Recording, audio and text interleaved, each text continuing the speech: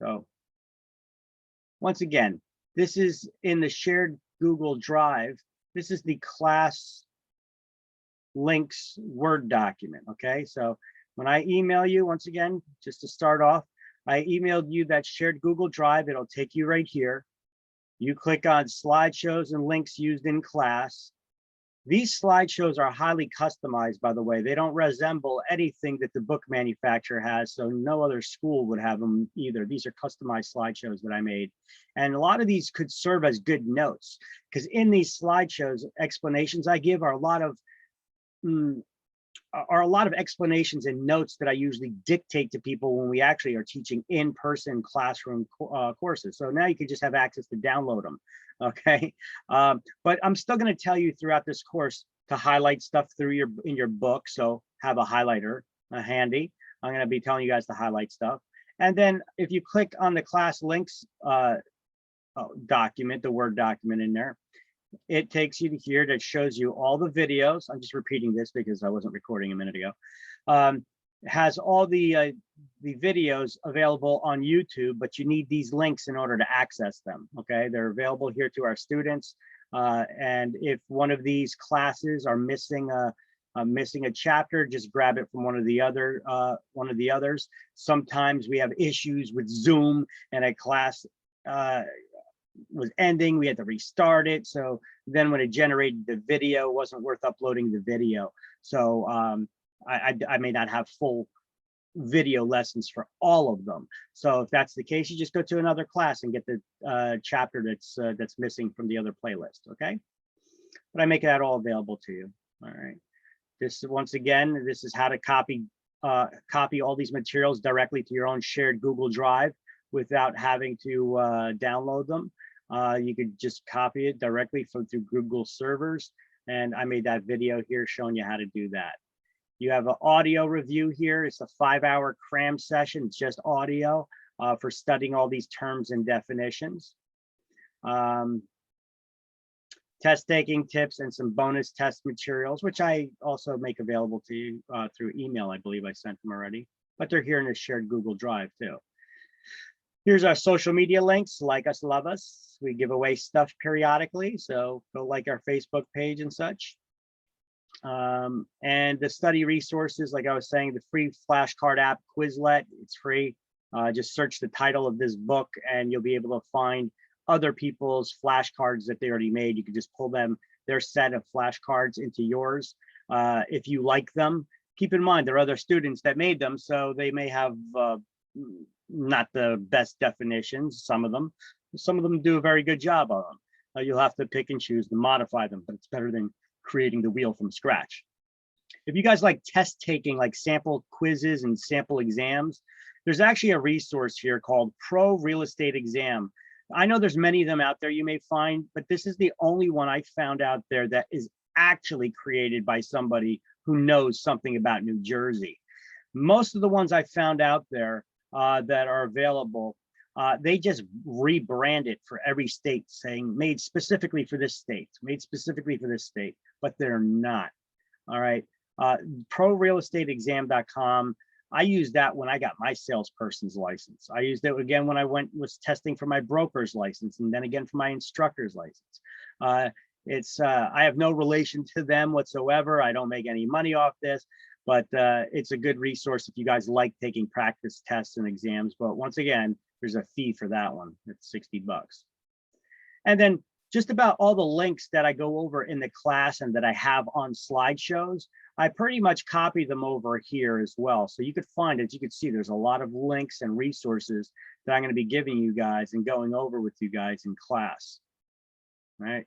A lot of resources that I give. These are all bonuses. Other schools don't give you this stuff. All right.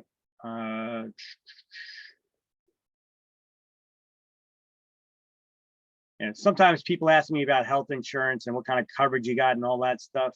Well, here's a resource I have for you. I actually posted it in here because you're going to be self-employed for all intents and purposes. So I put this resource over here because some people ask sometimes. And, since we could shop across state lines now, I was able to find this one, which is very good insurance and very affordable. One thing that President Trump did is he made it so that you could shop across state lines for health insurance, which previously you could not do. So I got this one through some company in Florida and got a really good deal. And I got that information there for you if you're interested. Now, here's the breakdown for your state exam. All right. I have this all the way down at the bottom of this Word document.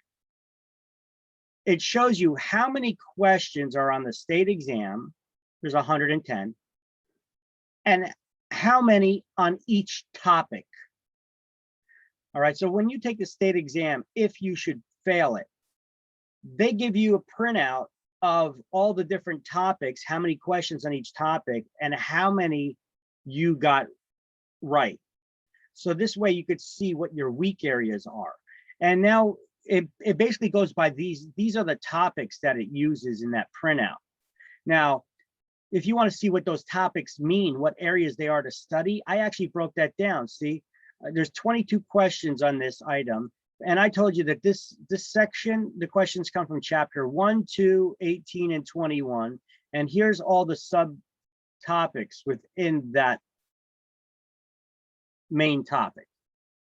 So I give you this breakdown. So when you're taking that state exam, you could see how many questions on each topic. And when you're studying, you could have an idea where to focus more of your energy on. 13 questions from general principle. Property ownership, 8 questions. And I tell you what chapters those items are in. Land use controls, 5 questions, so on and so forth. Okay, I tell you how many questions are on each topic and what chapters you could study to get this information from. All right. I have a quick question. Sure. Okay, so I'm a prior student, so I remember taking the class test, and that's a 70% in order to pass that. For the state, is it the same, or is it higher? Yep. 70 is passing score for the state, 70 is passing score for the school. 110 questions, that means you need to get, that means you could get 33 questions wrong and still passed. Okay.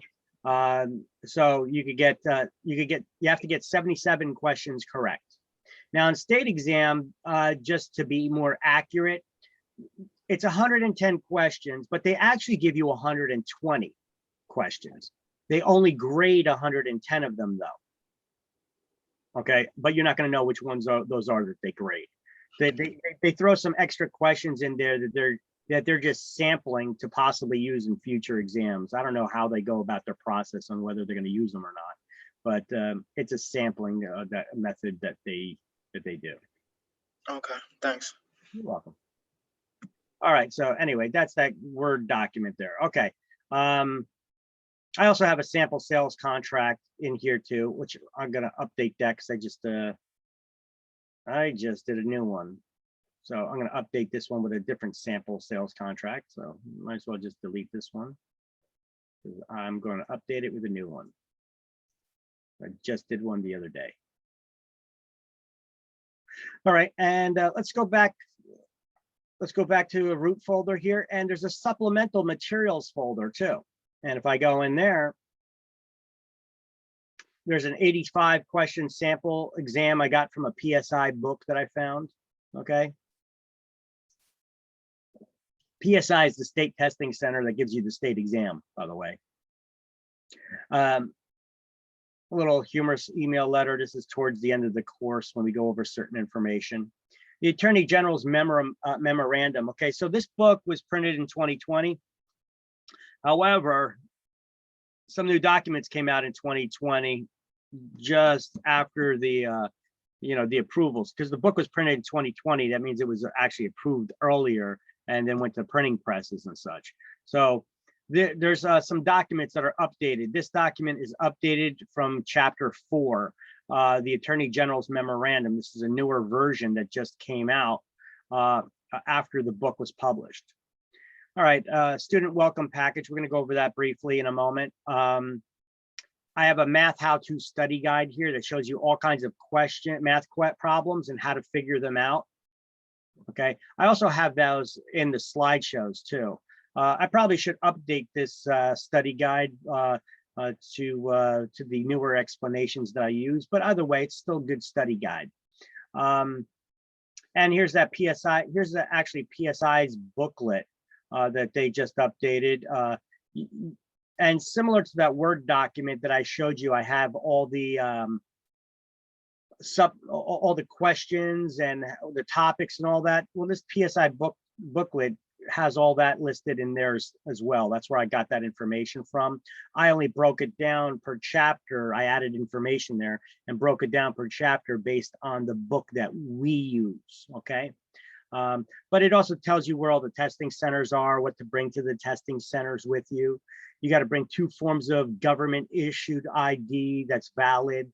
One of them has to be a photo ID, US government issued photo ID. And yeah, okay.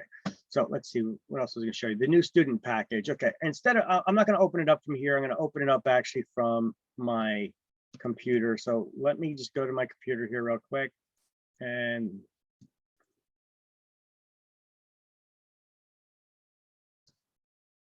I'm going to open it up from my computer. When I open it from my computer, it just looks bigger on your screen. So I want it to be more visible for you guys. New student package. Okay, now some of these things in this new student package don't apply to you because they apply to people when they're attending in-person classes. You know, just like the chairs, try not to crack your back in them. You may snap the back of the chair and end up picking you up off the floor, things like that, you know. But the in general, the new student package is where we have some information that I put together, some nuggets in there that can be very, very, very helpful to you. If we take a look, here is that it starts off with the welcome letter from the director, which is me, by the way. All right, so hi. Okay, so if you guys if you guys need another book, if you lose your book or whatever, you need another one, it's $42, okay? You have 6 months. We give you 6 months to initially complete the class and certify your hours. That includes passing the school exam. If you should need an extension beyond that for us to still certify your hours, including passing the school exam, we do allow a one-time additional 6-month extension for an additional $100, but you shouldn't need it, okay? But we make it available to you, okay? And then let's just say that you don't need that extension, but we give you 6 months to initially complete the class. You complete the class, pass the exam within 6 months. We give you up to a year of free retakes of this class, not to certify your hours, but for review purposes. If you should want to sit in again before you go take the state exam or something, we do allow that at no additional charge. Okay, you're welcome for that, by the way. All right. Down here, passing the school exam requires a minimum score of 70%. Same thing for the state, like I said, except let me see, state exam, they give you 120 questions, but they only grade 110 of them. So passing score is still 70%. Doesn't mean you got to get 70 right. That means you need to get 77 right. Okay. All right. From the time that you pass the school exam, you have 1 year to get your license. So from the day that you complete your education requirement, from the day that you you finish the hours, you pass the school exam, you have 1 year from that day exactly to get your license. That doesn't mean 1 year to pass the state exam. That means 1 year to get your license. And in order to get your license, you have to pass a state exam. You have to get fingerprinted. You have to find a broker to affiliate with. And then you send all the paperwork that you got from the fingerprinting and the testing center that you then had the broker sign off on that you're working for them. And then you send that into the real estate commission to the state of New Jersey. You got to send that all in with either a money order, no personal checks, or a broker's check for $160 made out to the state treasurer of New Jersey to get your license for the first time. Okay. And the REC, that's the real estate commission. They're the ones that manage our licenses. They tell us to say this to you: a year is a year is a year. You know what that means? Not a day more. Okay. They don't want to hear your excuses. Everybody's got excuses all the time, and they try to make it sound valid. They try to fast talk. Real estate commission don't want to hear your excuses. A year is a year.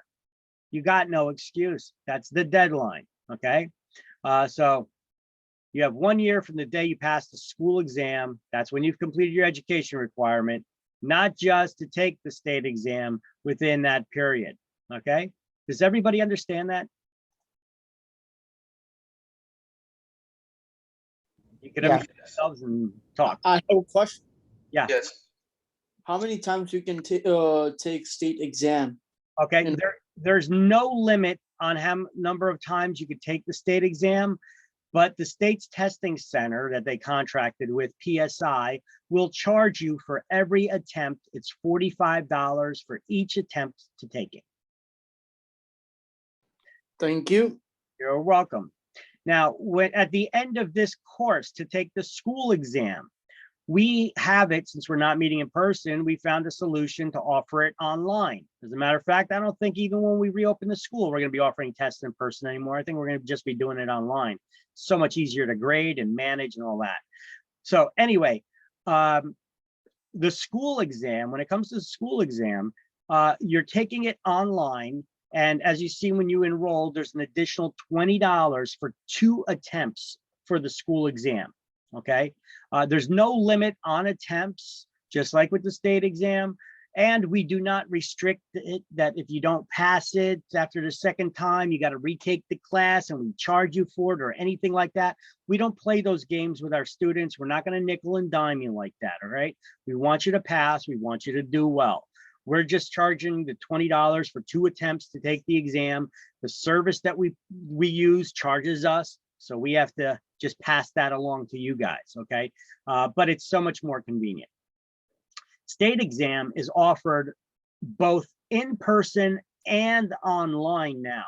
So now they do have an online solution to take the state exam online, all right? Keep in mind though, when you're taking the state exam online, that they, let me stop this for a second.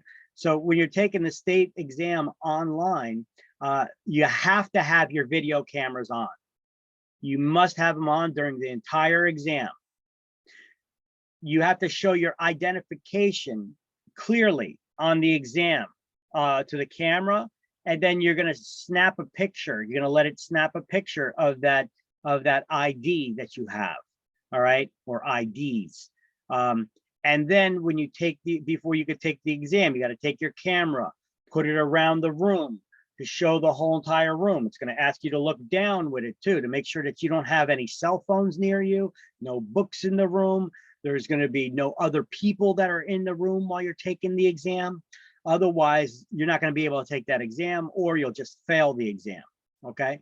The exam room has to be done in silence and alone. You can't be talking to other people while taking the exam, can't be getting up and leaving the room or anything like that. Can't be looking through your book while taking an exam. They actually have an artificial intelligence that puts like an invisible circle around you too. All right. So just imagine that there's an invisible circle around you like this. So when you're taking the state exam on the video camera, if you're getting up and you're moving out of the screen, it immediately shuts down the exam right away. The exam is shut down. Now, it does give you the opportunity to log back in to take the exam again. If you don't log back in right away, somebody from the exam center will call you and find out what's going on. All right, what's up? Are you having difficulties? Is there a problem with the software, or is this you? You know, what's going on here? All right, so just be aware of that. So you shouldn't have any exaggerated movements or anything like that, because boom, that's going to trigger it and it could kick you out of the exam. All right. That's just, I'm just giving you a heads up of how their security features work on their software. You cannot have a cell phone while taking the exam, but you can have a calculator, okay? Because you're gonna have some math problems, okay? You're allowed to use a calculator. It just has to be a regular calculator, no scientific or real estate calculators. Has to be just a regular plain calculator like this. All right.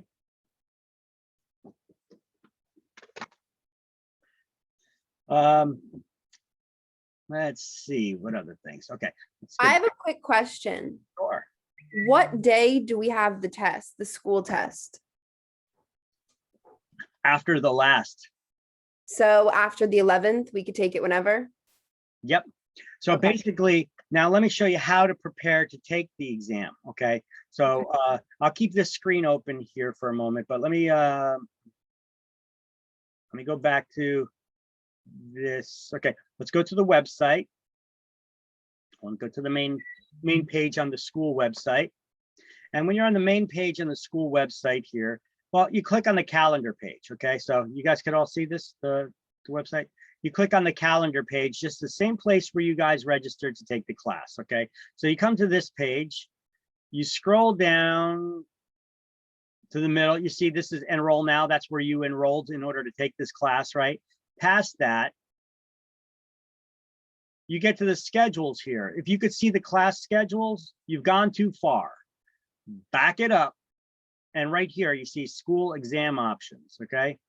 You click on enroll for online school exams.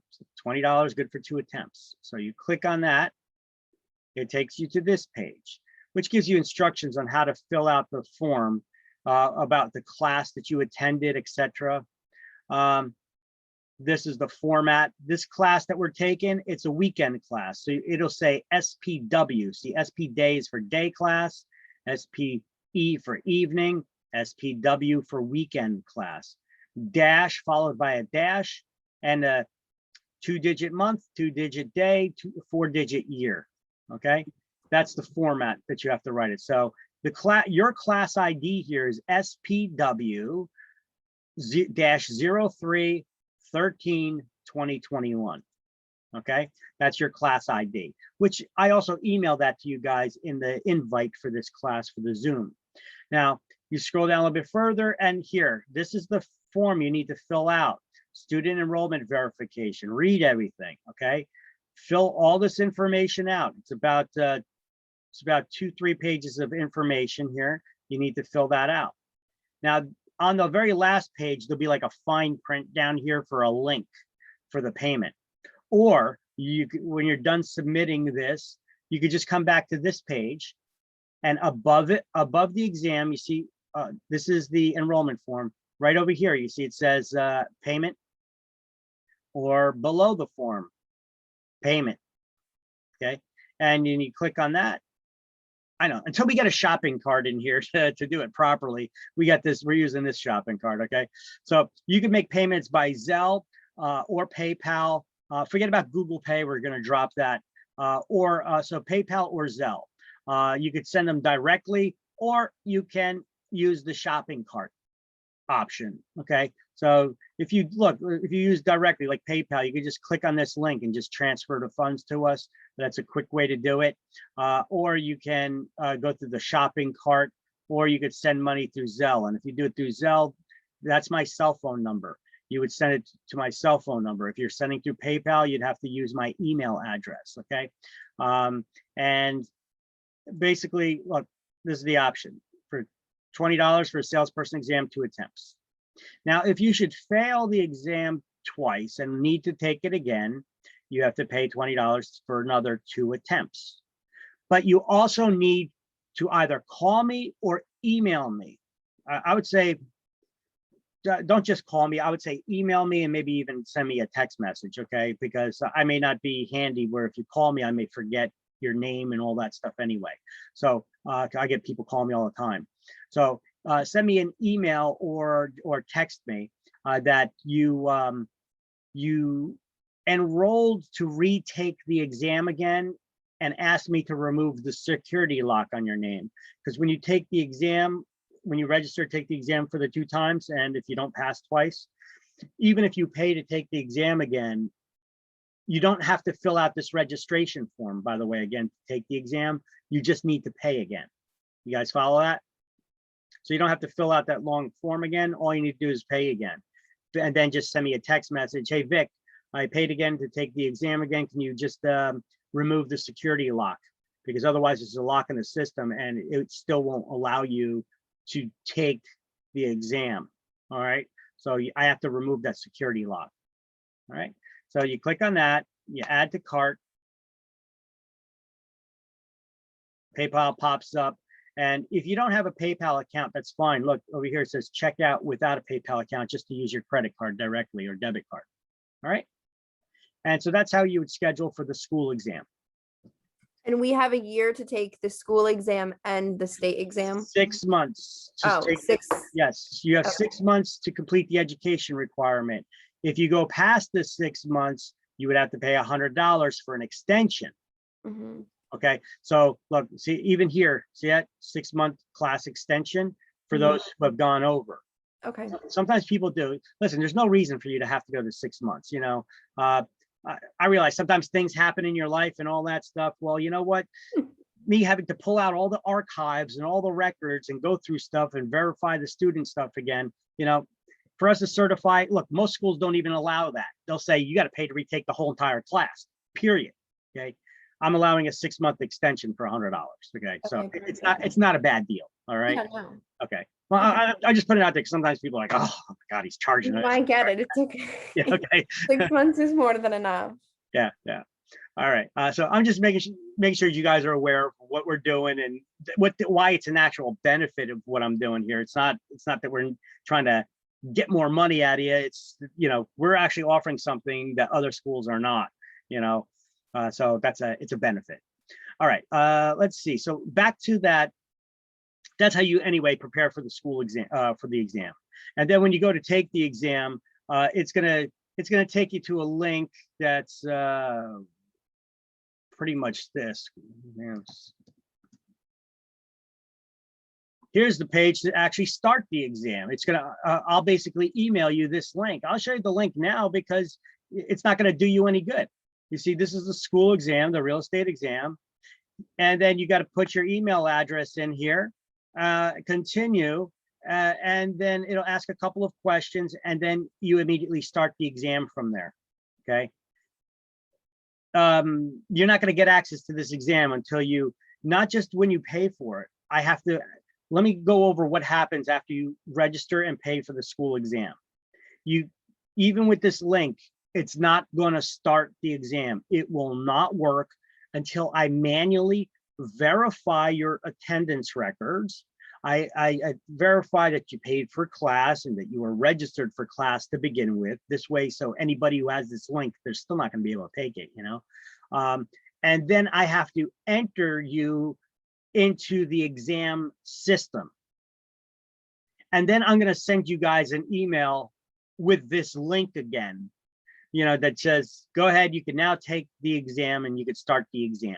Okay, so don't bother trying to take the exam until you get that email from me, because I have to manually enter you in there. We can't have this that students can just go in and take it, or, you know, or people from any other school or any place with the link that could just start it. So this is all behind the security features. It has to be logged. You have to log in. And even when you log in, it's still not going to let you take the exam unless I entered you into the database. All right.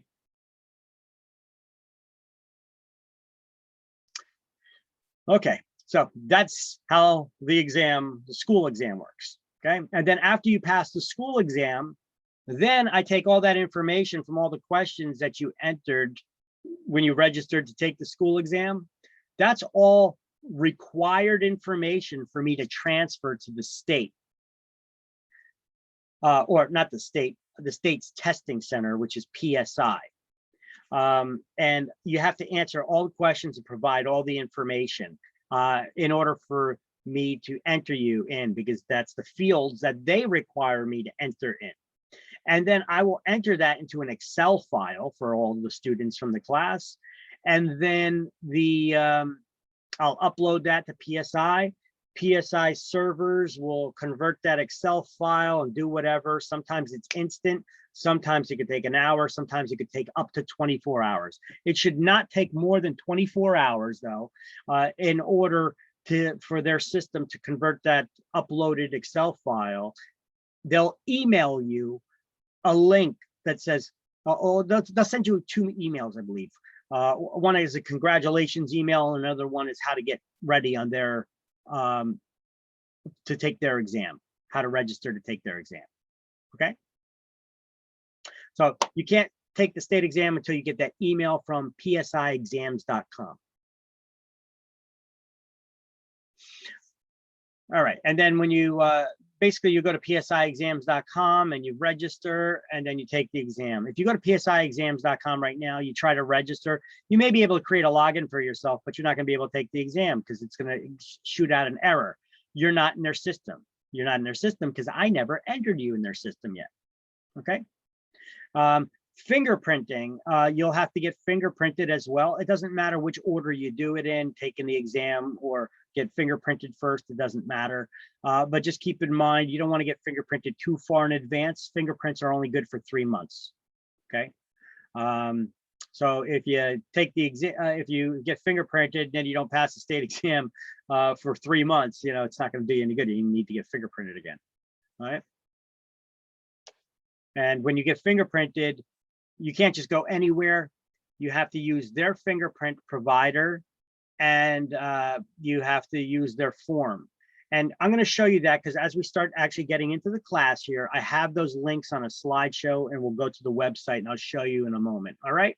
So hang tight, and I'll give you all that information. There's actually a form, a fingerprinting form that has some codes on it that you need to enter when you're registering for fingerprinting, that you'll have to download that form, and you have to print it too, because you need to take it with you to the fingerprinting center.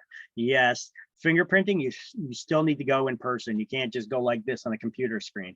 That don't work. Okay. All right. So back to this new student package. All right. You guys got any questions or anything? Once again, here's my email address, victor@careerpathacademy.com. Oh, I don't know what that's about. Okay. victor@careerpathacademy.com. Now, the next page of this is what is the good, is the hidden gem, something that I provide for you guys. Sorry about that. Something popped up on my screen there. It's a bunch of job interview questions that I've prepared for you. So when you go hunting around for brokers, don't be like, oh, will the broker hire? Are they hiring? You know, they're all hiring. All right. It's just a matter of you need to choose which broker. Don't let them interview you. You should be interviewing them.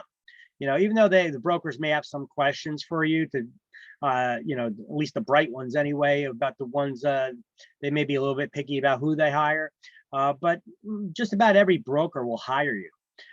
It's just a matter of selecting which broker's best fit for you. So I got a laundry list of questions here for you guys to take with you to your job interviews and ask some of these questions to brokers. I should probably update it too. I think I may have some more questions that I could even add to that. So there are some questions, a lot of questions. You know, one of the most important ones would be training. I can't stress how important it is to get a broker that gives you good training, and preferably free training, that they don't charge you for it. Okay. So there's a lot of questions in here though that you ask. Commission should not be your highest concern at the beginning. Training, because you can get a broker that offers you 100% commission if they don't give you good training. What's 100% of nothing?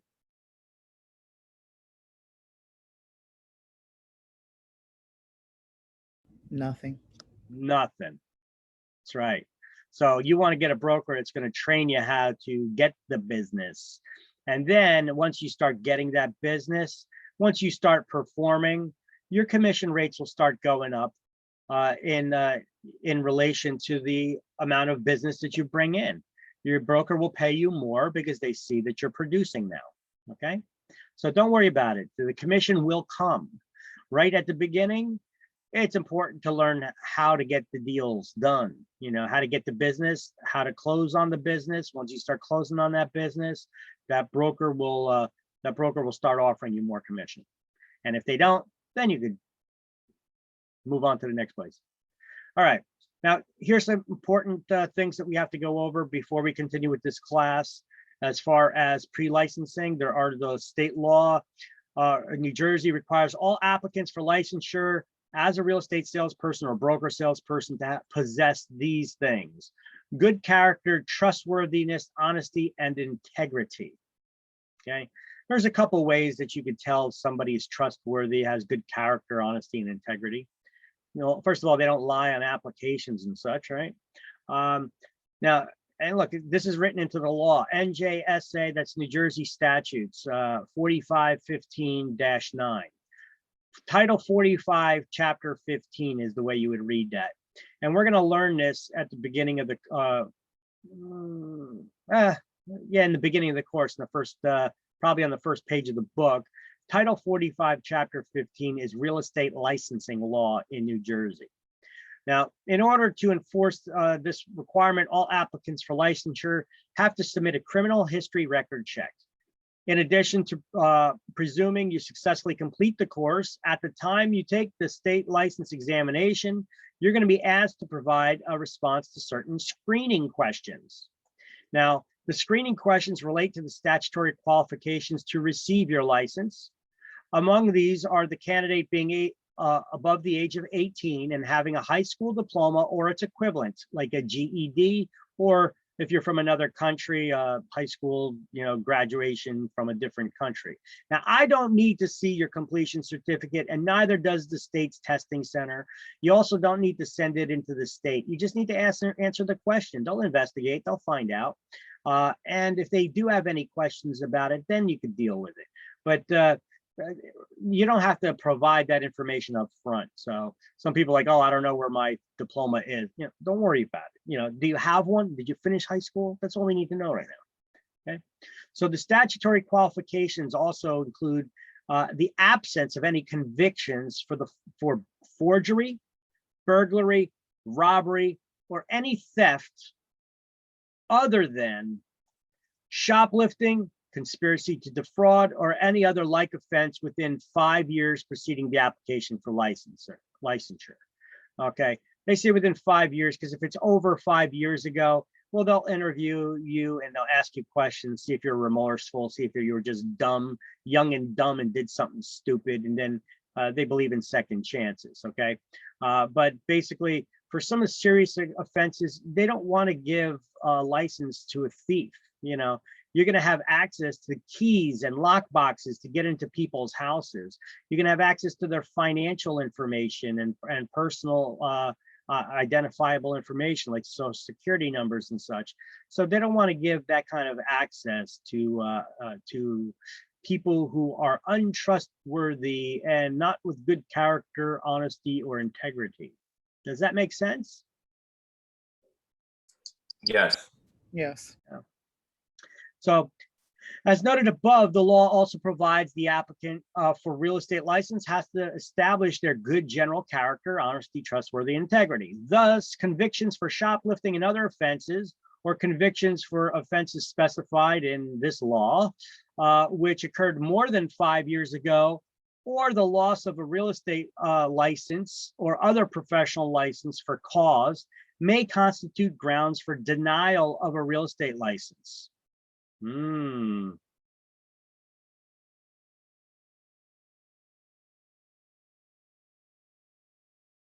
right, so consequently, the commission considers the date and nature of all convictions and any other indicia of applicant's character, honesty, trustworthy, integrity when evaluating an applicant's qualifications for licensure. All right. So basically on the application, don't lie, just be honest, okay? If you were ever arrested for something, disclose it. Because you're arrested, it does not necessarily mean it's gonna disqualify you from getting your license. You could still get the license, depends on what you got arrested for, how long ago it was. There's a lot of they got to look at all the factors into the situation and look at the story as a whole to determining whether they're going to grant that license to you or not. Okay. Sometimes if you just lie about it, the lie is worse than the deed itself. If you lie about getting arrested for something, look, what you got arrested for would not have normally prevented you from getting the license. But because you lied about it, shows you do not possess honesty or good character or moral, that they're looking for to give to people with licenses. So be honest, guys, all right? They're not looking for traffic offenses like DWIs and stuff like that. They tell you right off the bat. Here, I'm going to show you. If you have any other questions about this, you could call the Real Estate Commission for guidance yourself here. Here's the phone number where you could call and talk to one of their investigators. Okay. So if you have any doubts about whether you'll qualify for a license, you can call the commission for guidance here between the hours of those. However, in most cases, no conclusion can be reached based upon verbal information that's supplied by a phone call. I'm going to copy this information based on information that was supplied in a phone call. All right. Now, should you pass the exam, you're going to be required to sign a form in which your answers to the screening questions referred above will appear. And by signing the form, you certify to commission your answers are truthful and accurate. That form is part of your application for license, and providing false information in response to screening questions are ground for denial of your application or for suspension or revocation of the license issued to you and imposition of substantial fines. There's also, let me see, therefore it is also always better to err on the side of disclosure to answer the questions that may arise. Okay, so be honest, be honest. Here's some of the screening questions that they do ask you, all right? So let's go over it now. With the exception of any motor vehicle violation, have you ever been convicted of a crime, misdemeanor, disorderly persons offense in the state of New Jersey or by the federal government, or are you presently under probation or parole? All right. Like a lot of people get freaked out. They're like, oh, I got busted with some weed or whatever, they're not looking for that. I mean, were you dealing? Did you have a pound of it? Were you in a school zone? I mean, what's the situation? Was this yesterday? I mean, what are we looking at here? Is there a criminal complaint, disorderly persons charge, or criminal accusation or criminal information presently pending against you? Or are you presently under indictment in New Jersey or any other state or by the federal government? Or are you presently enrolled in any New Jersey pretrial intervention PTI program or any other state federal program involving the deferral or disposition of sentencing in criminal matter? Have you ever had real estate or other professional license or certification or similar credential revoked, suspended, or surrendered in lieu of prosecution or denied in New Jersey or any other state? Yes, they do look in other states too when they do their background checks. Do you have child support obligations in the arrears of more than 6 months? Okay. That may delay you getting your license, but it's not necessarily going to prevent you from getting your license. I've had people who were behind on their child support where they were able to get their license still because they were trying to get this job so that they could earn money so that they could pay it and get caught up on it. All right. So it depends on how you explain it to them too, and what the situation, how far behind are you? Have you ever had a history of making it or just having it all? Take care of your kids, bottom line. Are you under the age of 18 and at the time of taking this exam? Because you can't be. Do you now hold or have you ever held any license issued in New Jersey by the New Jersey Real Estate Commission? Does anybody here have a license now or ever had a license, a real estate license in New Jersey or any other state? I used to have a license. Yes, In New Jersey or another state? New Jersey. What about the other person? in another state. Okay, so in New Jersey, the other state I wouldn't worry about. In New Jersey, you'll have to remind me. Well, actually, the way that you're going to remind me is when you fill out the verification form to take the school exam. It asks you, have you ever taken a real estate license class before. The reason why I'm asking that is because if you ever had a license or if you ever passed a school exam before, you were transferred, your information was transmitted to PSI for the state exam already. And so they have a security lock on you in their system. So even when I enter you into their system, you're not going to get the email from PSI unless I reached out to them and had them remove the security lock from your name. It's just a security feature that they have, because as far as they're concerned, whether you ever had a license or not, if you ever passed a school exam, as far as they're concerned, you got your license already. So it's just a security feature for them to look into. Okay. Okay. Are you a high school graduate or the holder of a GED? And do you currently hold a real estate license issued in any other states? Okay. Only reason why that would matter is if you're getting it suspended or revoked or anything, they'd be curious about that. If you have a license in another state, you could actually get a waiver for this class and then just take the state exam, although I do not recommend that. We get people that were in New York as licensed brokers, forget about salespeople, licensed as brokers for the last 10 years, and they come to New Jersey, they can't pass the exam. They'll take 5, 6 tries, can't pass it, then they'll finally break down and pay to retake the course. Welcome to the Garden State. Welcome to New Jersey. You know what our state motto is here? Anybody? It's welcome to New Jersey, now go home. Okay, we're that welcoming. All right, so New Jersey doesn't have reciprocity with any other state, meaning if you're licensed in another state, you don't just apply here and get your license. You still need to take the exam here. And what happens is, even though if you get a waiver for the education requirement, we're the nanny state. Our government wants to manage every aspect of your life and control it. And we create all kinds of red tape, rules and regulations. And that's a lot of what this class is, learning about a lot of those rules and regulations and how not to violate them. So you're going to notice school exam, state exam. School exam asks you questions from the gambit, all kinds of issues that we're going to go over. State exam has a lot of questions on basics. You know, they want to make sure you know the laws so that you don't violate the laws. All right. So that's why New Jersey is probably one of the harder exams to take. Not to try to get you nervous or anything. It's not that hard. And there's nothing here that's rocket science. Let's get that out of the way. There's nothing here that's rocket science in this class, but it is a lot of information to learn. So that's that. And let me close that out. Boom. Boom. And do we have anybody additional here? Okay, wait, we got 9 people now. Okay, so let's see. So who did we get additional here? Is Brandon here? No. Okay. Who additional signed on?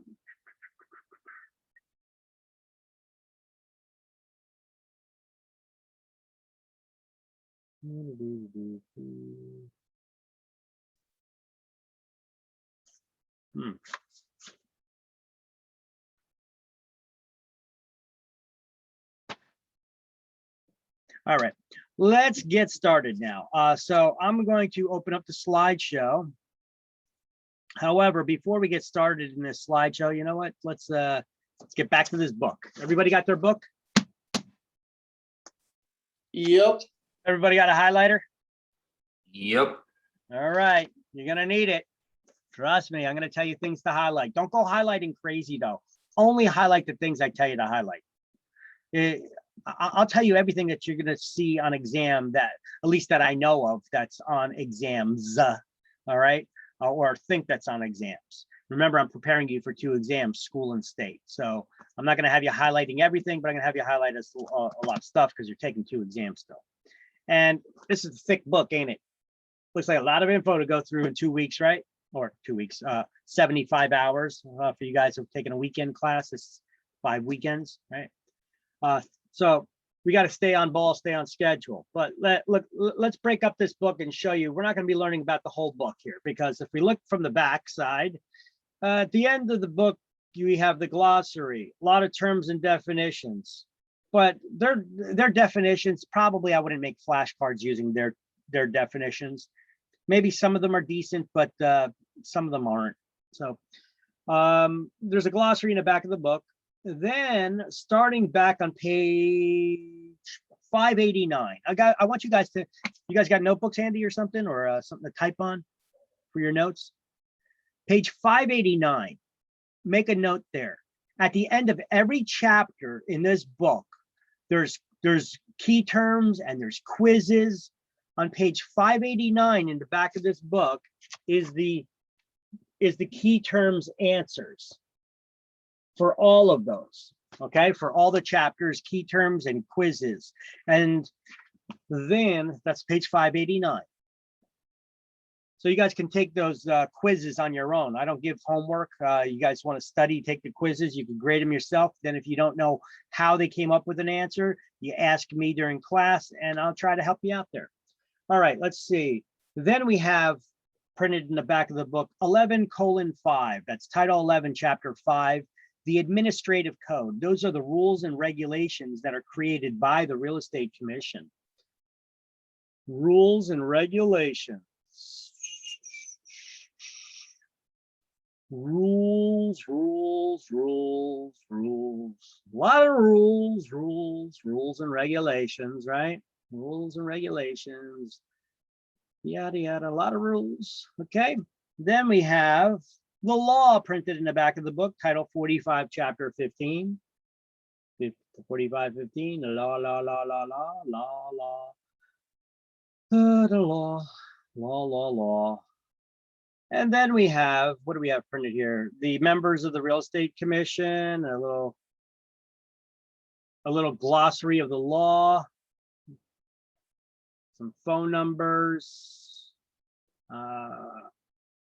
Then we have the Realtors Code of Ethics, the 2020 Realtors Code of Ethics, printed on page 416. Okay. Now this Realtors Code of Ethics is basically a written set of guidelines of how we should treat each other as industry professionals and how we should treat the public. All right, so we have to follow these. If you guys are going to become realtors, you have to follow the Realtors Code of Ethics. Okay. Now, Code of Ethics and the Realtors Association has nothing to do with state licensing. However, if you want to be a member of their organization, you need to follow their rules. And then let's see, we have chapters. What chapter is this? Chapter 20. Chapter 23 and 24. The last two chapters are full sample exams. And then chapter 22 is all math. By the way, we're not going to do chapter 22 on all math because we do math as we come across it. And at the end of the day, we broke the book down in half almost, right? So we're only learning this. We're only learning this. We broke the book almost in half size, right? Hope that made you feel a little bit better. Now what we're going to do is we're going to start off by just cracking the cover of the book open. Just crack the cover open. And if you look on the inside cover of the book in the upper right-hand corner of the page right there, it says how many feet are in an acre. You guys are going to highlight that because you're going to get a math problem on exams, I know. That you need to memorize how many feet are in an acre. They don't give it to you on school or state exam. And I know you get a math problem that you need to know. There's 43,560 square feet in an acre. And on the bottom right-hand side of that inside cover, that same inside cover, there's a section here that says to calculate total interest paid over the life of the loan. I want you to highlight that. To calculate total interest paid over the life of the loan. See where it is? You got this section here, then above that, and then it's the third from the bottom there. To calculate interest over the life of the loan. We're going to highlight that.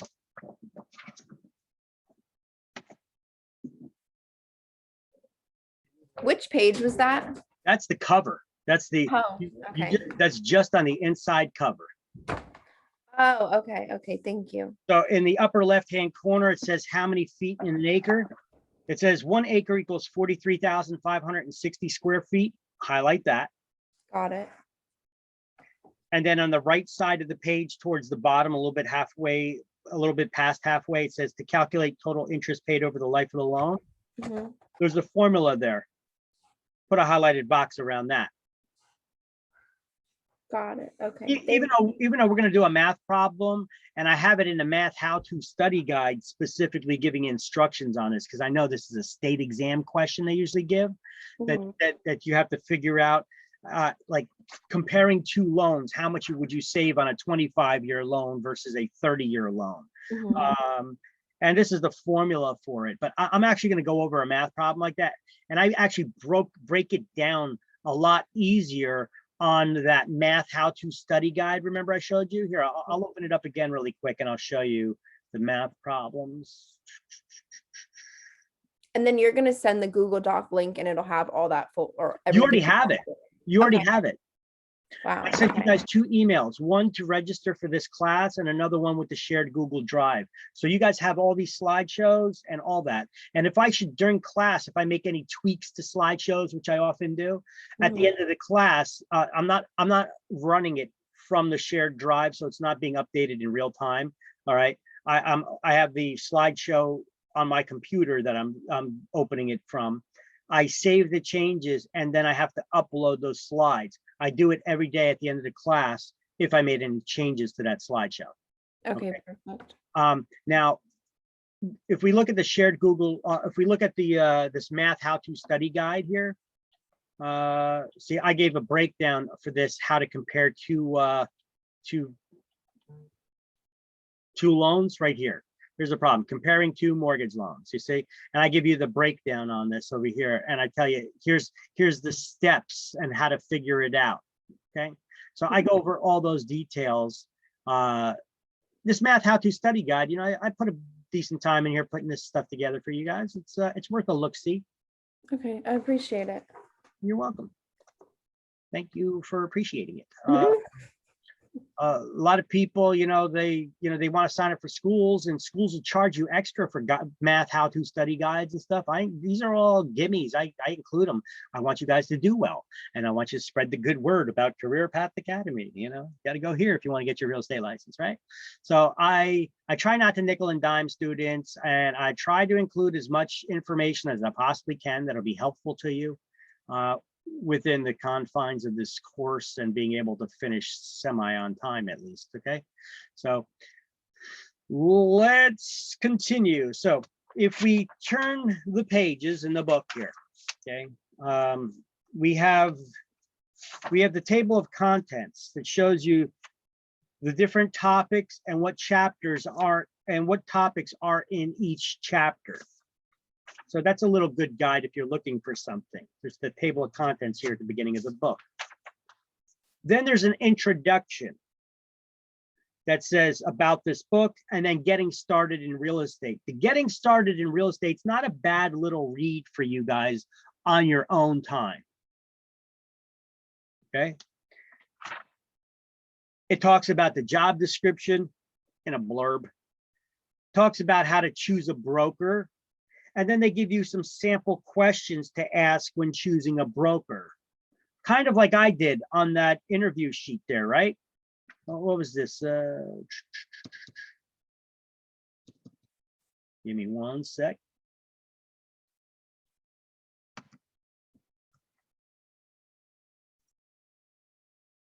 Yeah, on that interview sheet, the welcome letter that I showed you. Let me see, where is that, the welcome letter?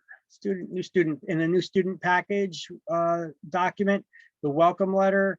I had a bunch of questions here for you in the second and third page here about how to, you know, job interview questions.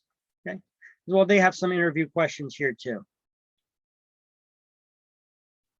All right, I'm not sure what their questions consist of, but here, since I am helping them with a rewrite of this book right now, I'm just contributing to it. I'm going to copy all these questions that I give my students.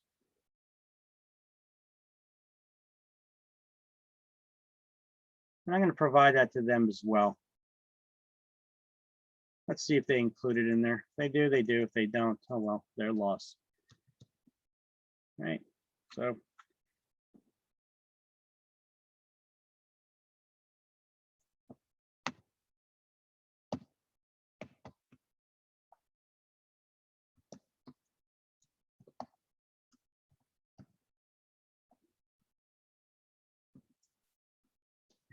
and we have some additional questions here. And I'm probably going to even update this with a few more questions, but anyway, it's a useful resource I provide to you guys for, you know, because you don't know what questions to ask yet, right? I mean, you're still new. So what kind of questions, what should you look out for when selecting a broker? So I try to help out there with just providing some insight for you, little questions. All right, so let's close that out.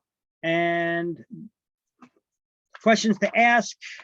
Then it talks about the authors, and then we got page 1 in the book. And because we're at page 1 in the book now, I'm going to open up the slideshow now. Here's a slideshow for us. And let me take a look at, I got a whiteboard. I want to just make sure that whiteboard opened. Sometimes this Microsoft whiteboard takes forever, like it is right now. I don't know why. It's a better whiteboard than what Zoom has built in.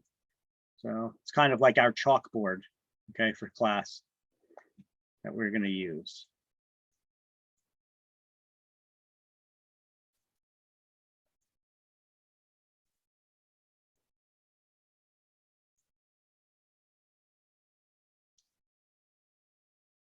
And sometimes I got to close it out and just try to attempt reopening it again.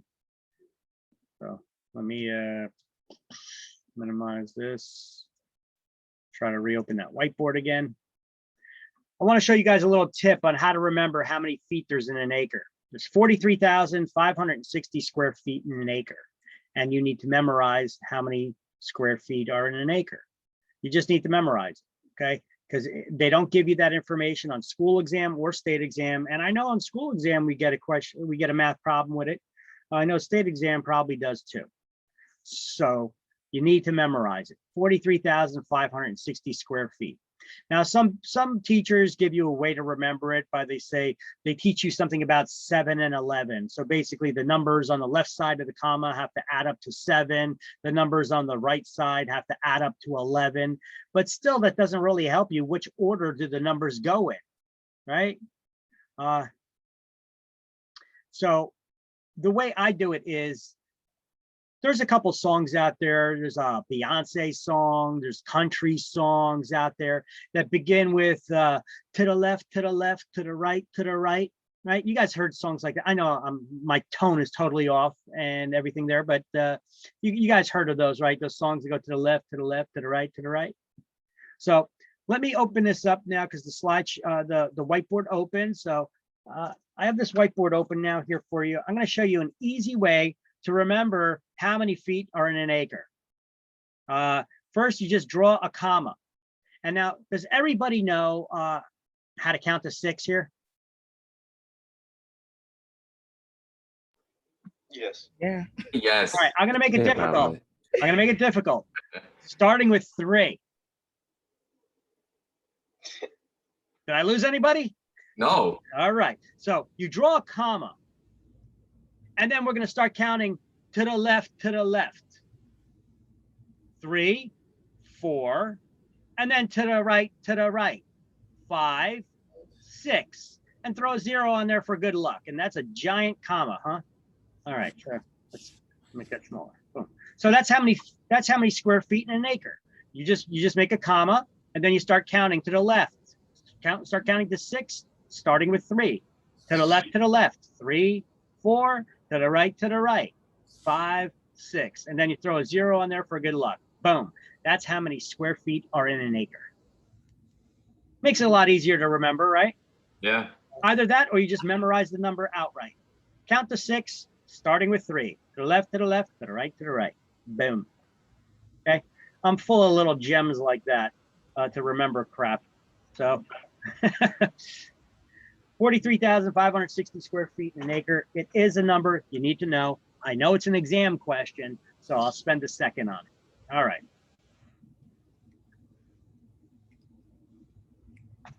Ready to dive into the class?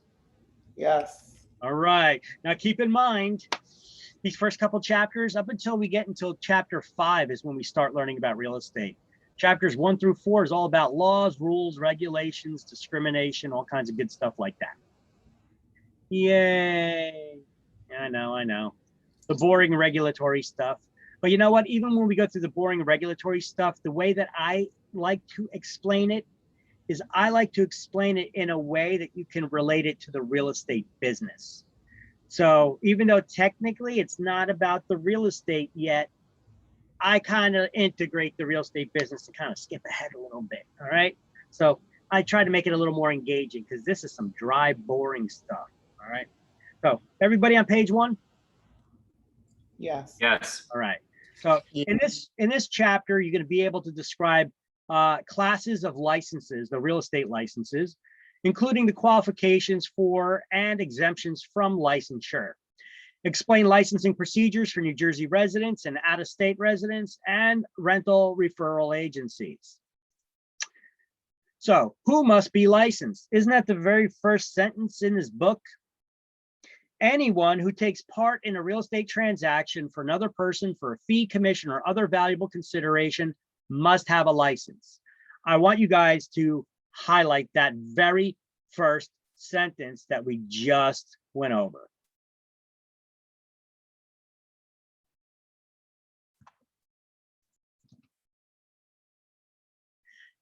Now, licensing regulations were created to protect the general public from unscrupulous brokers and salespeople.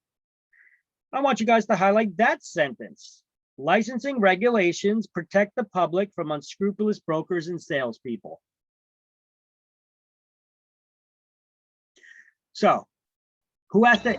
We just went over 2 things, and we're in the first paragraph, and we already got 2 questions banged out. Okay. Who needs a license? And what is the purpose of the licensing law? To protect the public from unscrupulous brokers and salespeople. Don't say protect the public from us, because I'm going to assume that you have scruples. Okay. So to protect the public from unscrupulous brokers and salespeople. Now, in New Jersey, the licenses, they've required real estate licenses since 1921 in the state of New Jersey. Now we're going to learn about the Realtors Association and the Realtors Code of Ethics. That Realtors Code of Ethics that's printed in the back of the book here too, by the way, has been around since 1913, well before the state of New Jersey even required licensing in order to engage in the brokerage business. So licenses are governed by the Real Estate Licensing Act, which is known as Title 45, Chapter 15. It's written at like 4515, but the way you would read that is Title 45, Chapter 15. Or sometimes they refer to it as New Jersey statutes. So I want you to highlight that first bullet point, or put a highlighted box around those first 2 bullet points. How about that? And I want you to write above the first bullet point, NJ statutes 45:15. And then I'm going to give you a cross reference throughout this entire book. Anytime something is written, if there's a reference to it somewhere else in the book. So in the back of the book, remember I showed you when we were cutting the book up that in the back of the book, the law is written there. Well, that's back on page 440. If you ever want to see what the actual law says, look on page 440. Okay, so the first bullet point, you're going to write above it, NJ statutes 45:15, because it says Title 45, Chapter 15 here. Just above that, I want you to write 45:15, because that's the way it would look. And as I showed you before, remember there was some codes and stuff written in the law as I was showing the requirements in order to get your license. You see, they said NJSA, that's New Jersey statutes, 45:15 dash something or other. Well, it's also referred to as the laws of agency. So these are the New Jersey statutes, 4515, Title 45, Chapter 15 are the laws, laws of agency. Okay, so they can be mentioned either way in the book or on the exam. And then there's a cross reference of page 440. So just write all that stuff right there above the first bullet point. NJ statutes above Title 45, Chapter 15, you're going to write it like this, 45:15. And write laws of agency at the end of the line, page 440, where you could see the actual law, the way that it's written in the back of the book on page 440. All right, if you fancy. All right, now the second bullet point is the rules and regulations of the Real Estate Commission, known as Title 45, Title 11, Chapter 5, or the Administrative Code. So highlight that. Rules and regulations set up by the Commission, Title 11, Chapter 5, Administrative Code. Where it says Title 11, Chapter 5, write 11:5 like this. And then after Administrative Code, write page 486. That's where the Administrative Code is printed in the back of the book.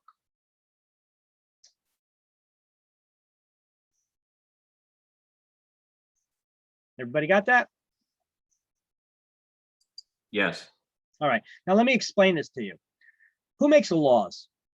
Forget about real estate business for a minute. Who makes law?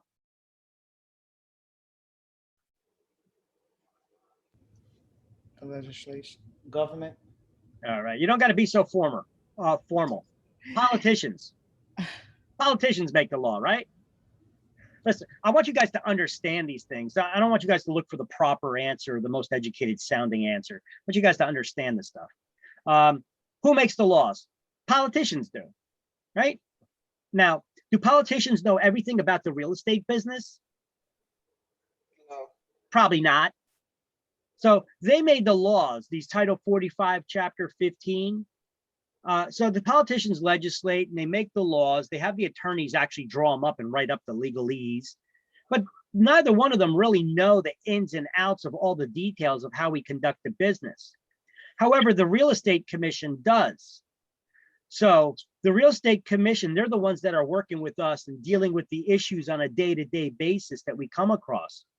So the law created rules that allow the Real Estate Commission to create additional rules that are based on the law. So the law has given powers to the Real Estate Commission to create additional rules on how we as real estate agents, things that we need to follow, basically, additional rules, because the law may not have specified everything. These additional rules by the Real Estate Commission will cover stuff that the law didn't specifically state. Those issues that we come across, they're going to create a rule that'll clarify things for us, okay? And it's just as enforceable as the law. So what do we call those additional rules and regulations that the Real Estate Commission makes up? The Administrative Code, or Title 11, Chapter 5.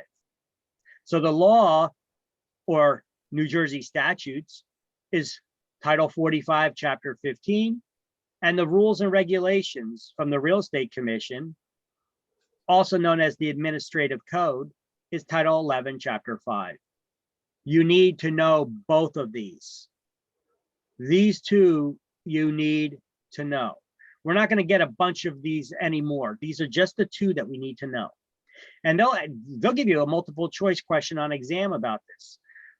Licensing, New Jersey licensing law, or New Jersey statutes are also known as 4515, 4511, 45.5, 11.5, 11.45, right? You need to be able to pick it from the multiple choice. Now that we got that out of the way, turn the page. New Jersey Real Estate Commission is a division of the Department of Banking and Insurance that regulates the banks and insurance companies. Well, they have a division within the Department of Banking and Insurance that is dedicated to working with us and overseeing us, regulating our licenses, creating the rules and regulations. And that's the Real Estate Commission, or for short, the REC. You know what? Let's add that into the title here a little bit. The Real Estate Commission, or I'm going to add this. You can notice I'm going to change the title up here a little bit. I'm just going to write the REC right after that. See that, how that changed up top here? The REC. That's the Real Estate Commission. So the Real Estate Commission is a division within the DOBI, that's the Department of Banking and Insurance, and it consists of 8 members. How many members? 8. 8. All right, now here's the breakdown of the members. Now, sometimes, but not always, this could be a state exam question. Okay, how many members on the Real Estate Commission? 8. 8. How many members? 5 members who have been licensed as real estate brokers, not just had their real estate salesperson's license and been licensed, they had their broker's license for at least 10 years. 2 people are chosen from the general public. Don't ask me the process, I don't know. And 1 is a member of the Department of State Government. Basically, they're appointed by the governor. So every time the governor changes, that dude or chick changes, okay? So 5 who have been licensed brokers for at least 10 years, 2 from the general public, and 1 appointed by the governor. They all serve 3-year terms, but ultimately they all serve at the leisure of the governor and can be replaced at any time, okay? So they all serve 3-year terms or at the leisure of the governor. Can replace them at any time. Boom. So let's highlight that. Let's actually highlight that. New Jersey Real Estate Commission. Then on the second line, we're going to highlight 8 members. Then go to the end of the line. 5 are real estate brokers, licensed as such for at least 10 years. 2 are chosen from the general public, and 1 represents the Department of State Government. All members serve 3-year terms.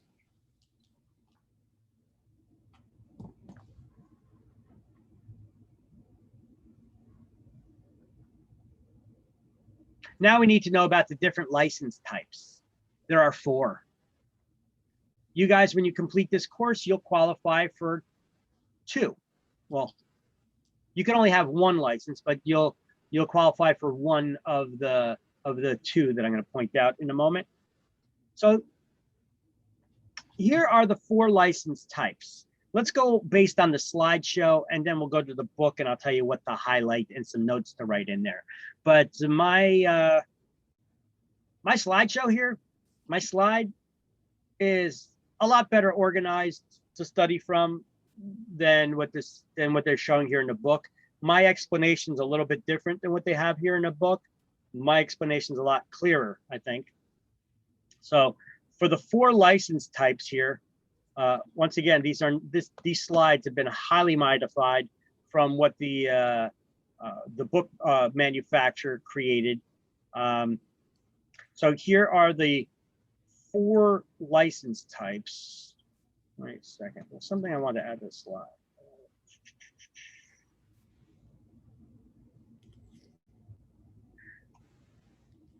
All right, there's 4 license types.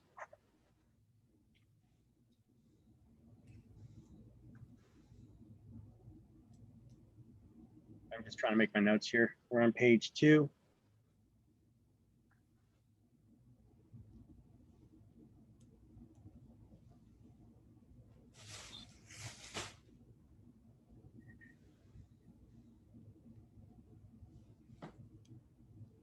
And let's get into it. So we're going to start off with the broker. This is the high. We're going to start off with the license types highest to lowest. And we're going to start off with broker.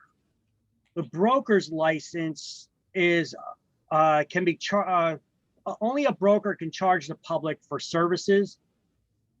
Hire licensees, that would be brokers, salespersons, or referral agents. Every agency has only 1 person with a broker's license. And that person is sometimes referred to as a broker of record because they're in charge of the record keeping. They're responsible for providing office space and guidance and direction to the licensees under their employ, okay? That does not mean training. So what does guidance and direction mean? It doesn't mean training. It means the broker is responsible for ensuring that their agents are abiding by the adhering to the regulations, the laws and the regulations of the state and the real estate commission.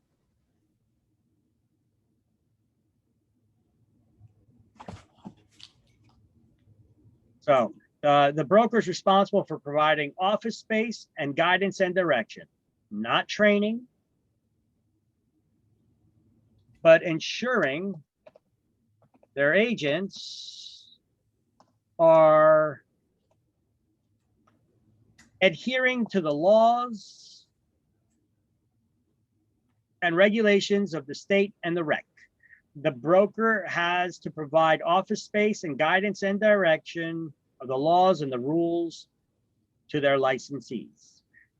Because your broker can be held just as liable if you violate licensing law or one of the real estate commission's rules.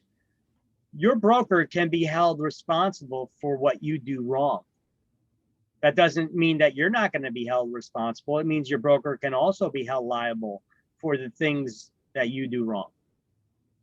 All right, so broker salesperson.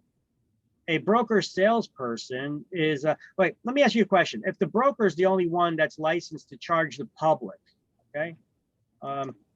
Let's change that wording a little bit. So the broker is the only person licensed to charge the public.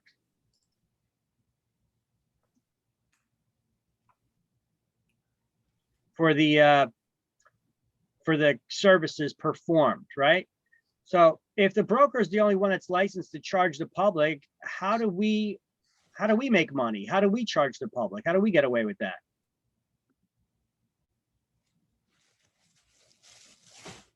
We're doing it in the name of the broker under which we're employed.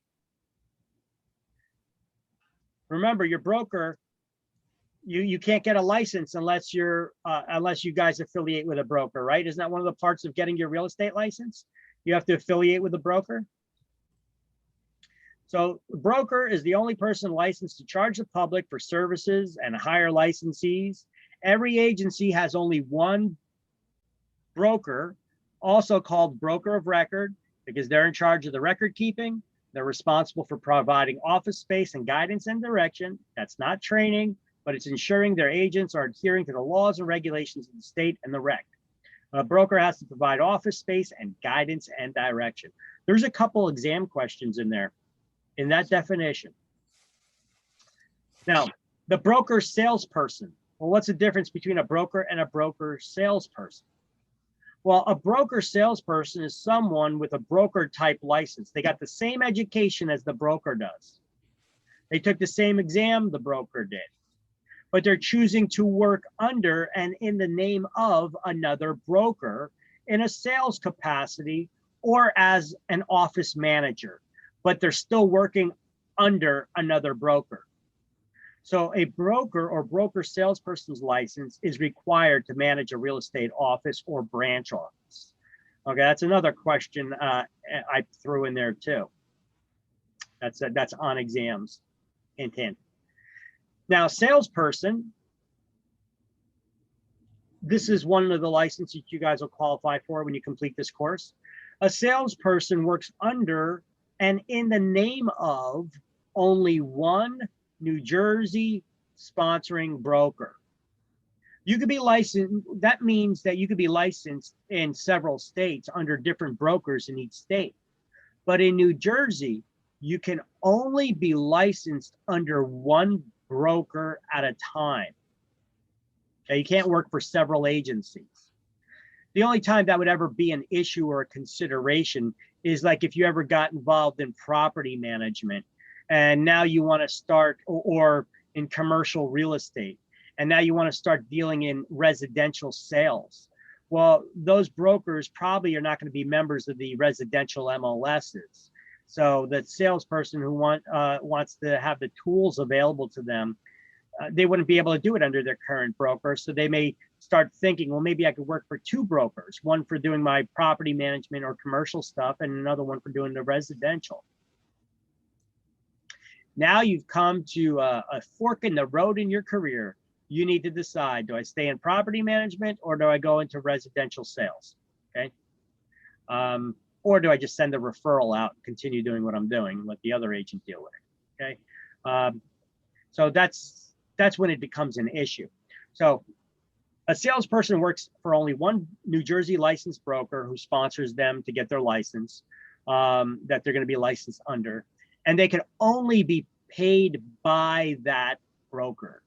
So who's the only person that can pay you? The broker you're licensed under. The broker that you're licensed under, correct. A salesperson can work directly with clients and customers and can send referrals to their broker or to other agencies.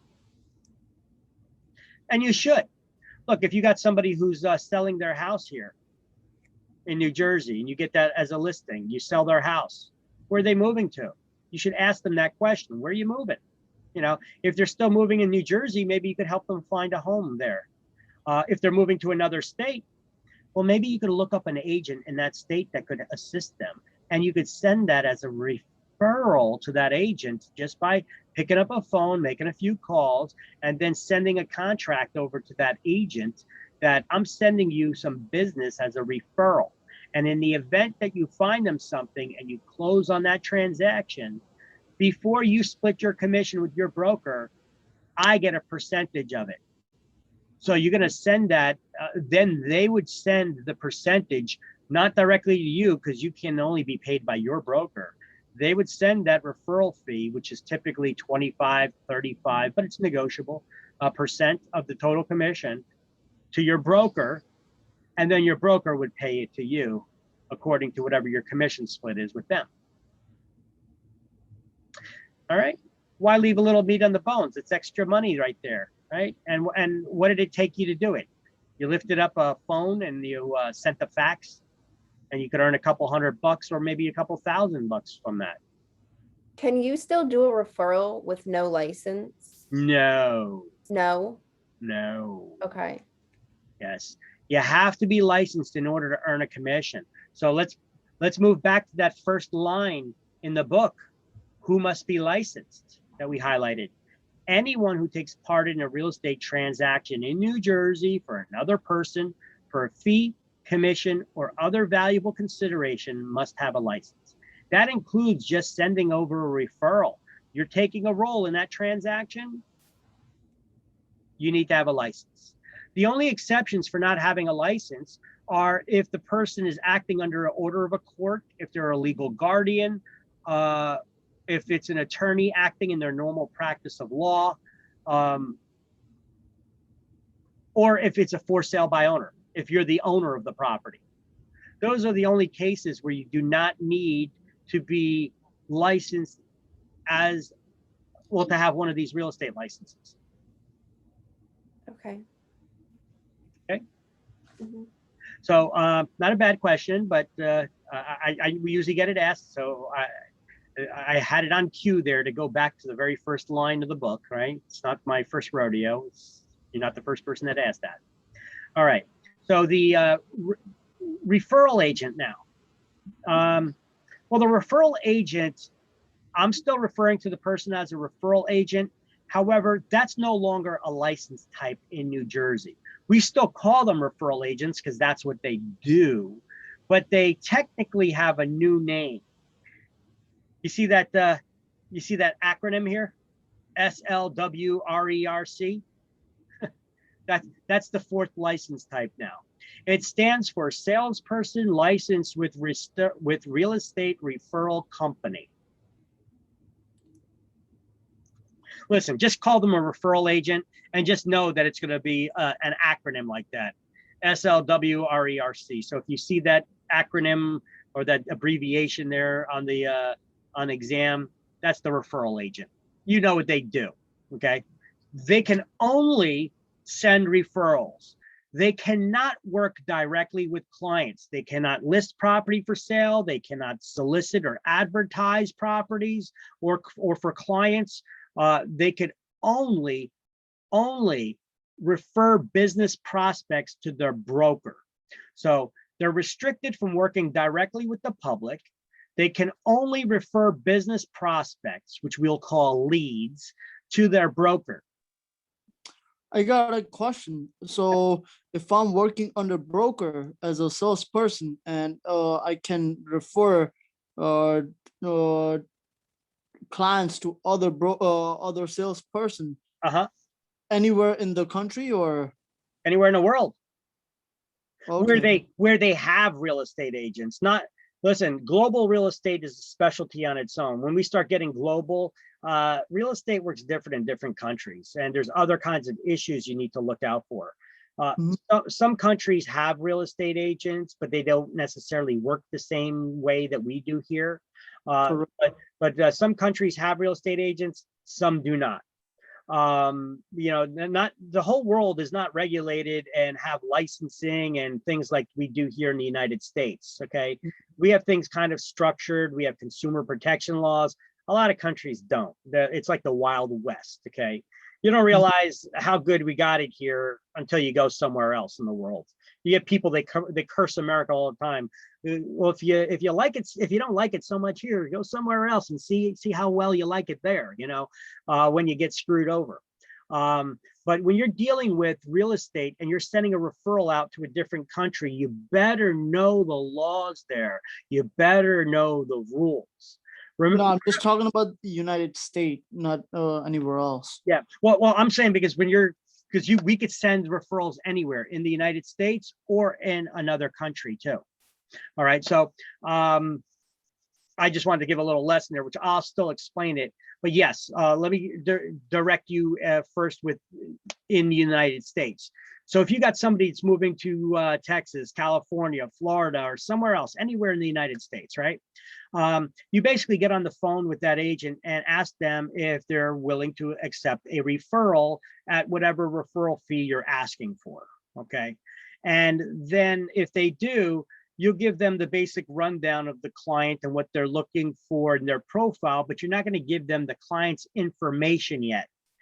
If they're in agreement with accepting the referral, now you got their contact info. You're going to put a contract together that's called a referral agreement. And that referral agreement is going to have, once again, the profile of the client. You could even include their name on it, but you don't include any of their contact information. You leave that stuff off until they sign the contract or their broker signs the contract accepting the referral. And then after you get that signed contract back, then you could send them the client's contact info. Because if you just send them the client's contact info without them signing the contract, they ain't going to sign the contract. They're just going to contact them directly themselves. Got it. Now, that's Perfect. not the most ethical thing to do, and they shouldn't be doing that. But then again, it's not too bright of you to send information without having a contract either. Definitely. Is there a way that are there any contracts like this available for reference agreements? No, your broker may have their own referral agreements. They'll be custom. Okay, got it. Okay. Now I brought up international real estate because listen, I don't want you guys just, if I didn't bring it up, you may think, well, I'm dealing in the United States. Listen, stuff happens. I've had people stumble in the front door. When I first opened up my brokerage was a franchise. I was part of GMAC Real Estate. They're defunct now, but I was a part of GMAC Real Estate. You guys ever hear of GMAC? What do you think? What do you Nope. think when you hear GMAC? Global market. The car manufacturer, right? All right. GMAC, right? They were also one of the largest lenders in the world. GMAC, GMAC, right? You guys hear them now? You know what I'm talking about now? Oh, now it's GMC, right? GMAC. Yep. actually, with the mortgage meltdowns and everything, the GMAC Financial was one of the largest lenders in the world. I joined the franchise for real estate. That was one of their entities that the GMAC Financial sold off first. So we became something else, and then I dropped out of them. I went independent. But I had somebody that came in the front door because they had a bank account with GMAC Financial or some kind of an issue with GMAC Financial. So they saw my brokerage sign, GMAC Real Estate, and they thought that I was the mortgage company. So they came to me with wanting to buy real estate. So they wanted to take the money out. And I'm like, well, wait, we're not GMAC Financial, but we're GMAC Real Estate. They just got confused with the name because the names were both GMAC. It's the same related entities though. So, you know, it was this couple that came in. They wanted to buy a vacation property in South America. So I was like, okay, what country, you know? And so I reached out to somebody in the area where they were looking to purchase. And they were buying all cash. They were going to take it all. They're going to buy all cash. And look, this person just stumbled into my front door. Am I going to turn away that business? Oh, I don't do international real estate. Hell no, I'll learn it. I'll figure it out, right? So I contacted a real estate company down there. I looked up ones that had decent reps, and I found a real estate company in the area where they were looking. And I was like, hey, you guys looking to, you know, I got on the phone, I called them up. I was like, you guys looking to, actually first I emailed them and then we eventually spoke. But I said, hey, you guys looking for a referral? I was like, I got a client, they're looking to buy a vacation property there immediately. And I'm sending it out the referral. Now referrals are negotiable, the commissions on them, but typically it's usually about 25%, but it's negotiable. 25, 35. So I asked for 35% commission. So basically before they split the commission with their brokers, they have to send 35% of that commission off the top to me. Okay. Now they're like, oh, wait a minute. We don't usually do that. I mean, our commission normally here is 20% for referrals. And I'm like, well, first of all, around here, the average is about 25, but this is a done deal, easy deasy, just show them a place and they're going to buy it. They already know what they want to buy. So this is a done deal. Do you guys want some money that I'm telling you is definitely going to happen? They're buying cash. They don't even need to qualify for anything. It's a done deal. You want it or not? If not, I'll call another real estate company down the street, your competitor, and give it the deal to them. You know, they're like, no, we'll take it. I'm like, okay. Thank God I negotiated that 35%, because when they actually closed on the transaction and they sent the money to me, I did not realize international laws, because this is my first international real estate transaction. Remember last year, there was a lot of going ons with President Trump talking about free trade and equal trade, and they were talking about trade deals and stuff like that between different countries. You will really understand it if it affects you. When they went to send me the commission, I didn't know that their country took off the top 15% as a tax. Any money that left the country, there was a 15% tax. They grabbed it before I ever got my money. So when they say free trade, there ain't nothing free about it. It's free for the other countries to get stuff from us, but not the other way around. So I had a perfect understanding of what he was talking about when he was saying free trade ain't free. It should be fair trade or equal trade. I exactly knew what they were talking about because I had 15% commission taken out of mine by a country that's we're supposed to have a free trade agreement with, right? So international law, there's a class that you guys can take to learn about that stuff. If you just get a designation course for it, it's just a couple of hours or a day or two. I'm not sure how long these classes, different classes for different things that you could take through the Realtors Association's website, all right, that teaches you about international real estate. And in chapter 3, we're going to go over a bunch of different courses you could take like that. All right, so these are lessons. They're related to real estate for practical use, but not for exam. But we need to still go over it because I want you guys to be good agents. And if you come across these opportunities, I don't want you turning them away. But you need to be aware of what the trade deals are, what the taxes are of each country. Because if they're charging you 15%, what should you do? Jack up your commission that much more, right? To make sure you still at least get your full commission. Because I mean, I jacked it up 10% and they took 15. So I mean, I still got less commission than I normally did. Imagine if I only accepted it at the 20% that they wanted to give me. I would have only gotten 5% of it because their country would have taken the other 15. That's crazy. And then split it with your broker still? It ain't worth it. All right. And of course, they didn't tell you that, right? About Oh, the person of that got- course not. Of course not. Yeah. Yeah. And I have a question. Yeah. When you're negotiating a referral with another state or country, you're negotiating with the broker or broker salesperson, right? Correct. Well, it could be one of the agents within that office. And then whoever signs the referral agreement, the referral agreement should be signed by their broker. Because their broker has to agree to it, unless that broker gave the authority to their salespersons to act on their behalf, which by virtue of their licenses, they did. You are a representative of your broker. Now, if you violate your broker's employment agreement with them and sign documents legally binding the broker to something where they didn't give you that authority to, well, that's on you. But you are a representative of that broker. So if you sign contracts legally binding the broker to a contract, hey, you're that broker's representative, that's that broker's responsibility. So even their salesperson, it doesn't matter as long as they're licensed at that brokerage firm. But it's a good idea. It's a good practice to get their, maybe they have a referral manager, or having the broker themselves sign the agreement. But it could be their salespersons too, and you'll be all right. I got it. Cool. Now, so what are the 4 license types? Highest to lowest?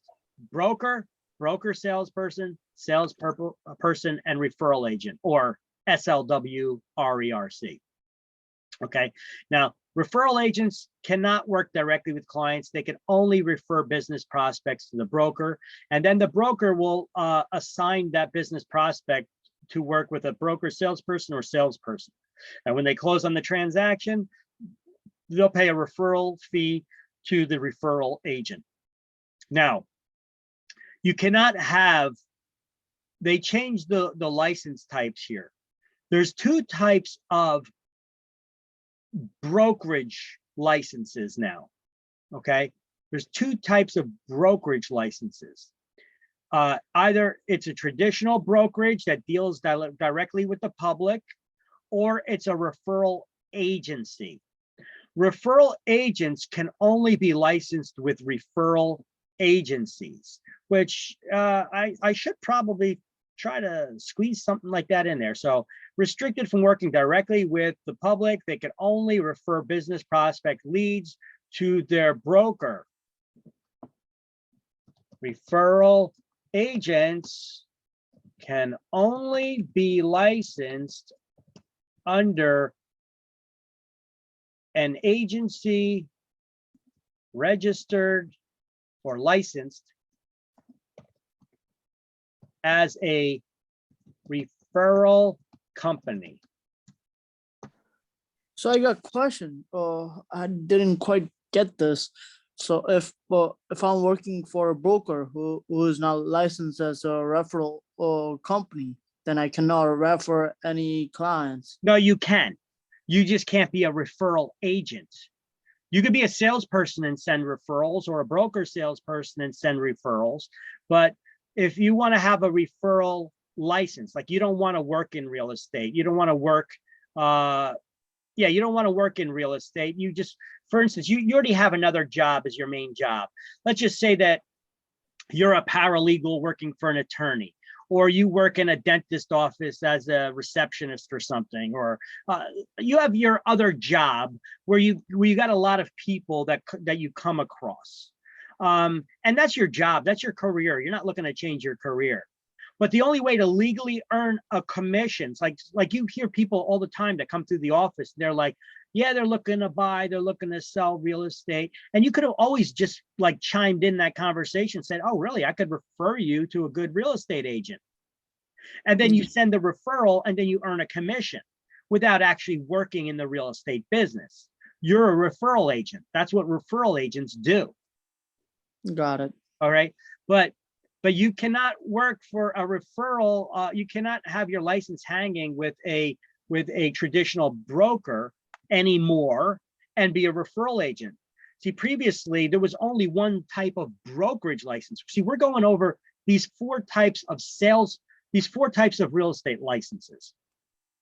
But there's also brokerage license. And in the past, there was only one type of brokerage license.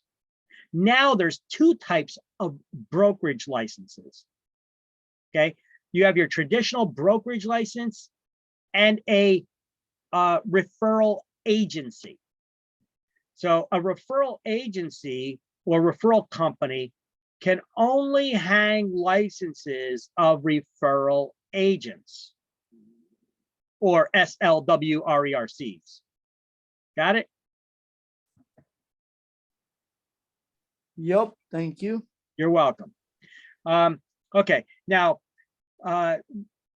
referral agents are exempt from CE to renew licenses.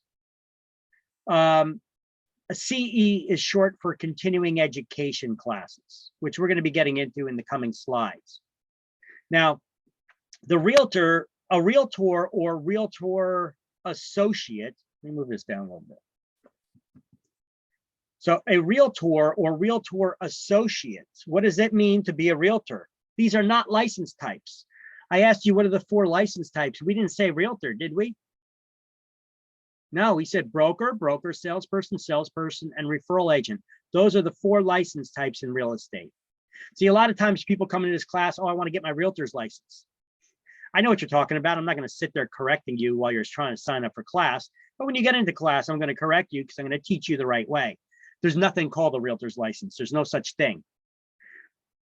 If you're a realtor, that means that you're a member of NAR, the National Association of Realtors. That is just a trade association for people who work in the real estate business. They could join this trade association. Real estate is a business. It's a trade. It's kind of like our union, kind of, sort of. Okay. So kind of, sort of, but not really. It's a trade association that you could join. Okay. You know, like if you're a Mason, you could be a part of the Freemasons, right? It's a trade association. That's it. That's it. And its members are called realtors. Or if you are working under a broker who's the realtor, the member, you're a salesperson or broker salesperson, you would be a realtor associate. You're associated to the realtor. So technically, brokers, salespersons, and salespersons can only call themselves realtor associates on your business cards and things like that. But you're going to see this. A lot of people don't even realize this that are in the business. The people who are members of the Realtors Association, they always refer to themselves as realtors. Even the realtor commercials on TV, they refer to our members are realtors, which are members of the National Association of Realtors. You know, not all licensees are realtors, okay? But they never even mention realtor associate name, okay? So really, you could call yourself either realtor or realtor associate, but technically on your business cards and stuff, you should be calling yourself a realtor associate if you're not a broker, okay? Don't worry about it too much. I'm just bringing that little factoid up to be accurate, okay? So being a realtor is not a license type. It just means you're a member of NAR, National Association of Realtors, which has nothing to do with state licensing. Okay. And then they follow a strict code of ethics called the Realtor Code of Ethics, or COE for short. And we need to complete this Realtor Code of Ethics training. Well, now it's once every 3 years. They just changed it again. It used to be every 4 years, then it was every 2 years, then now it's every 3 years again. So let me add that to this slide, that it needs to be completed every 3 years. It must be completed within, I think it's 30 or 60 days of your becoming a member, and then you need to complete it again every 3 years now.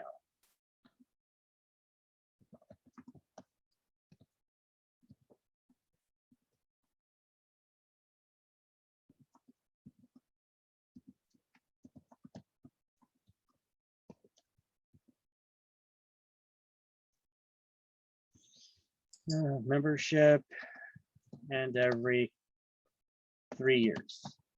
But that's only if you become a realtor, right? Yes. And are you If going to you be just, working no, I'm just saying, if you remain as a salesperson, you don't have to do that. Yeah, but good luck doing your business. I know. Okay, because you want to become you're going to want membership in an MLS, a multiple listing service, where you could search the inventory of other brokers and you could post your own listings that you could share with other brokers. Yes. Well, every MLS in New Jersey requires that you be a realtor in good standing in order to become a member of their MLS. Yes. Catch 22, right? Even in a book, they say realtors are members of a private trade organization for those who choose to join, as if you got an option.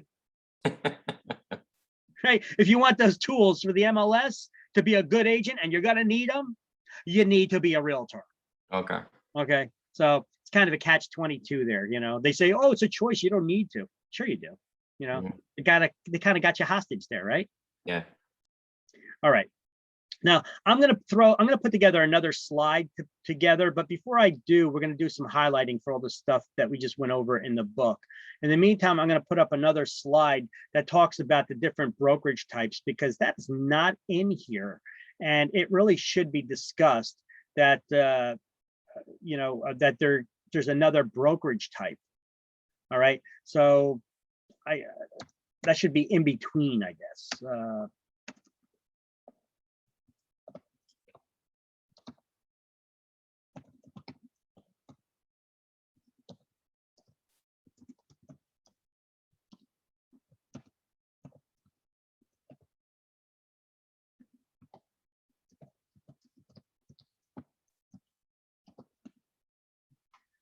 All right, so let's highlight under broker. We're going to highlight a broker is authorized to operate a real estate business and hire salespersons and to charge the public for services. Every real estate company must have one, and underline the word one, person who's authorized broker for the entire company.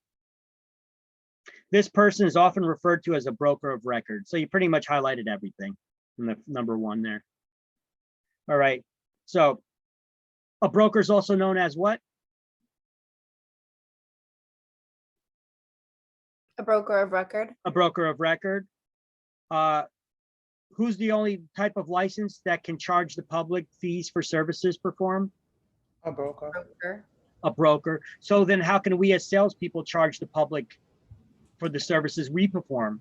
Because we're licensed and doing business in the name of the broker. Because because we're doing the business in the name of the broker under which we're licensed under. Correct. You hit the nail on the head. All right. So let's highlight a salesperson works under a sponsoring licensed broker doing business in the name of that broker and receiving compensation only from that broker. In one sentence, what do we got? 3 questions that could come out of that? Yes. So we're going to highlight that. And then we're going to actually continue highlighting the supervising brokers required to furnish guidance and direction. Stop right there after you highlight that and draw an arrow just to the margin on the left and write office space, because your broker is also supposed to provide office space to the salespersons. Now, that doesn't mean they got to give you your own private office and desk. It could be a shared space, general office where there's desks there and computers that we could share. Okay. But the broker, if you are a broker in the state of New Jersey, that means you got your own company or you're running a company. You have to have a physical place of business. There are no such things as virtual offices here in New Jersey. That's why they have to have a physical place of business. All right, so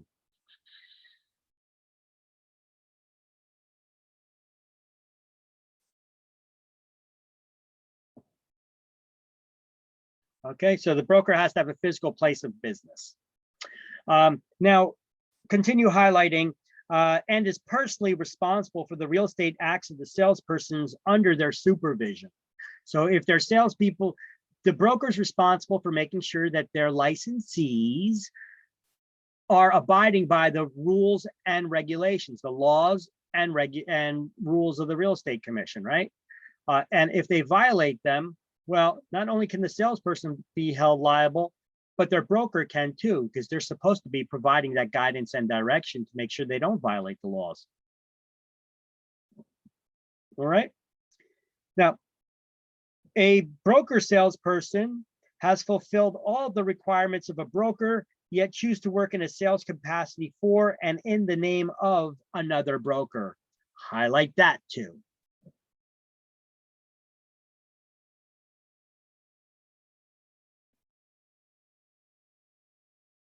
You see in my definition here, I gave that a broker salesperson can also manage an office or branch office, right?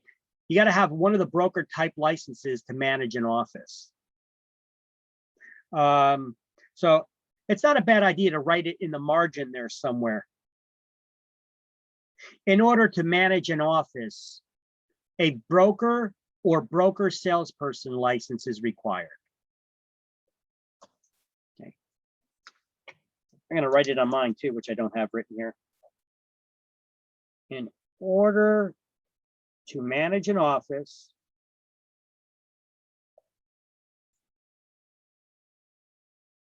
a broker or broker salesperson license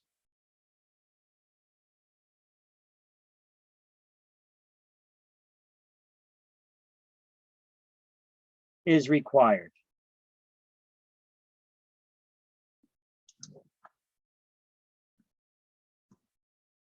In order to manage a branch, an office, a broker or broker salesperson's license is required.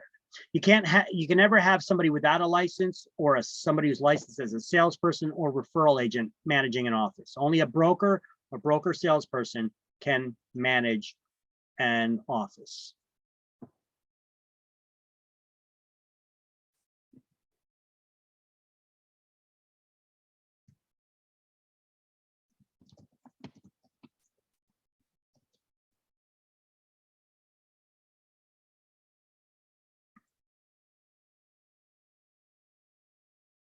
Okay.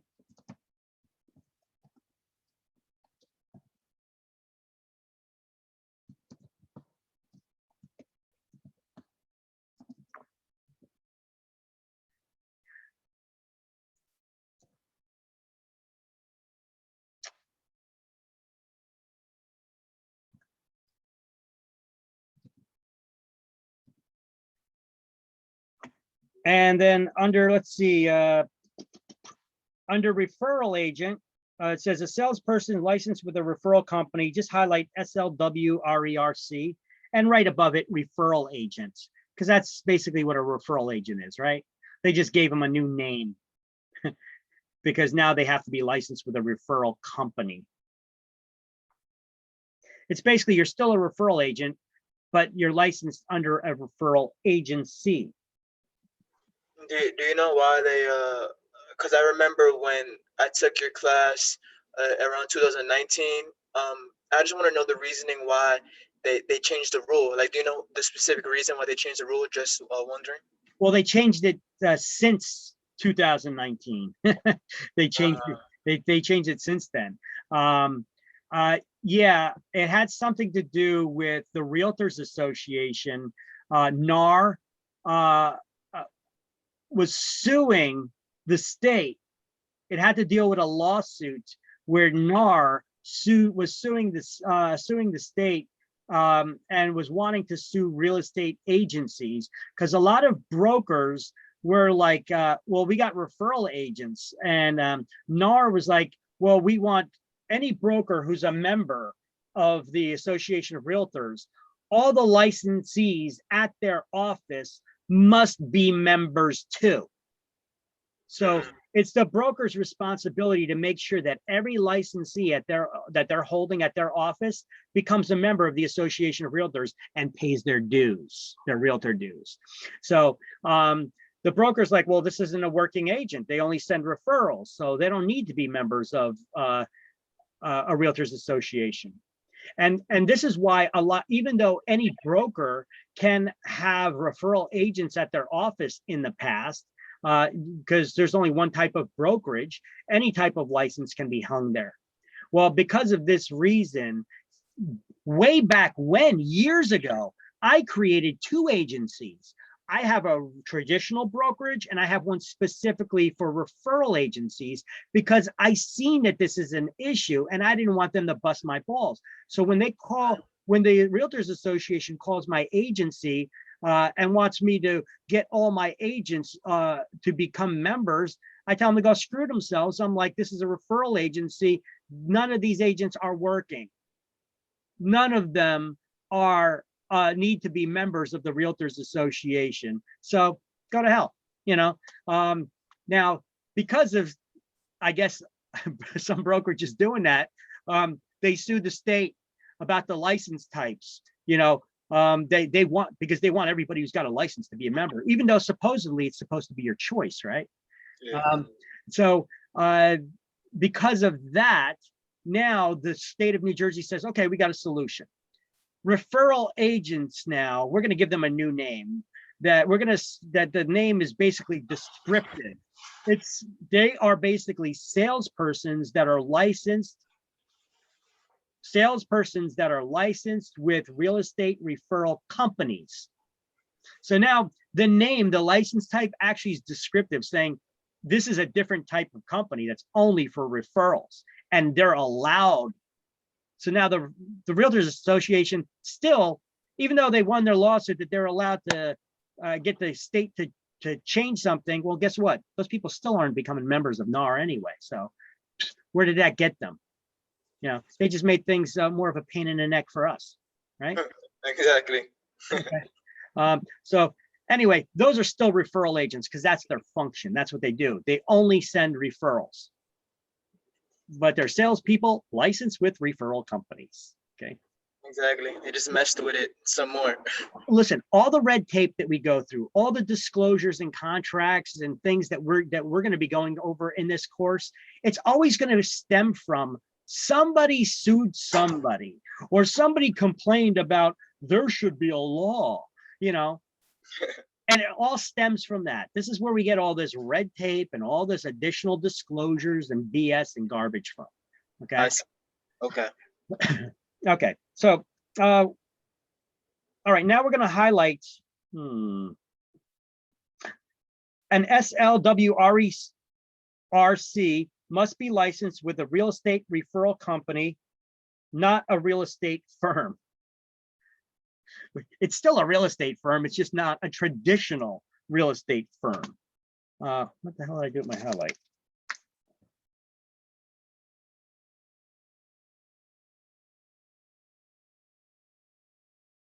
Yeah, let me edit that slide a little bit to reflect that, because I didn't catch that writing the first couple times.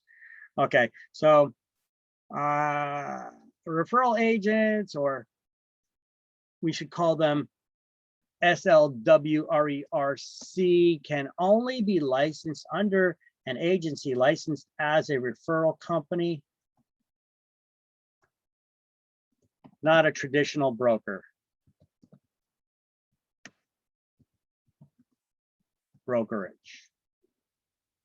Okay. Yeah, that's a decent wording.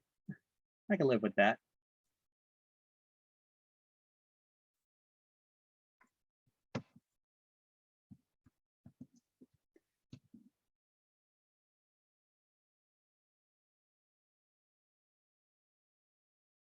Yeah.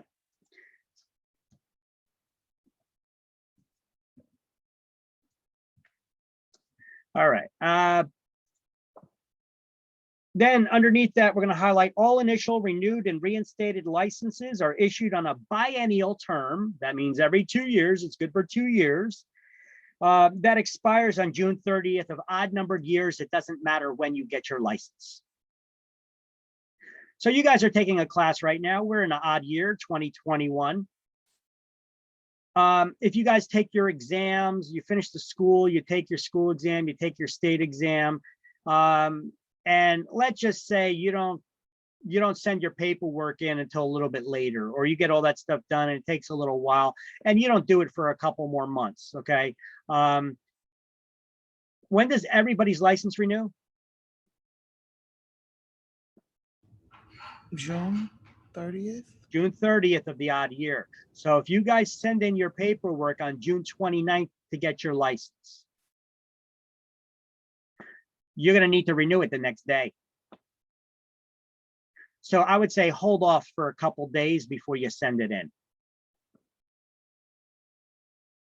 And I'm telling you this because in the past, I've had agents that finished a class that was close to June, and then they got their license and they sent in the paperwork and they got licensed June 28th, right? And then they're like, wait, they called me up. They're like, Vic, do I got to pay to get my license again? I was like, I told you that during class. If you hold off a couple days before you send it in, because everybody's license renews at the same time. Oh, well, Vic, can you please call the real estate commission, see if you could do something? I mean, it's messed up. I just got my license. I'm like, let me see what I could do against my better judgment. And I called the real estate commission, knowing what they were going to, well, knowing what their answer was going to be, but not knowing how they were going to say it.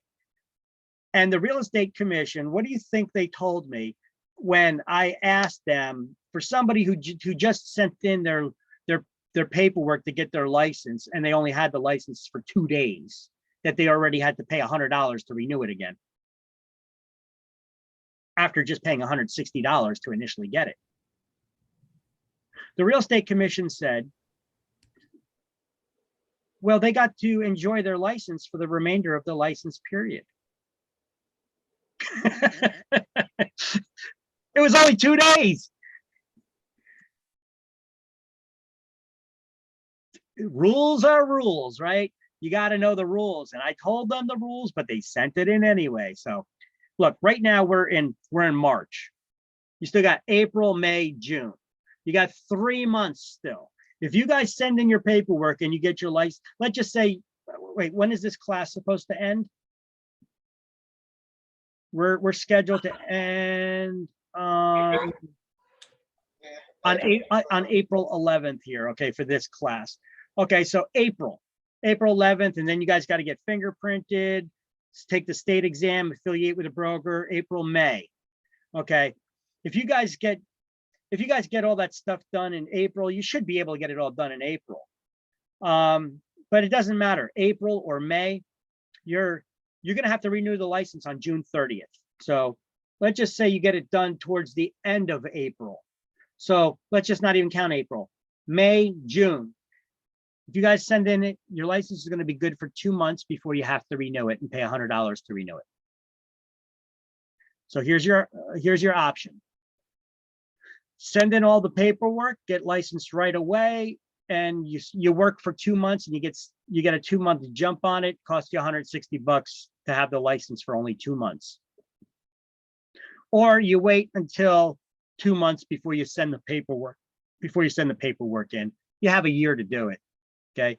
And then you're going to have, otherwise, if you send the paperwork in right away, you're going to have to pay $100 to renew the license on June 30th. This is for you guys here in this class right now, because we're at the time of the year where the license renewals are coming up. Now, before any real estate agent can renew licenses, they have to complete 12 hours of continuing education classes.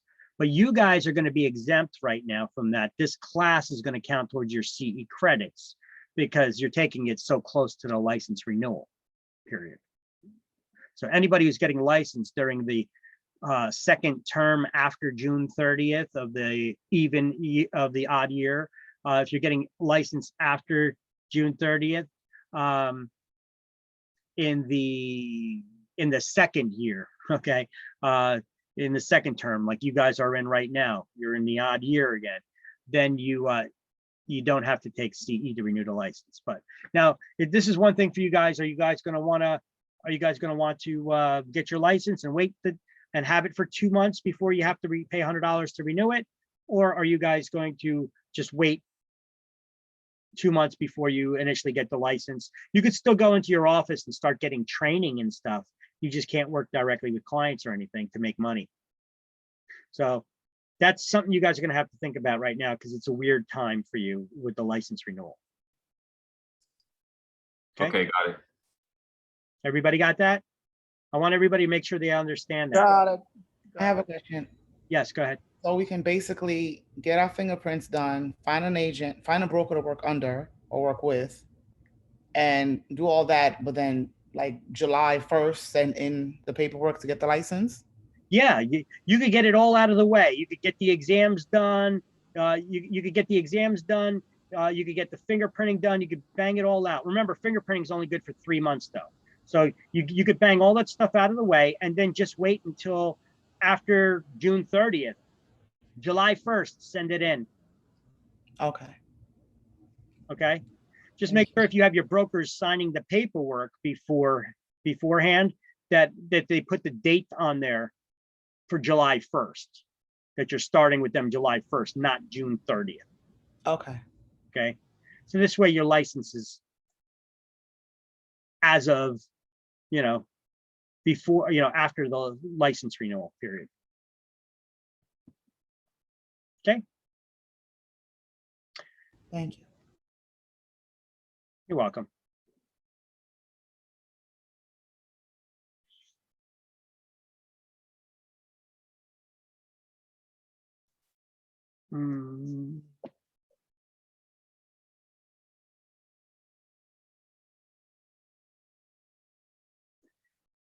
Okay, let's see. I tried to put together another slide really quick for us here pertaining to the traditional brokerage and referral agencies. Let me just size it down a little bit, the text here, make it look a little bit nicer. And although it's automatically resizing.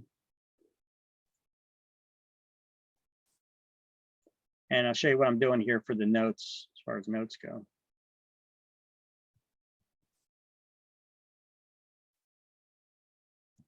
Okay, so I made a new slide here. This one for 2 real estate brokerage license types. Okay, there are 2 license types. The book didn't make that perfectly clear, but I'm focusing on it. You have your traditional brokerage, and at that traditional brokerage, what kind of licenses can be there? The traditional brokerage for hanging licenses of agents working directly with public, right? With the public to list, sell, lease real property. Okay.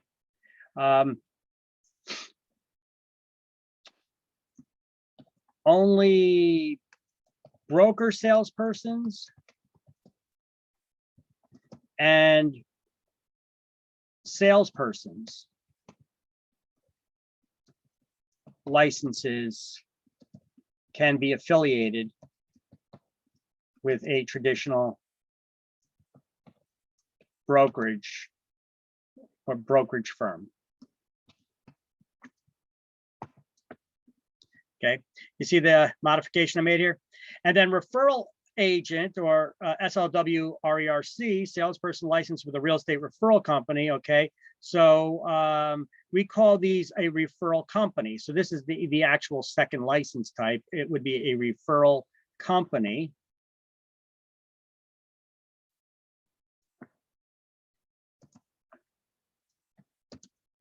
Only licensees with a SLW RERC, salesperson license with a referral company, can be licensed under an agency licensed as a referral company and not with traditional brokerage firm and not by and not and no longer with a traditional brokerage. It used to be that they could, but now they can't.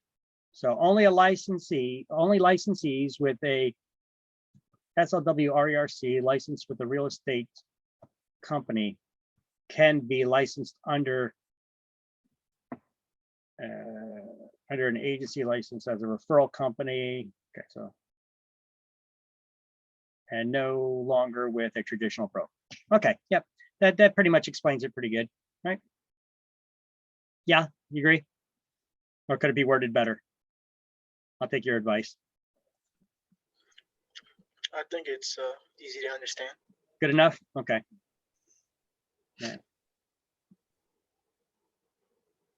All right, sounds good.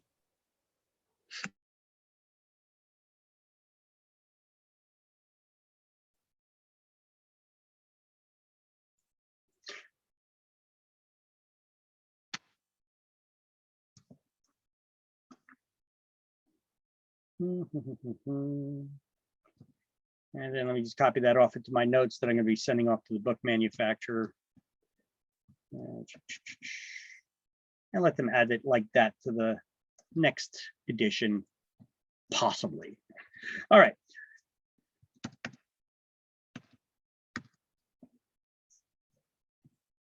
So in the book here, trying to follow along under activities covered and stuff like that, I try to move things around a little bit because I like to keep the license stuff together because the book manufacturer did not. I like to keep the licensing items together, how much it costs to get your license, the renewal of the license, all that stuff I like to keep here together.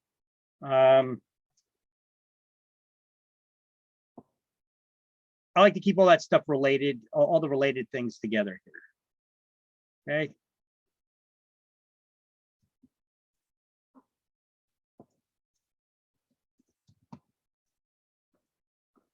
And so I created this slide here for you guys. Can you see the slide? I'm not sure if I'm on it. Yep, there we go. So how much does it cost to initially get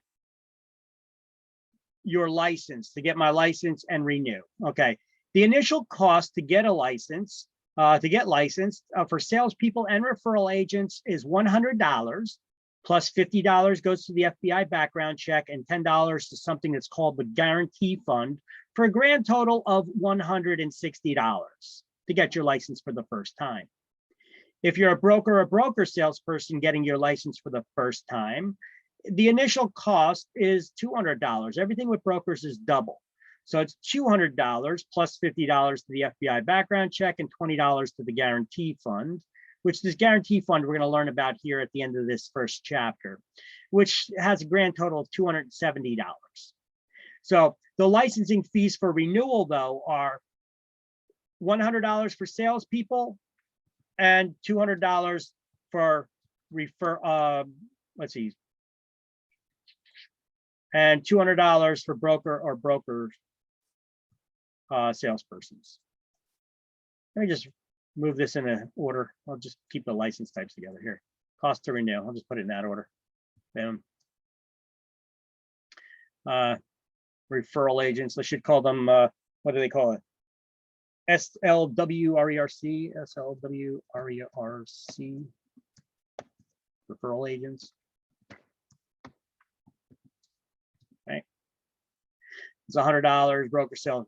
Okay, now to renew those licenses, for license renewal, must be renewed by June 30th of odd numbered years. If not renewed by June 30th, is your license still good on June 30th? Yes, it is. That's the date it needs to be renewed by. The license will become inactive the next day on July 1st if you don't renew it by June 30th. Your license does not expire on June 30th. That's when you have to renew it by. See, this is tricky for some people on exam because we keep hammering into your head.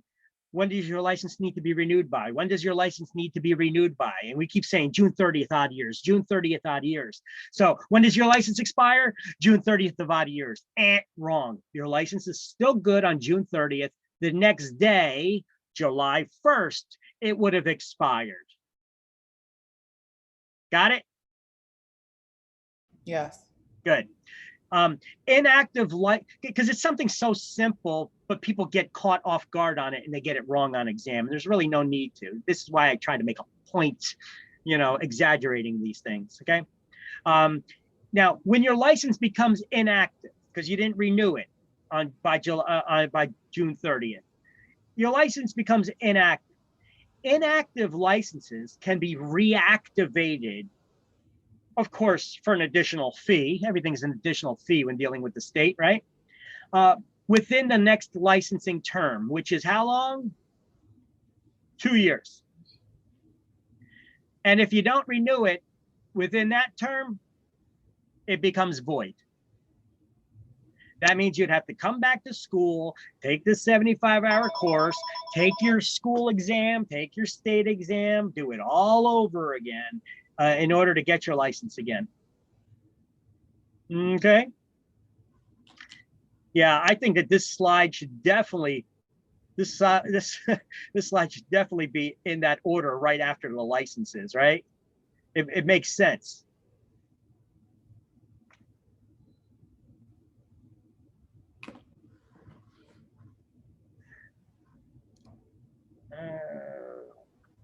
Do not expire on June 30th. Must be renewed by then.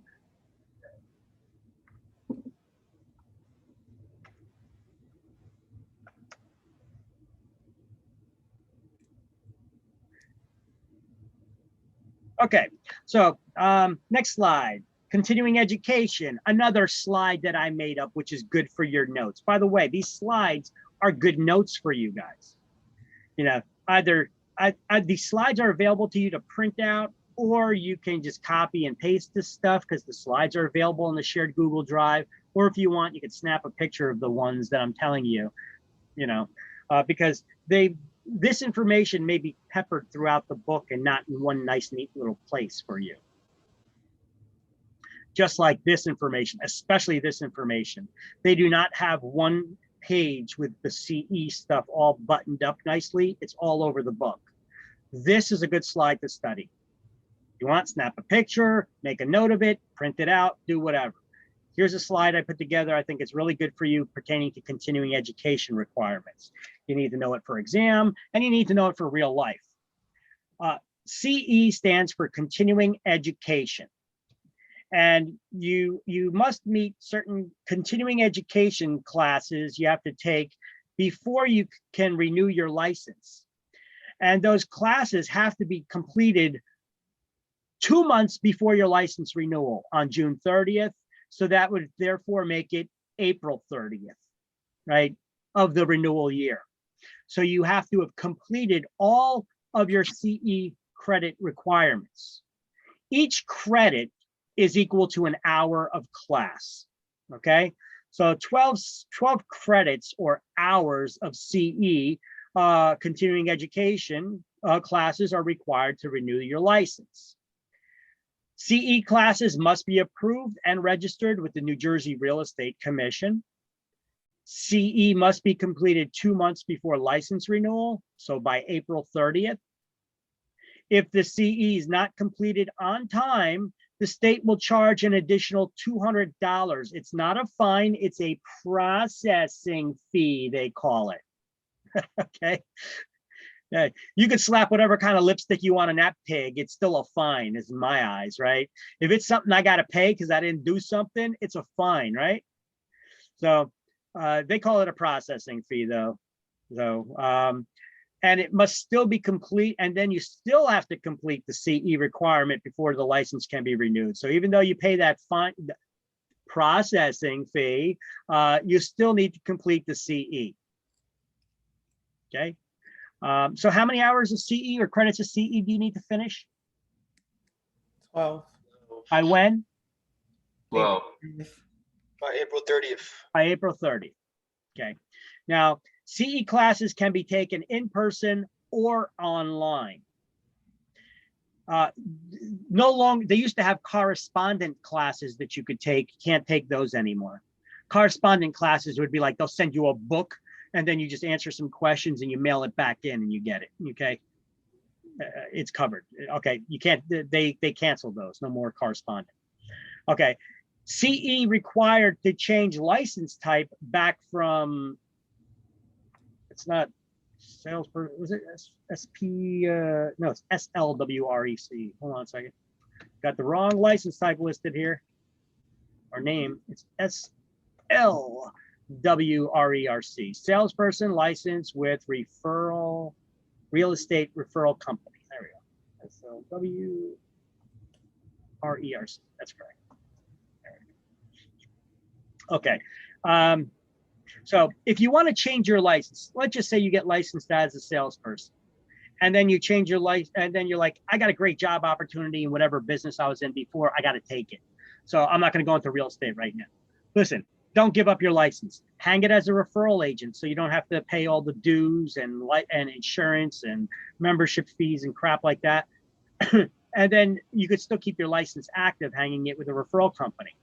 And then you just switch it back to a regular agency. Okay. Every time you change your license from a salesperson to a referral agent or referral agent back to a salesperson, there's a $50 fee with the state. But you get to keep your license active still, and you don't need to complete continuing education classes. You don't need to be a member of the Realtors Association or MLSs or pay errors and omissions insurance or any of those fees.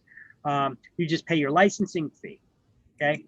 So, but if you ever want to change your license back from a referral agent to a salesperson, you have to complete a little more continuing education than normal because you didn't take it for the last couple of years. So let me click on this and I'm going to show you this, this PDF document here as it opens up.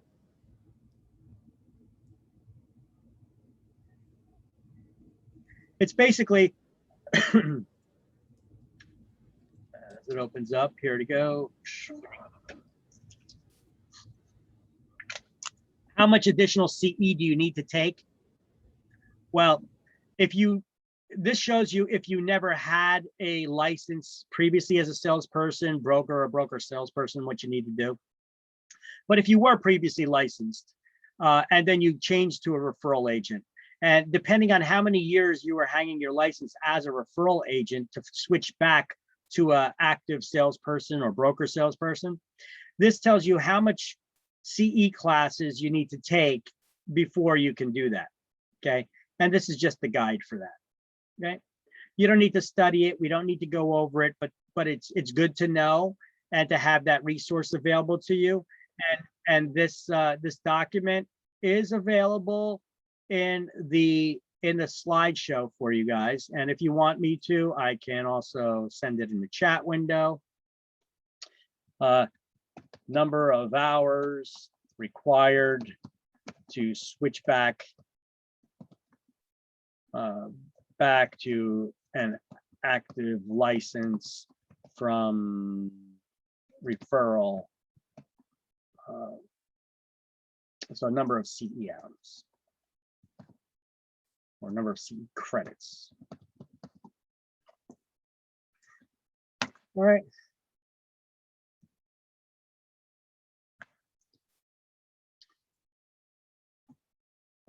So they got a guide for that. Okay. So CE required to change license type back from SWR ERC.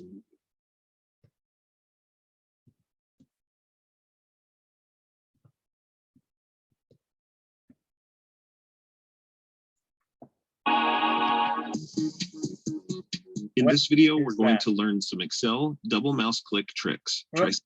Sorry about that. I don't know. I had another window open and that started playing. Okay, sorry about that. Okay.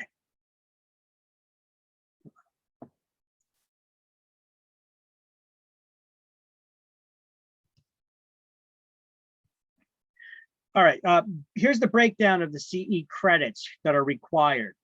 You have to take 12 hours of continuing education classes. Of those 12 hours of those 12 credits or hours of CE, 12 credits hours of CE required. 6 have to be in core topics. So you need to have 6 hours in core topics. Now, of those 6 hours in core topics, 2 of them have to be in specifically in ethics classes. You have to take 2 hours of ethics classes to renew your license. Now, this is different from the Realtors Code of Ethics. That's a different type of class you need to take, okay? So 2 credits in ethics classes. Ethics is considered a core topic. 4 credits in other core topics. And the remaining 6 hours can be any approved class, core, ethics, or electives. If you wanted to, all 12 credits can be taken in ethics, but that would be boring. Not that the regular CE classes aren't, you know, they could be. But that's the breakdown for you. It's important to understand it because I've had people before when they first came out with these credits, licensed agents didn't know that you know, hey, I took 12 hours of classes. I met my CE requirement. No, you didn't. The reason why you didn't is because you took 12 hours of the wrong classes. You have to be specific in the types of classes that you're taking here. So what's the breakdown?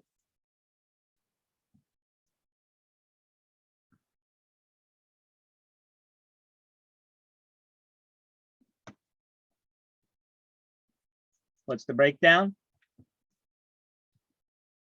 You need to have 6 hours in core topics, 2 have to be in ethics. So here, you can look at it this way. I need 2 hours of ethics, 4 core, and 6 more in any approved class. You can look at it that way.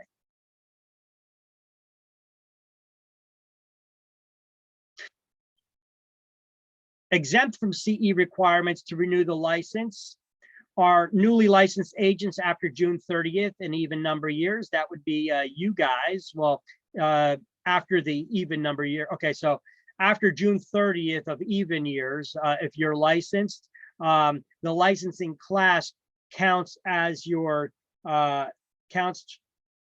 CE. So basically, you don't have to take CE to renew your licenses. Referral agents, they don't need to take, I got that wrong here again. Referral agents, they don't need to take CE classes. And those who have been licensed as brokers, those who are licensed as brokers for at least 40 years. Old timers, basically, they don't need to take CE either. Often this is a state exam question, guys. Referral agents and brokers licensed as 40 years are exempt from the CE licensing requirement. Okay? Which this stuff is spread throughout the book. The types of credits required, who's exempt from them, okay?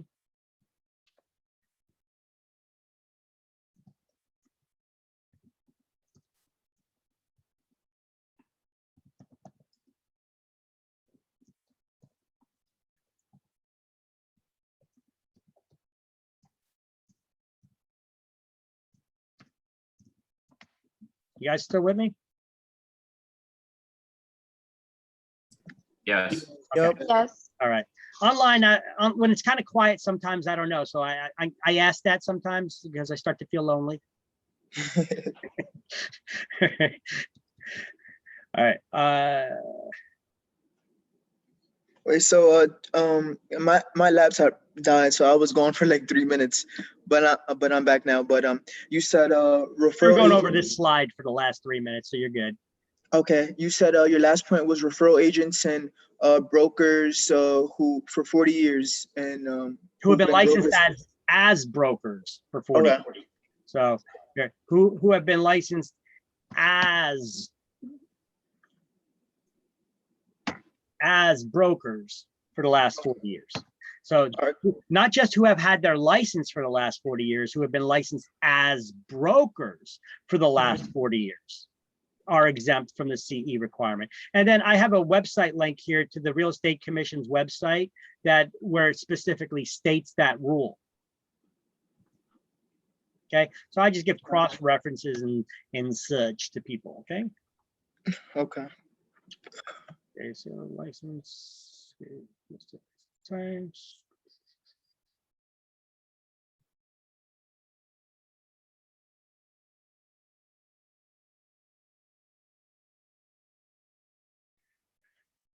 Okay, this new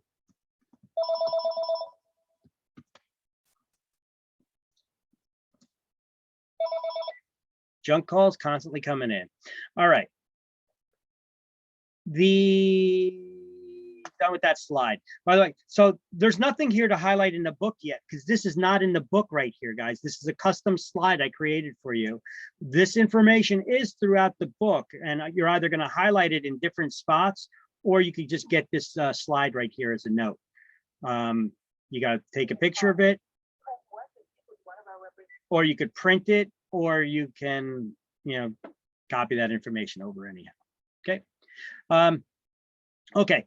Activities required for a broker's license. Now we're back to the book on the bottom of page 2. Hey, so look at that, all that information. I added a couple of slides in there in between, right? So we had a couple of slides of information here that I created here. So here was the 4 license types that we went over.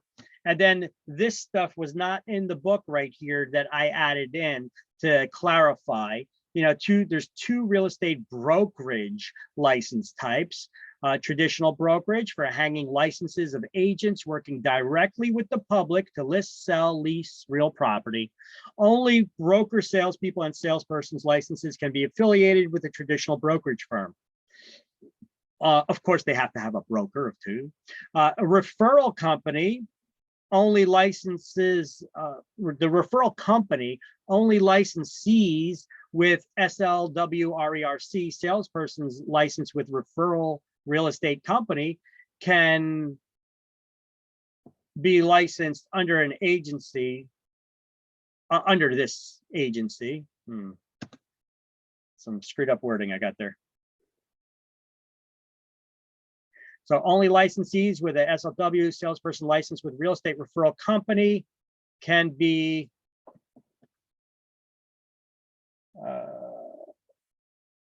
affiliated with a referral company. Can be affiliated with a referral company. Oh, damn it.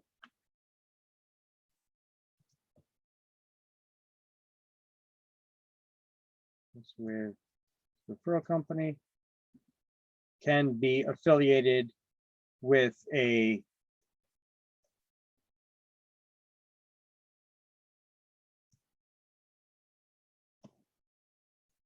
referral company and no longer with traditional brokerages like it used to allow. So if you have a referral agent's license, you have to be under a referral company. And then we have how much does it cost to initially get your license, this whole slide, and how much does it cost to renew your license, and when does it need to be renewed by? This stuff is later on in some of the coming pages later on, but I put it together here for you guys now. And then this slide I created custom for you guys as well for the information about when the CE needs to be complete, by what the fine is or processing fee that's charged if you don't complete it on time, what's the breakdown of the type of CE that you need to take, and who is exempt from CE. All exam questions, by the way.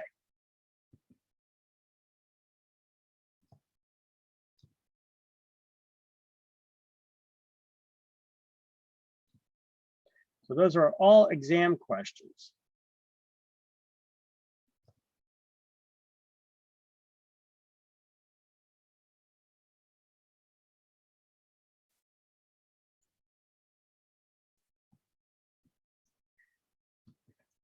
Okay, so activities required now for the broker's license. When performing any of these acts for someone else in exchange for a fee, commission, or other valuable consideration, you have to have a real estate license.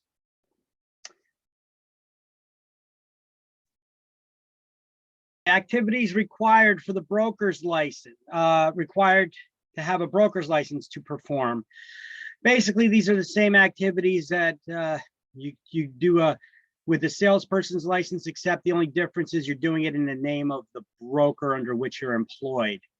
And so when performing any of these acts for someone else in exchange for a fee, commission, or other valuable consideration, you have to have a broker's license or be working as a salesperson under or a licensee under a broker. To list real estate for sale. Sell, auction, buy, sell, exchange, buy, auction, or rent real estate. New Jersey, you do not require an auctioneer's license to perform auctions. Which is odd. The most regulated state in the land here. Here's something that they're missing out on licensing for. Anyway, but if you're going to go to an auction and somebody's selling real estate, you have to have somebody there with a broker's license or working under a broker managing that sale of the real estate. To collect rent. Now, keep in mind, once again, this is not for sale by owners or what have you. This is only when you're doing it for somebody else in exchange for a fee, commission, or other valuable consideration. This does not pertain to for sale by owners or owners handling their own real estate.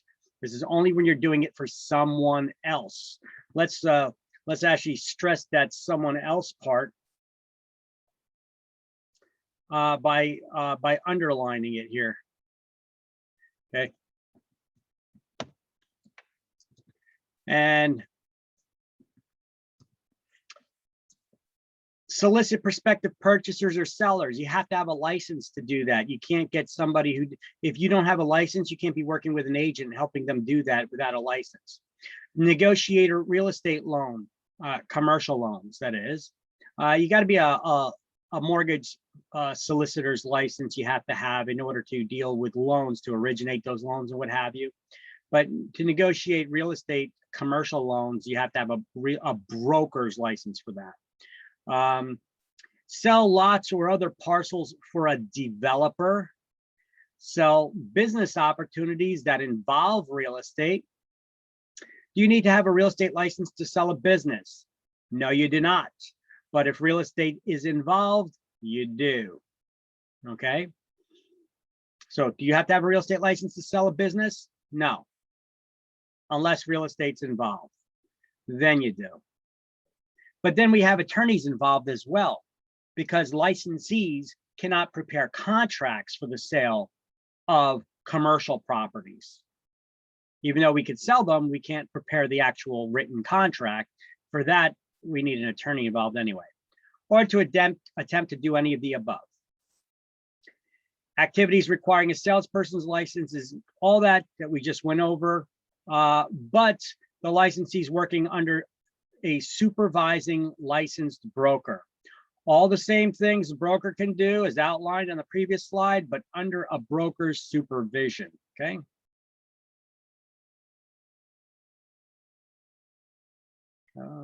So it's kind of repeating itself, isn't it?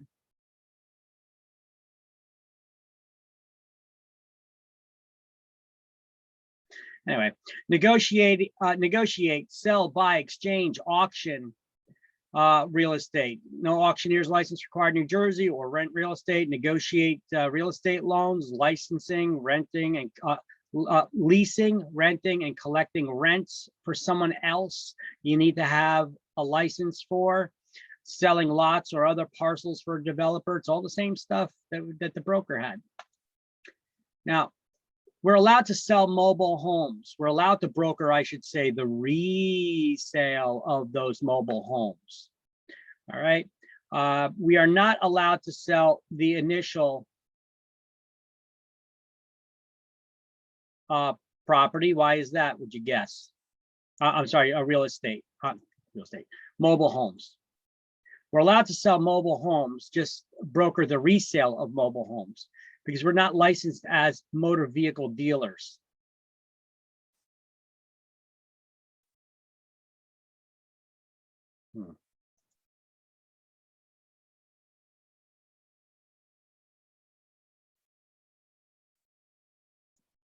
All right, so we are allowed, licensees can broker the resale of mobile homes, but we must follow DMV regulations. You guys ever sell a home before? I'm sorry, a car before? You know how to sell a car? Yeah.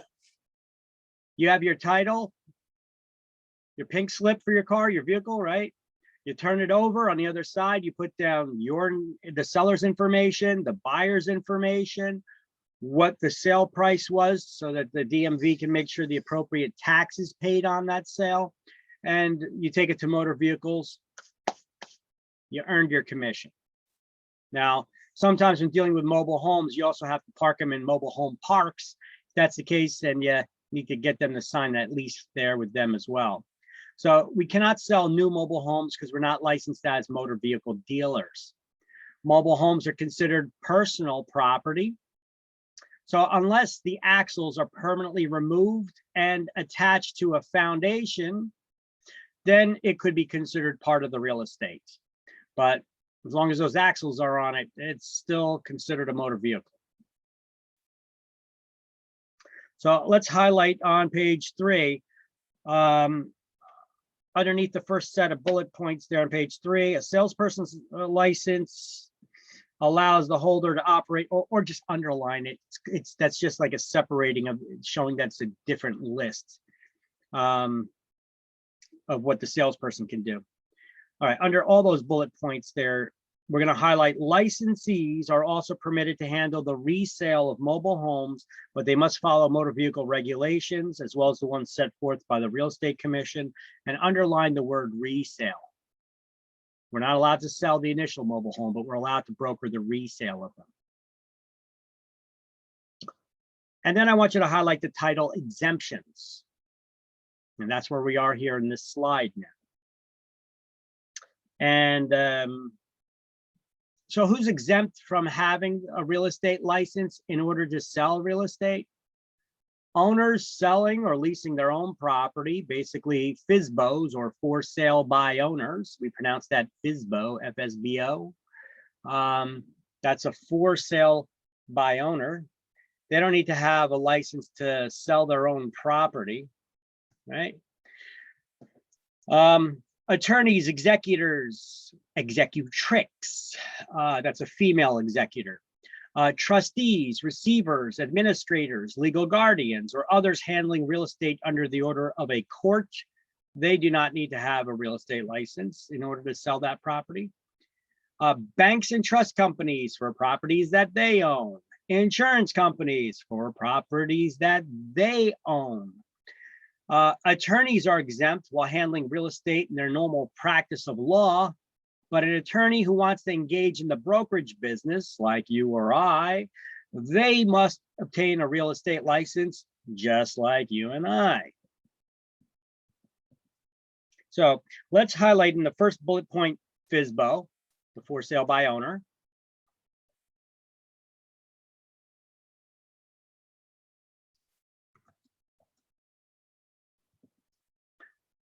Let's highlight in the second bullet point, legal guardians and others handling real estate under the order of a court.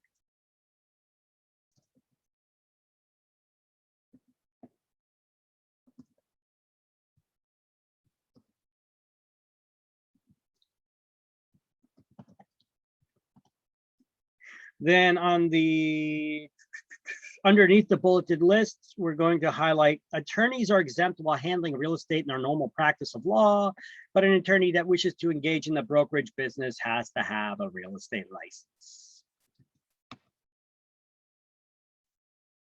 Payments for services. To collect a commission, it's illegal for anyone to share any portion of a commission without having a real estate license. So at the end of the first line, under payment for services, we're going to highlight it is illegal for anyone to share in any portion of a commission without a real estate license. Now, they have to be licensed at the time the service is performed, and finder's fees, kickbacks, money or gifts to unlicensed persons who refer buyers or sellers is also forbidden. Brokers can only share a portion of the commission with their licensees, another broker when they pay out the referral fee, or a buyer when they pay a rebate. We're allowed to pay rebates to buyers. But what kind of buyer? Only the purchaser of a primary residential property, their primary residence, not for second homes, vacation properties, investment properties, commercial properties. So you need to know who can the broker pay and who you can be paid by, basically.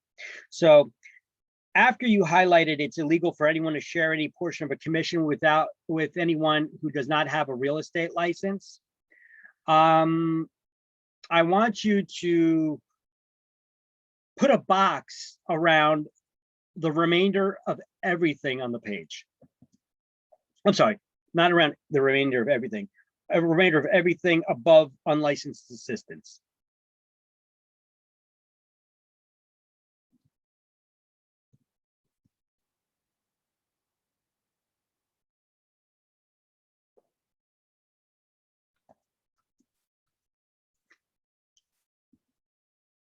Okay.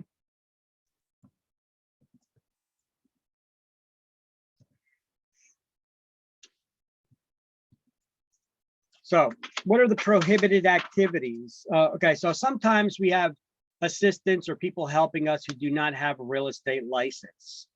And so it's important for us to understand what an unlicensed assistant can and cannot do. So at the bottom of page 3, that's where they start explaining that. But if we turn to page 4, this is where we have the list of what a licensed or an unlicensed person can or cannot do.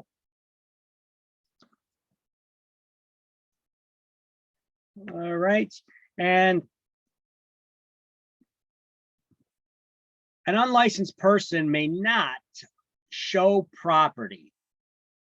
They may not answer any questions about listed property with anyone outside the brokerage firm. They cannot make cold calls. These are just random calls to people trying to solicit business. You know, like during this class, how my phone keeps ringing and I keep getting these, they're all junk calls all day long. All right, that would be you if you're making a cold call. You notice how I don't answer them? How do you respond to junk calls to your house? Right, ones where they're soliciting something from you or trying to sell something and you never made any interest or inquiries about it. Probably not too turned on to get those calls, right? So you guys as salespeople, you have to think, if you want to be a good salesperson, you have to put yourselves in the shoes of the consumer. Try to see things from their point of view. Do you want to be solicited with cold calls if I never expressed any interest in real estate? I mean, sales, sometimes agents, they want to drum up business. They'll just start calling at random, but that's not exactly the best use of your time. Now, and it usually doesn't work unless it's perhaps in you got a marketplace that's property values are shooting up like it's nobody's business. For a period of time, you know, when I got started in real estate, that's how it was for a couple of years. Real estate was, the values just kept going up and up and up. So we had brokers that wanted us to do cold calling and people at random. Did you know that your home could be worth so much more than when you purchased it? Blah, blah, blah. You know, just trying to get people. And you know, you'd get people, but I tell you what, that's a good way for you to learn how to cope with rejection. Because you're going to get a lot of rejection when you make calls like that, cold calling. I really don't recommend it. And I actually felt uncomfortable doing such things, you know. And remember, if you do that, you got to follow the Federal Trade Commission, the FTC's do not call list, the DNC, the do not call list, right? Make sure those people are not on the do not call list. Otherwise, you could end up getting fined too. Discuss or explain contracts with any other document with anyone outside the brokerage firm. Okay, pretty much could be grouped with answer any questions about listed property, or make telephone calls for rent collection. Okay, if you don't have a license, you cannot do any of these things. You're prohibited from doing any of these activities. Unlicensed person can't host open houses or promotional booths, distribute promotional materials, or attend a home inspection either, unless they're there with the licensee. I mean, they can't do this stuff alone on their own. That's why they said an unlicensed person may not do any of the following unless accompanied by a licensee. Hosting open house or promotional booths. If the licensee's there with them, you could have an assistant who doesn't have a license that's helping you hand stuff out or helping you prepare things during you know, trade shows and such like that, open houses, street fairs, you know, to distribute promotional materials, attend home inspections, you know, with you, but not on their own. Allowable activities for an unlicensed person would be answering and forwarding calls. It's a wonderful day at ABC Realty. Can I get your name and number in case we get disconnected? Bam, that's it.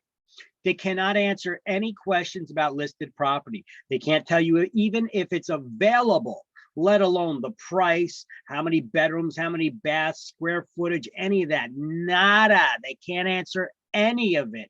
It's illegal. It's against the law. This is very frustrating for buyers who call brokerages and they're trying to get some info. I just want to know if the damn property is available, and they can't get that information. They're getting so frustrated, not wondering why these people are not telling them, because it's illegal. That person, if they do not have a license that picks up the phone, cannot tell you.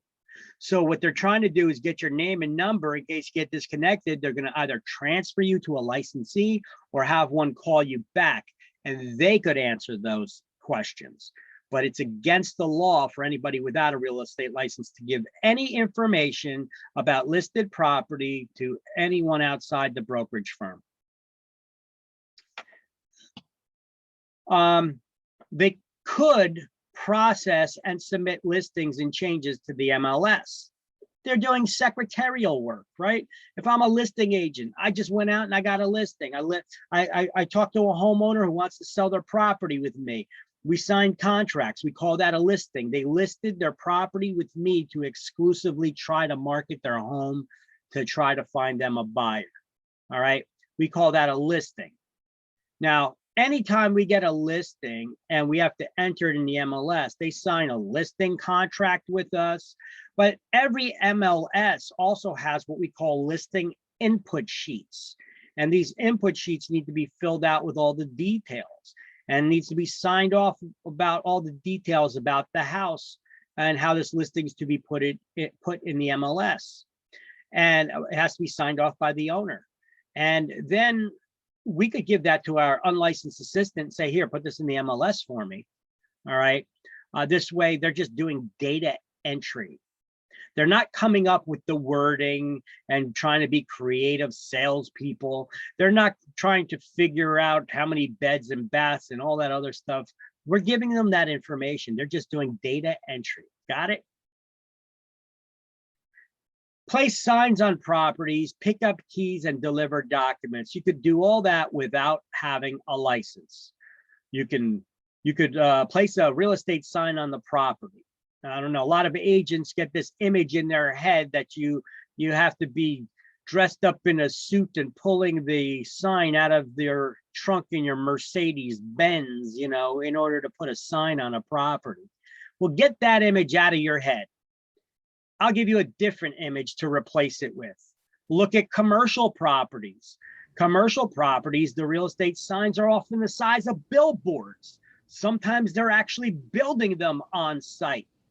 So you usually have a crew of 2 or 3 guys on the back of a pickup truck that are digging the ditch to put the posts in, and they build the sign, right?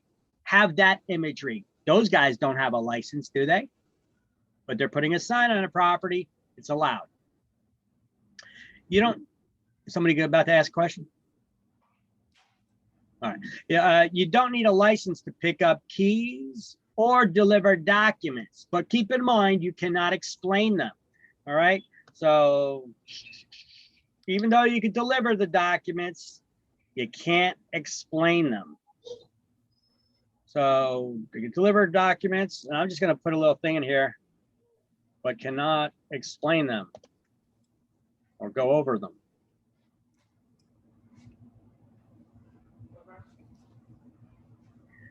You can schedule appointments for showing properties. If you don't have a license, yeah, I want you to schedule an appointment for me as the listing agent. Can I ask my unlicensed assistant to do that scheduling for me? Sure, sir, absolutely. They get set up files, track and secure documents in the office as well. You know, look, brokers have secretarial staff that handle paperwork all the time. That's all they're talking about here. They're allowed only under the direction of a licensee, keep records of deposit earnest money. That's any money that our clients give us for down payment, security deposits, rent. All right. So the unlicensed assistants, our secretarial staff, they could keep records of the deposit money. A lot of times they do the paperwork for that, bringing that into the brokerage, and they do the QuickBooks, they do all that stuff, and they just do it under the supervision of the broker. The broker has to double check that because the broker is responsible for all that money and record keeping, right? But they could have staff that helps them. They don't have to be micromanaging every aspect of the business, personally doing it themselves. They could follow up on loan applications.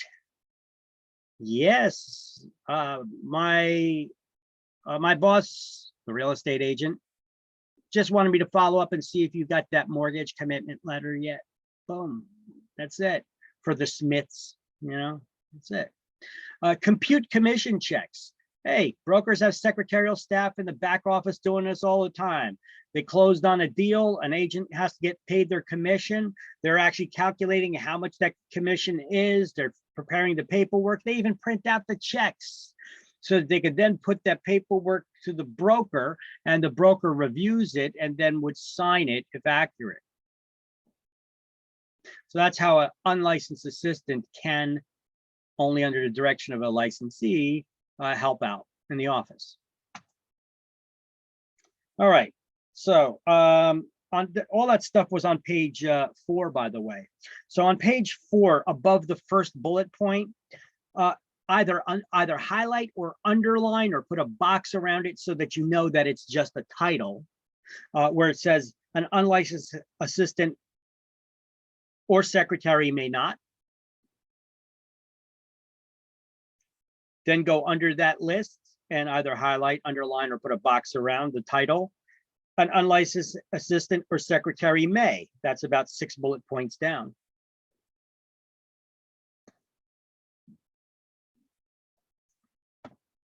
Let me ask you a question.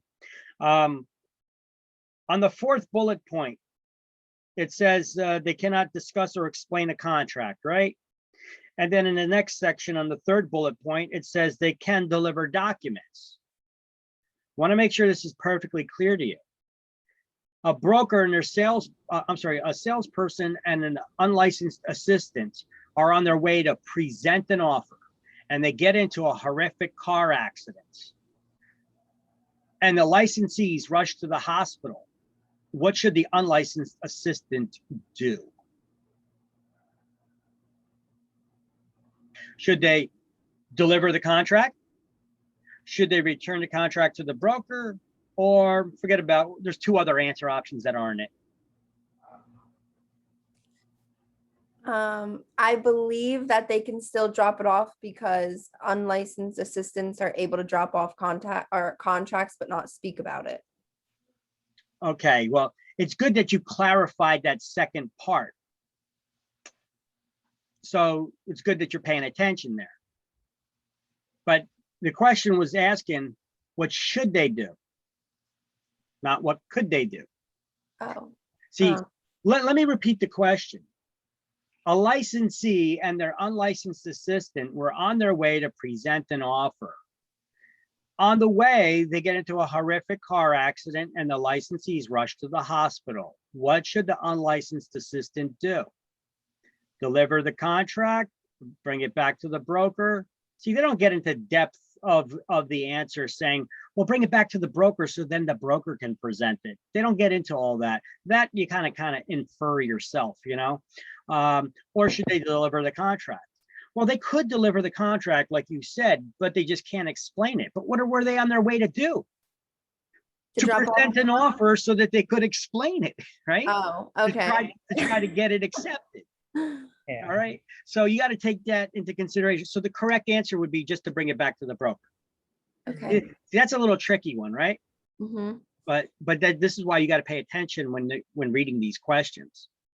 Okay, that's one state exam question I've heard of before. All right.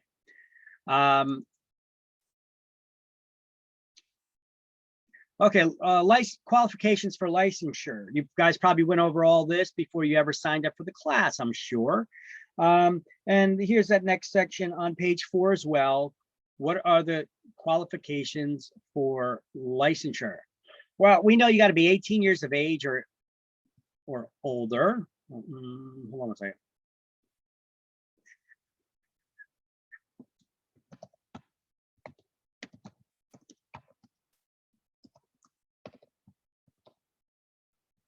All right, so you got to, we know you got to be 18 years of age or older in order to get your license.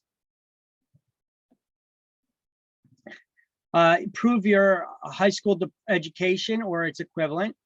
Furnish evidence of good moral character. Well, you do that by not lying and being truthful and honest in your application.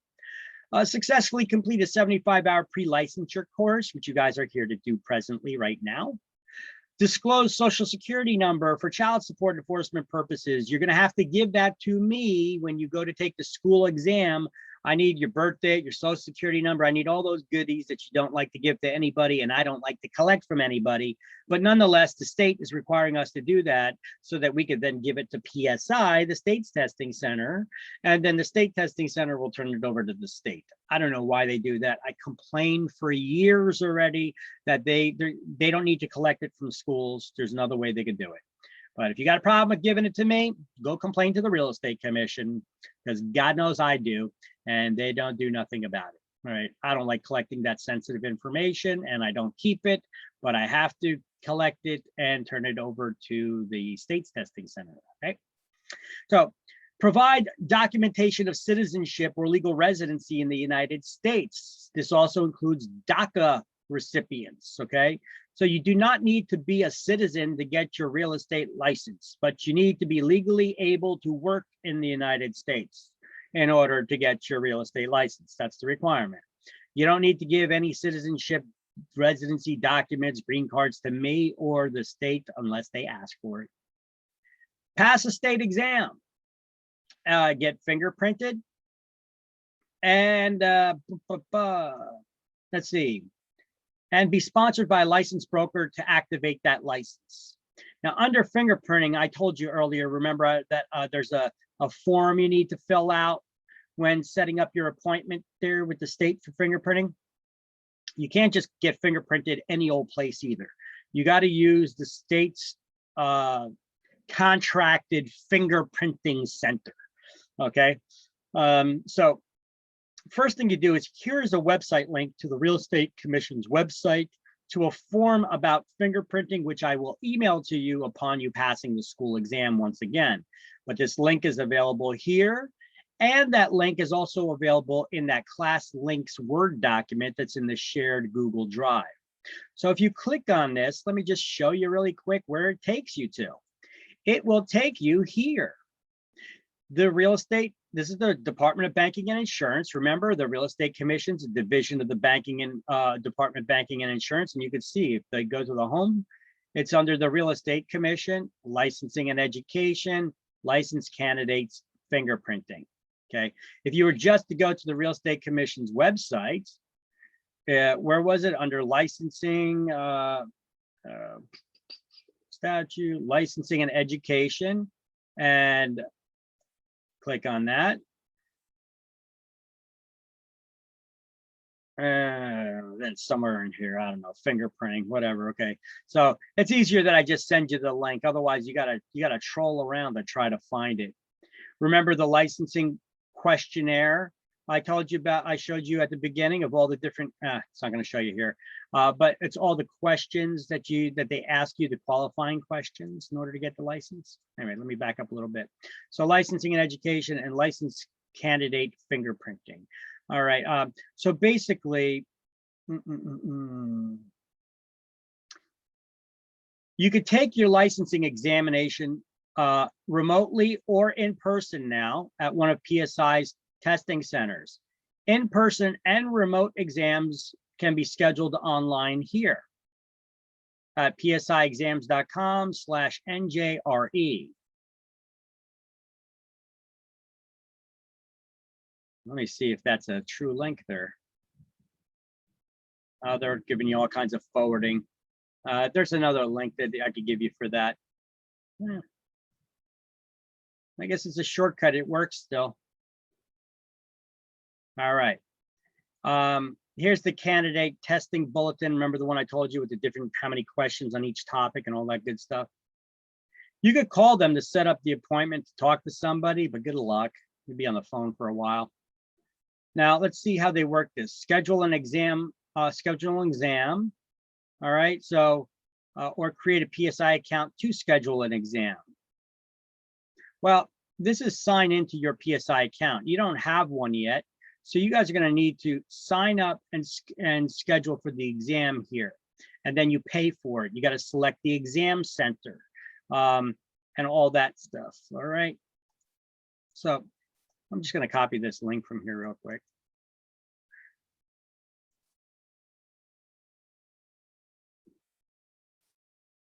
I like that whole sentence, actually. All right. So new fees effective June 1st. Okay, 2019. Okay, it's basically $45, I think, still for the exam. For every attempt for the state exam is $45. But anyway, we're here for fingerprinting. Not testing, PSI services. That's for examination. And then over here for fingerprinting. Okay, so the same page gives you, even though this is the fingerprinting page, they also give you the instructions for taking the state exam. All right, anyway, go down here to get fingerprinted. You have to download this universal form that's for all salespersons, brokers, broker salespersons. You have to fill out this universal form. And then they got one for instructors and one for schools, etc. Because we all got to get fingerprinted. And every time you get a new license, you got to get fingerprinted. I got my salesperson's license, I got fingerprinted. I went to get my broker's license, I got fingerprinted. I got my instructor's license, I had to get fingerprinted again. I opened up a school, I had to get fingerprinted. I opened up brokerage, I got to get fingerprinted over and over again, and you got to pay every time. All right. So basically, this is actually two links here, not just one. It's one form is available in Word document, and the other one I think is a PDF. So I'm just going to click on the universal form here. So this is the fingerprinting form that you need to take to the fingerprinting center. But before you ever get to the fingerprinting center, you need to register to take for a fingerprinting appointment, and then you pay for it online. And when you're registering online, it asks you what's the service code, what department are you getting fingerprinted for, and ask you all that. Do not call me up to ask me. I'm telling you right now, it's right here. Look at look right here, service code. You guys see this right here? Here's the service code for the fingerprinting you need to enter. That's why I said you got to print out this form before you schedule your fingerprinting, because it also has this code that you need to fill in. See how the fields are numbered? This is number 1, here's number 2, here's number 3. Well, when you schedule your fingerprinting appointment, it wants you to fill all this crap in. Don't call me up, I don't know it. I would have to look up the form too. So these numbers, this thing you're gonna have to get from a drop-down list. These codes that you go in, all right? The service code, you get them from this form, and then you could go to unenroll.identico.com, put in the service code, and then you can schedule your fingerprinting. And remember that fingerprinting is only good for 3 months. So, and it costs $66.05 to get fingerprinted. Now I do have this link right here. I have it right on the slideshow as well. See right here. And if you click on this link right here, it'll take you to that where you register for fingerprinting. But you're going to need this service code to enter in. Watch, let me show you. I got to paste something real quick. Okay. So if we go to the Identico website for fingerprinting, it takes us here. First thing it asks, enter your service code. So we have to go to this page right here. Got to copy, paste that service code. Hit go. And now you see it says right here, New Jersey real estate broker salesperson. So now it knows. So they kind of streamlined it a little bit by adding this new service code pin thing. Schedule or manage an appointment. So if you needed to reschedule or whatever, what do you need to bring to your enrollment appointment? Well, you need maybe you got to prove your citizenship there. So you got to bring something. Let's see if it's a country of birth, citizenship, United States, country of citizenship. Let's just say it's the United States. Anybody born outside the United States? Yeah. What country? India. All right, so let's look up India here. Looks like India. So non-immigrant visa. A citizen. Or status. Okay, so see, then it has all the different things you'd have to put down. You'd have to select from the list. Okay.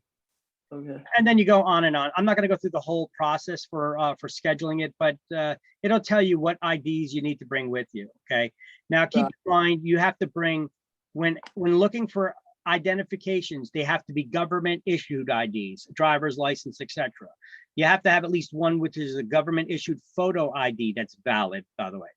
The passport, they don't want to see a foreign passport. They want to see either United States or Canadian passport is acceptable. Those are the items that they're looking for that you need to bring with you to the testing center and for fingerprinting. All right, moving along. So qualifications for licensure as a broker or broker salesperson.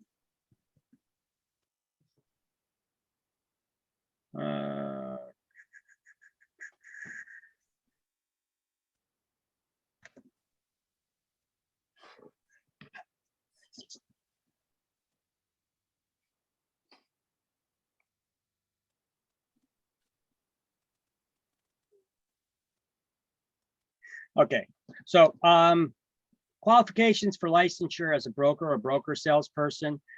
You have to prove that you're 18 years of age or older, high school education or its equivalent, furnish evidence of good moral character, all this stuff just like a salesperson, right? But with the additional thing is that you have to serve 3 years full-time as a licensed salesperson.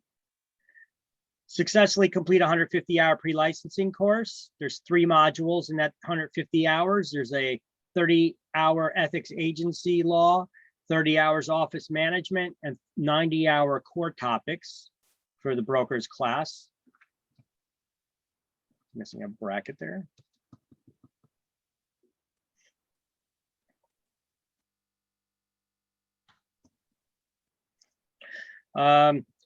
Disclose your social security number for child support enforcement purposes. Just like with a salesperson, provide documentation of citizenship or legal residency. You got to get fingerprinted and pass a state exam. Okay, so it's pretty much the same stuff there as a salesperson. Right.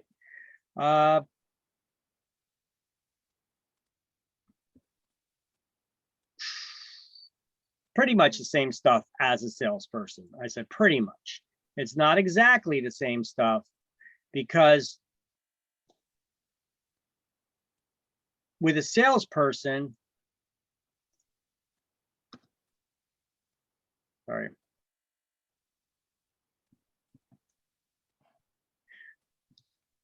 With the salesperson, you have to be 18 years of age or older.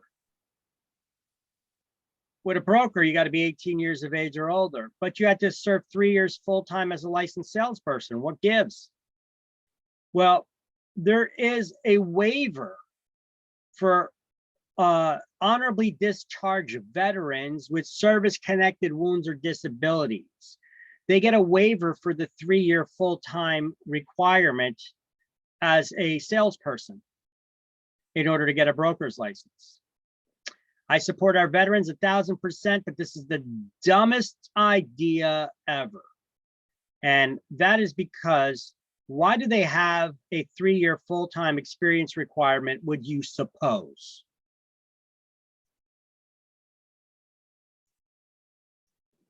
So you actually get some experience and learn the ins and outs of the business Before you're gonna be expected to be supervising some other new licensees, right? That would make common sense, right? So this is the look. I understand giving veterans the props, giving them, maybe don't charge them for licensing, maybe don't charge them for the fingerprinting, don't charge them for testing fees, whatever, right? But give them those benefits. But I think the waiver of the 3-year full-time requirement is dumb. It's stupid. They don't even give that to lawyers. I think it's stupid. If a lawyer wants to get licensed as a broker, they have to serve 3 years full-time as a salesperson. How many lawyers you know are going to quit being an attorney so that they can work full-time as a salesperson for 3 years to get a broker's license? Probably not many, right? Nope.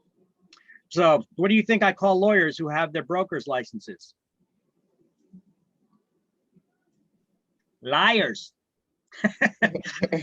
Now, the only exception I could see that would be legitimate is if they got their broker's license before they actually became a lawyer, you know, then I could understand that.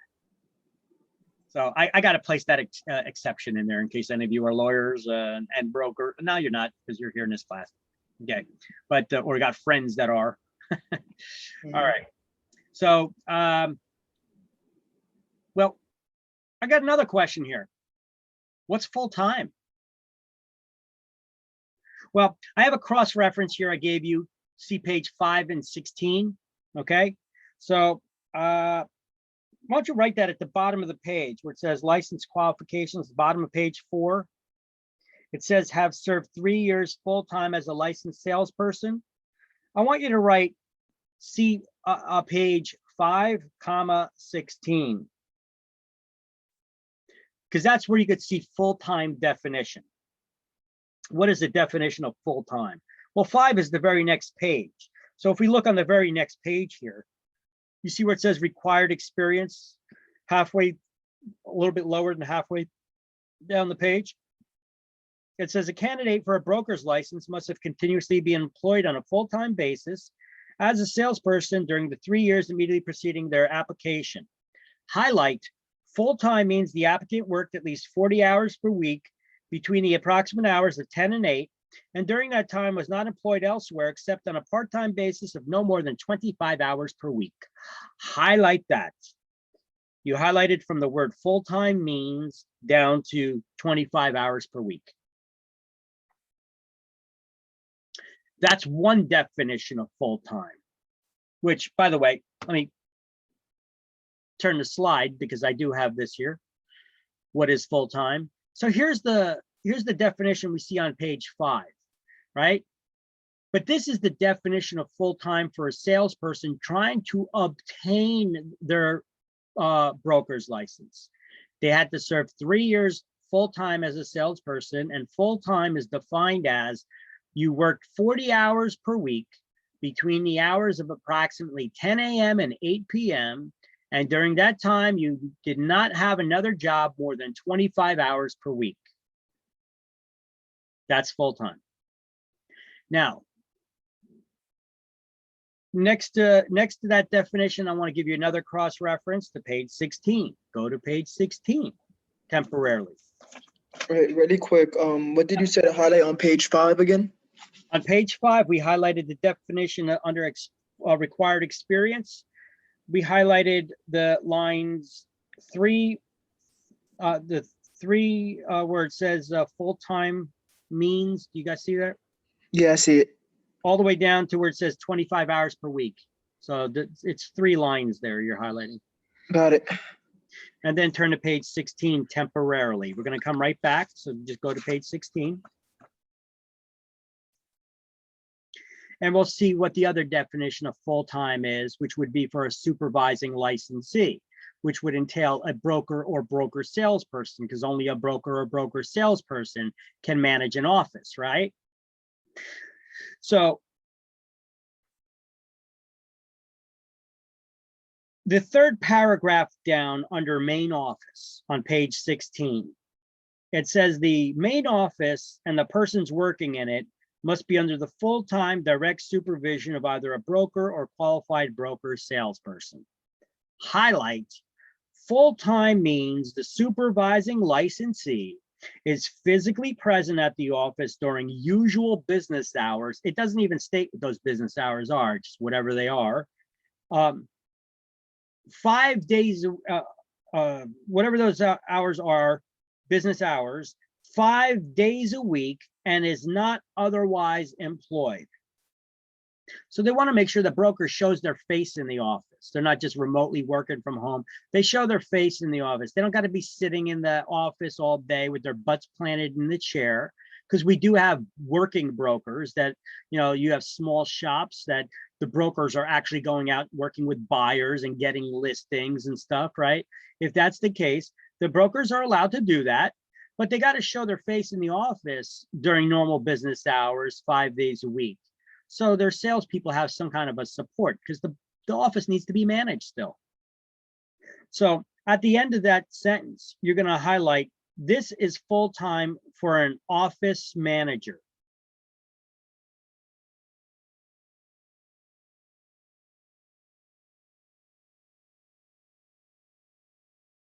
And then we could turn back. So that's the definition of full-time for a supervising licensee who's acting as an office manager.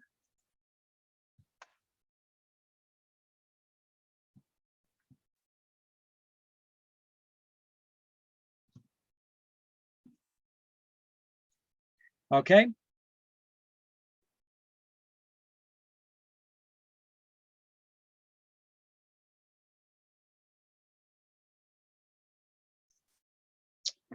So here's a good slide. You could just study this slide, or you could bounce around between the pages to get the information.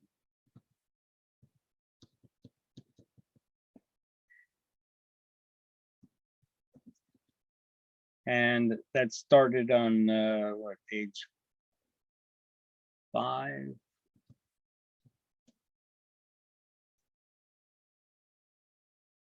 Just double checking. We have these slides in the email you sent us, right? Yep. Well, the email that I sent you gave you the link to the shared Google Drive. Mm-hmm. And the shared Google Drive is where all this information is. So once again, in the email that I sent you guys, let me see if I can pull it up and show you once again. Let me see if I can pull up an email that I sent to you guys. Yeah, because I really like how you have these slides structured compared to the book. Like I'll study from both of them.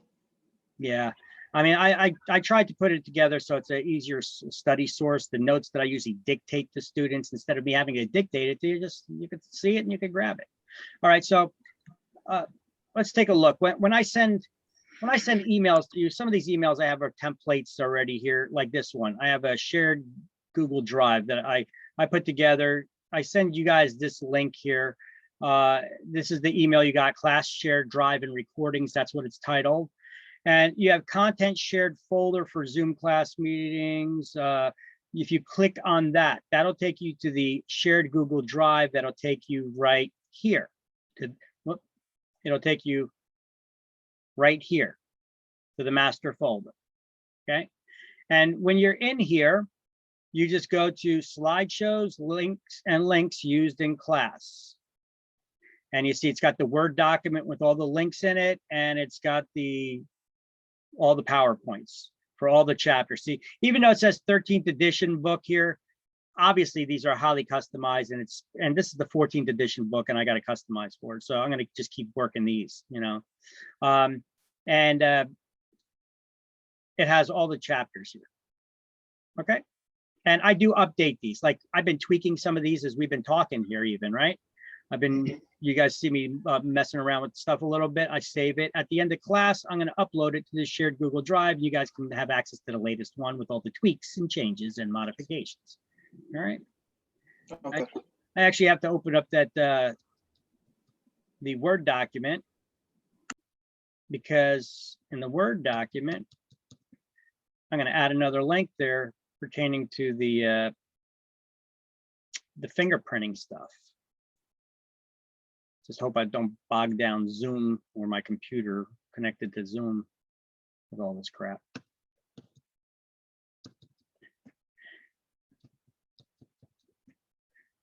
All right. Just give me one sec. I added to one of these slideshows that new link for fingerprinting. Yep, there we go.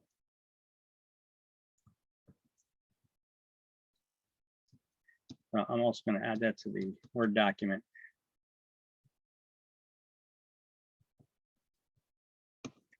So as you guys can see here, I show you everything I do, you know, so I got this links Word document. There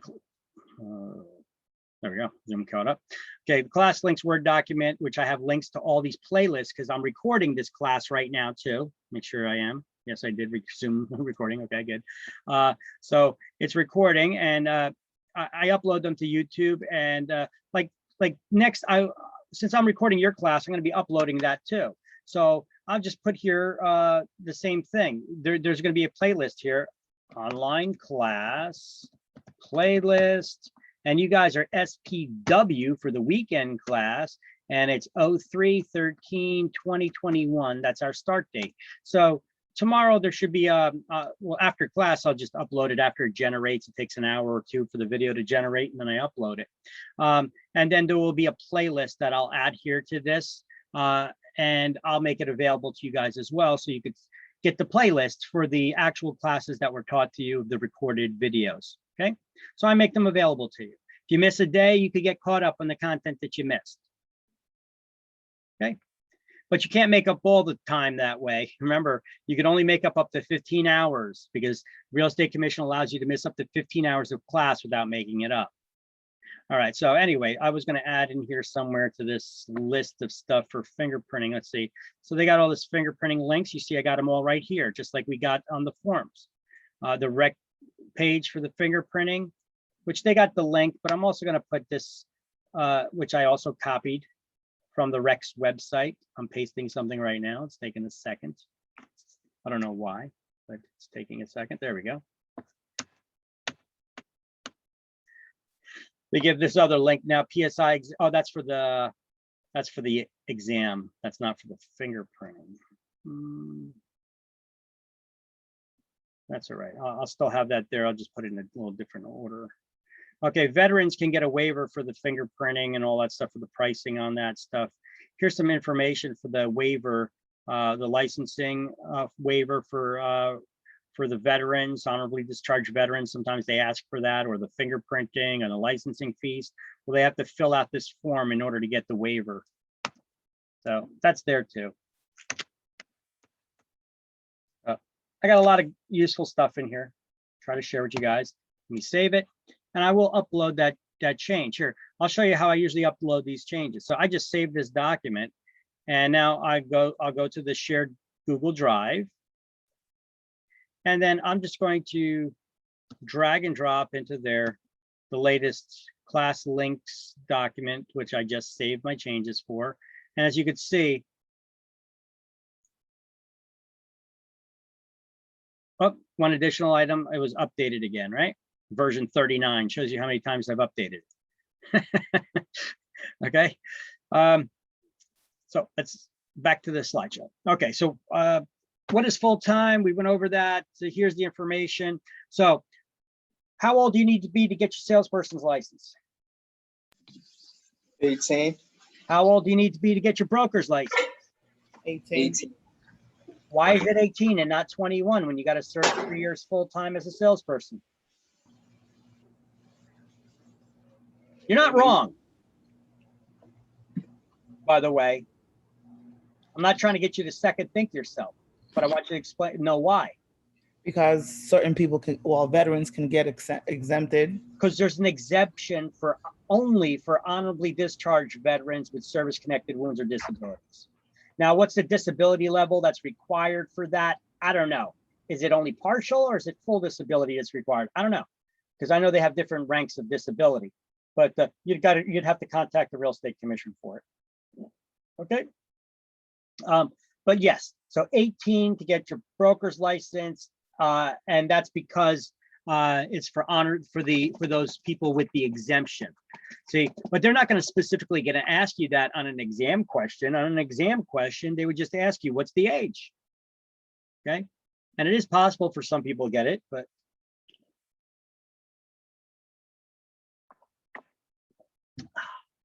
okay. So next, what is full-time? We already went over this slide. Next, change of license status. We already had the discussion about this. It is possible to change your license from a broker to a salesperson, or from a salesperson to a referral agent, and back and forth, right? But you got to just pay the $50 fee to change the license status.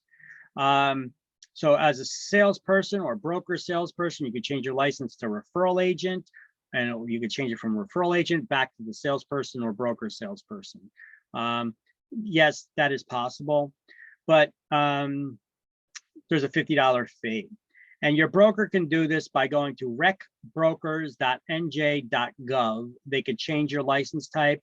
If you quit your office or if you get fired, your broker logs into their brokerage where they manage their agents' licenses. And this is the direct link where they could go to do that, recbrokers.nj.gov. All right, let me give you an example. Let me show you where this takes you. You click on that link. It takes the broker here. All right. Now, I don't come here to log in. Now, if the brokers, look, see down the brokers, they have access through NJ portal right here where they can log in. See, this is where salespeople can come to print their pocket cards. Your real estate licensing pocket card. Hold on, I got some paperwork all over the place here. Would look like this. This is your license card. Your license you have to carry with you, your real estate license, anywhere, anytime you're conducting business. It just looks like this. There's nothing fancy about it. It's just a little piece of paper. You could print it on hard card stock if you want. But that's basically your license. You can laminate it if you'd like. This way you can put it in your pocket a little bit better. It's a little sturdier because right now it's just a piece of paper, okay? And it has your license number on there. Your license number, they refer to as a reference number. It's a reference number. You see that? Your reference number is your license number. Okay. Now, some people, you could click here, and this is brokers can then click on the login, and it takes them here. Look, I get to the same place by just going here, nj.gov. If you go to nj.gov, there's a little secret menu there. In case you forget all these links. If you got a login for something, if you're running an office or whatever, once you guys have your real estate licenses, you could click register here, and you'll have your own logins. And this way, if you have any licenses that are maintained by the state, you could get access to them. So basically, look, I click login here on NJ. I'm on the nj.gov website. I click login. It takes me to this same menu, right? And then I can log in. I already have my login information here. I click login. I'm going to show you. It takes me to this menu here, where I can manage any place where I have special licensing or managing licenses.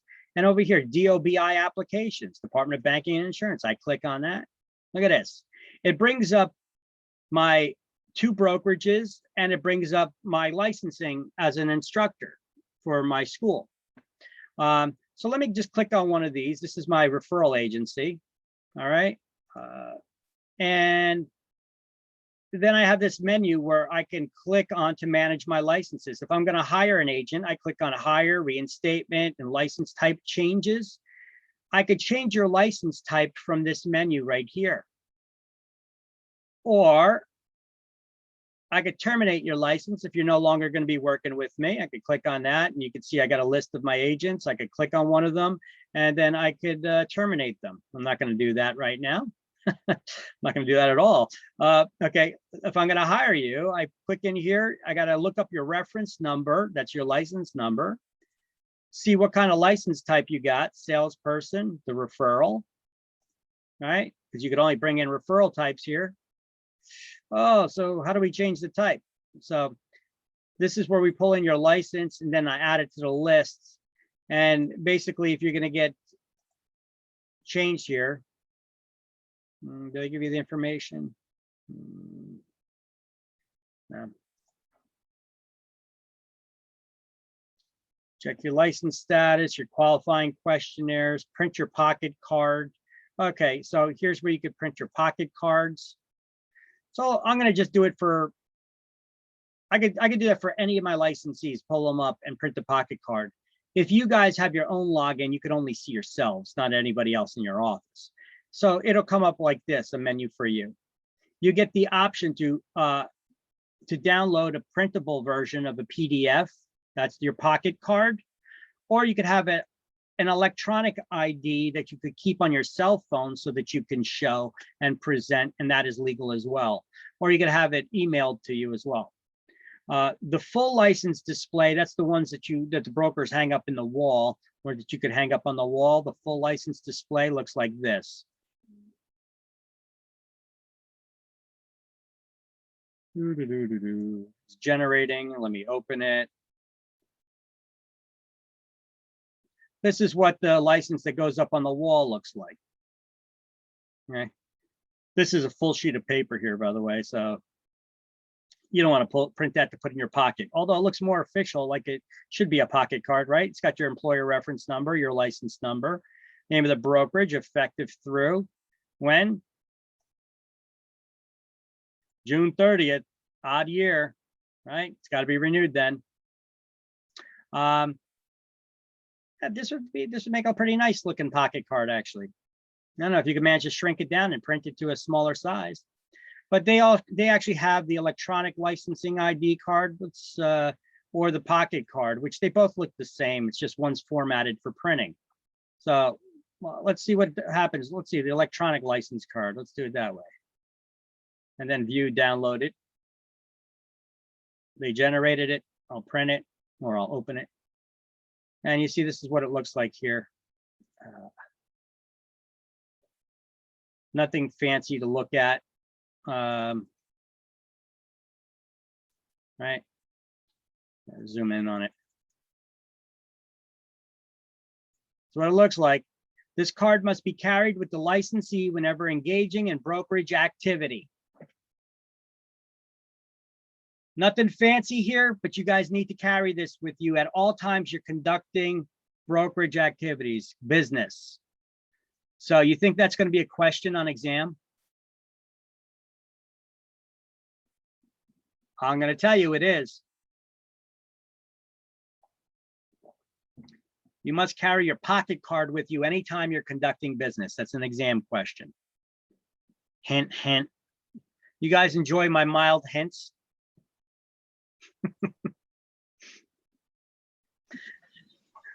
All right, let me close out of this. I showed you how those menus work and where it goes and yada, yada. So side note, if your name is spelled wrong on your license, you need to change your name, or if you need to change your name because you got married or divorced, it's a $50 fee. The rec does not correct names, they change them. So when you get married or divorced, obviously that's a name change. But for a name correction, like if your name is spelled wrong or you need to change your name because of marriage or divorce, the rec does not correct names. They change them only for $50 fee to change your name. CE is required to change the license type back and forth. And once again, here's that link. I'm not going to go to it again. That's the one that shows you how many CE credits that you need if you're changing from referral agent back to a salesperson. Usually it's a little bit more, depending how long you're hanging as a referral agent. All right.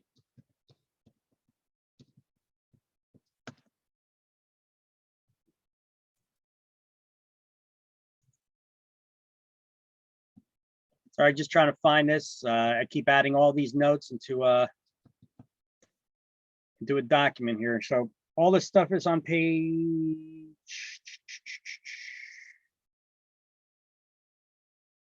This is on page 5 stuff, right? 5. Change the license status and put that there. Exceptions for licenses for veterans. A 3-year full-time experience requirement for brokers or broker salesperson's license can be waived for an honorably discharged war veteran with a service-connected wound or disability. Their licensing and testing fees are also waived. This is also an exam question, hint, hint. And here's a link to the waiver form, which is also on the class links Word document. Remember, all these links I have on here, I got them all in that class links Word document too. Okay, so so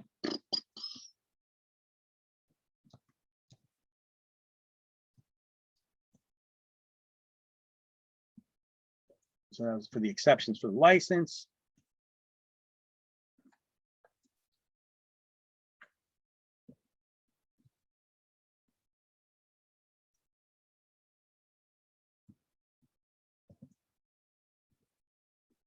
And then education requirements can be waived for licensed brokers from another state, currently active licensed brokers in another state. They could get a waiver for the education requirement here and then try to apply for the salesperson's license without taking the class, or they could apply for the broker's class, but they still need to take the 2 30-hour classes. They only get a waiver for the 90-hour core portion.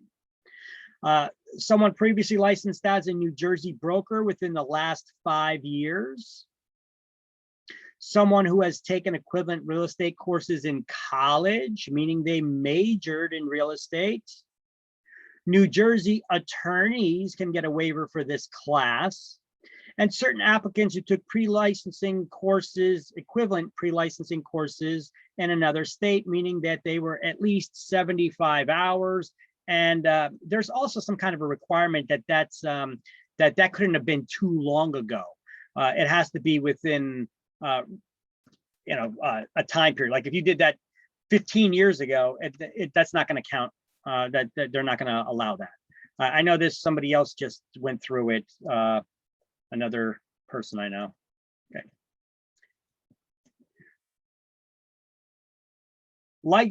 You know, before we keep going through this and hammering through this, on page 5, under exceptions, because that's what we're going through right now.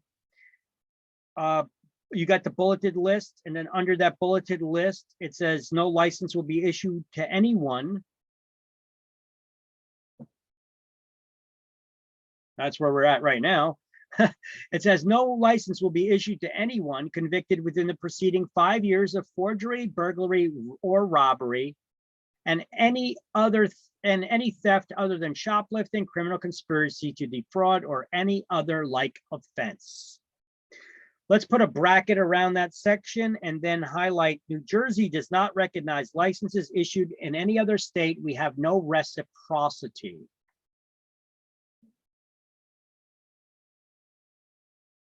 Which is the first thing that you see on this slide.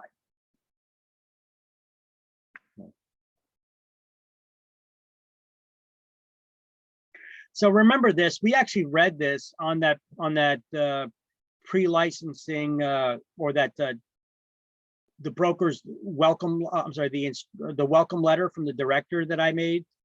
Actually, I didn't make everything there. So in the new student package, let me put it back up on screen there, that discussed this. On this, after all this stuff, remember there's the qualifying questionnaire. Okay, this came from the state. And it shows you the laws and such. It says New Jersey law requires applicants for licensure as a real estate salesperson or broker to possess good character, trustworthiness, honesty, integrity, according to 4515.9. What is 4515?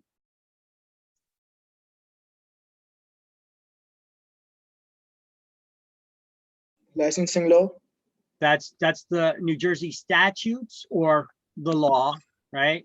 To enforce, but if you get this as a question on exam, it's not the law, it's New Jersey statutes, because they get anal, they get particular. Even though the statutes are the law, you know, the law is made up of the statutes, the rules, right? The right answer would be New Jersey statutes, okay? Now, to enforce this requirement, all applicants for licensure must submit to that criminal history check, background, okay? You got to be 18 years of age or older. Statutory qualifications also include absence of any conviction for forgery, burglary, robbery, or any theft offense other than shoplifting, criminal conspiracy to defraud, or any other like offense within the 5 years preceding the application for licensure. All right, and that's according to this law or this particular statute of the law. As was noted above, the law also provides that an applicant for real estate license must establish their good general character, trustworthiness. Thus, convictions for shoplifting or other offenses, or convictions for the offenses specified in the statute above here, which occurred more than 5 years ago, or the loss of a real estate license or other professional license for cause may constitute grounds for denial of a license. Okay, they may. They're basically saying that if you're convicted for any of these reasons, if you may not qualify for a license, it depends. It depends on the situation, right? And that situation would have to be analyzed by the Real Estate Commission on a case-by-case basis. So I'm going to try to just post that in here, statutory qualifications.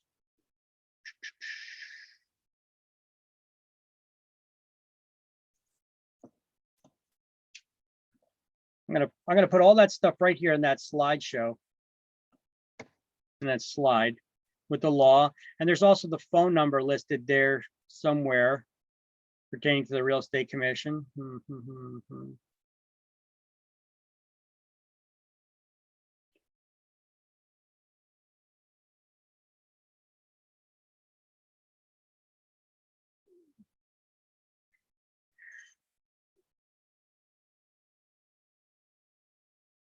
Now, if you are not sure, you have to, you could call the commission.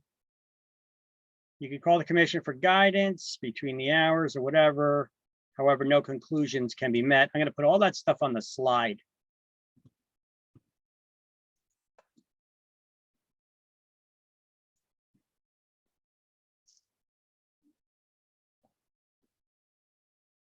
So now the slide reads like this. You see, I got the phone number, the statute.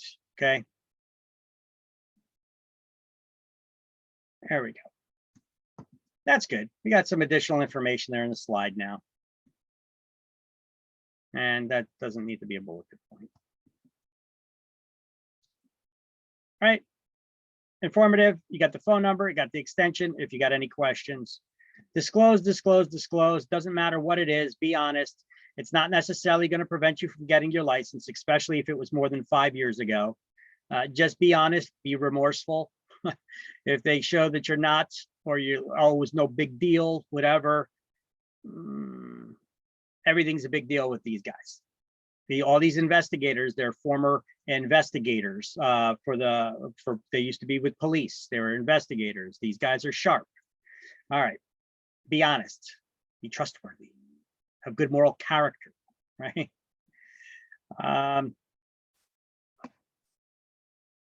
So we highlighted once again, New Jersey does not have reciprocity with any other state. What does that mean?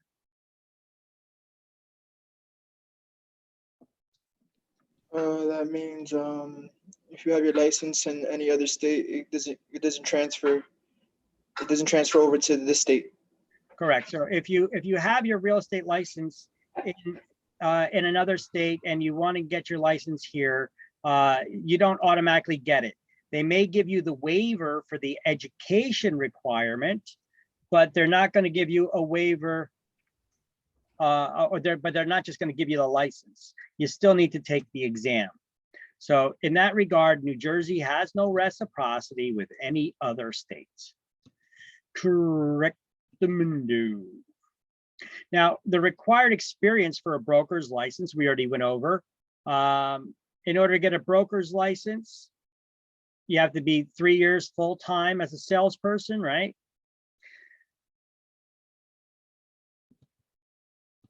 With the exception of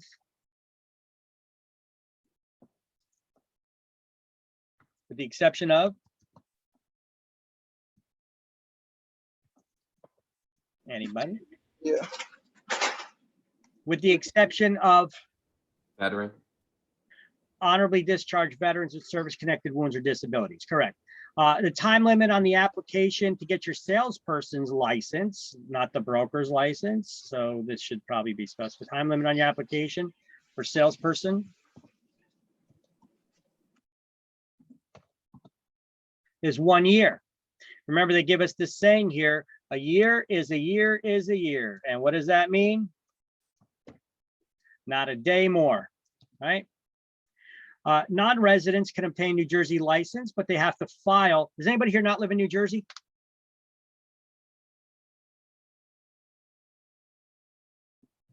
Okay, I will take that as everybody lives here in New Jersey. So if you do not live in New Jersey, you can get your New Jersey license. However, you have to sign an irrevocable consent to service of process. That means you need to sign a consent to come back to New Jersey, agreeing to be sued in the state. So in the event that you violate licensing law, in the event you violate licensing law, New Jersey's not going to be chasing you around in every other state and taking you to court in those states. Because if you ever sue somebody or got taken to court, you got to do it in the county where they live. And if you live in another state, New Jersey Commission is not going to come to court or require somebody who you violated their rights or whatever in licensing law here in New Jersey, and they need to sue you. They're not going to go to whatever state it is to chase you around to sue you in for violating New Jersey law, which isn't even going to be on the other state's books. So New Jersey says that if you want to get licensed here, you have to sign an agreement to come back to be sued in New Jersey and have any charges heard to you here. And that's the requirement in order to get your license. Okay. And so There you go. That's called the irrevocable consent to service a process, and I have the link to it right here. Which, since we're talking about residency, you know, I'll add another thing here. Since we're bringing it up and talking about residency.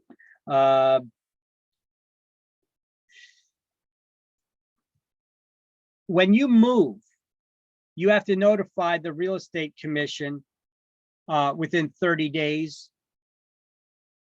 just like you do for your driver's license. You're supposed to change your driver's license. You guys know that, right?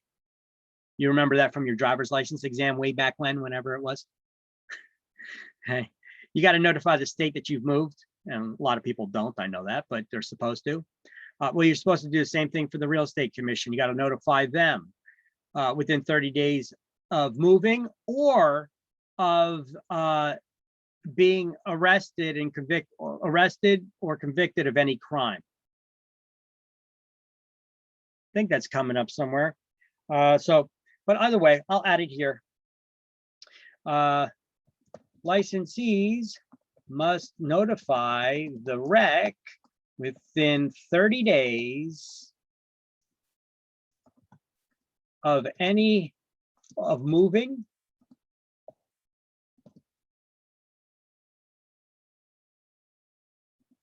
with their new address. Or must update, how about that? Must notify the rec within 30 days of any arrest. And if they move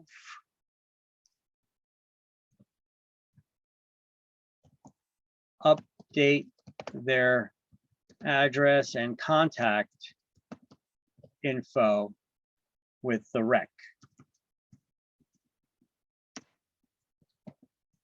Okay, so that's all the information you need for that. So let me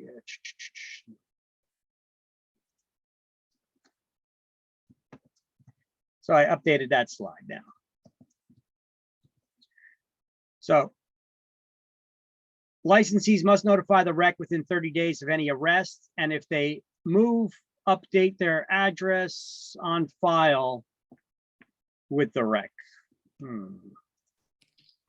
Am I able to use 2 licenses if I have one in New Jersey and one in Connecticut? What license? What are you talking Like, about? for instance, like, if I have my New Jersey license in the winter here and then go to Connecticut in the summer, am I able to do that in both states or no? You're talking about your real estate license? Yes. Well, you're doing business in different states, so you got to be licensed in each state that you do business in with that state. Is that okay to have it both though? You could be licensed in all 50 states if you want. And then I just have to tell them about my change of address for that couple months No. What's your primary address? Where do you primarily live? in Jersey. Then that's the address that's on file. Okay. And then when I go get my Connecticut license, I could then use that also, but then I have to affiliate with the broker. Well, the thing is, when you're getting your license in Connecticut, I'm sure they're going to ask you questions too. Where do you live?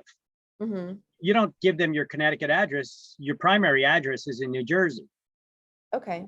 So your primary address is wherever you file your taxes, basically, you know. Where do you live? Where do you live most of the year? Where do you file your taxes? That's your primary address. Okay. I know you got snowbirds too. They go to Florida all the time, you know, down south or whatever. It's wherever you file your taxes and where you spend the majority of your time throughout the year. Okay. But I can use both. Yes. Yes. Okay. Yes. Absolutely.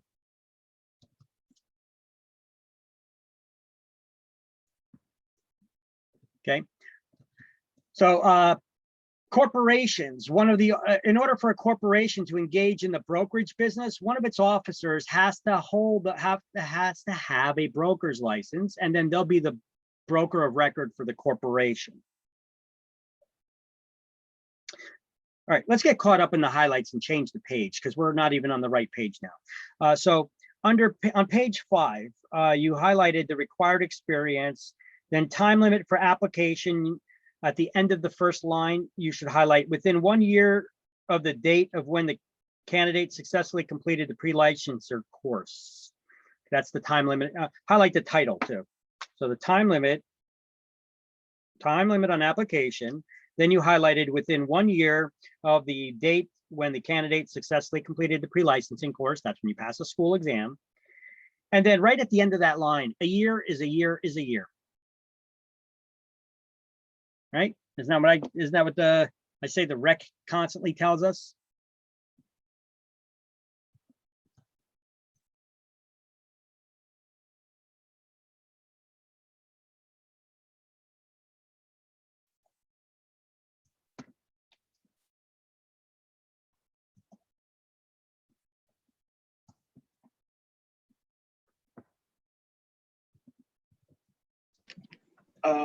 I have a quick question. So I don't mean to go backwards, but for the exceptions on page 5, do we highlight what's under exceptions or no? We didn't highlight anything there, but you need to know who's not required to have a real estate license. Who's exempt from having a real estate license? A broker from another state, someone previously licensed as a broker within the past 5 years. If you want, put a bracket around that. Put a bracket around that bulleted list, and put an asterisk next to it. You know, you could write need to know, because you need to know. They're going to give you a question on that on exam.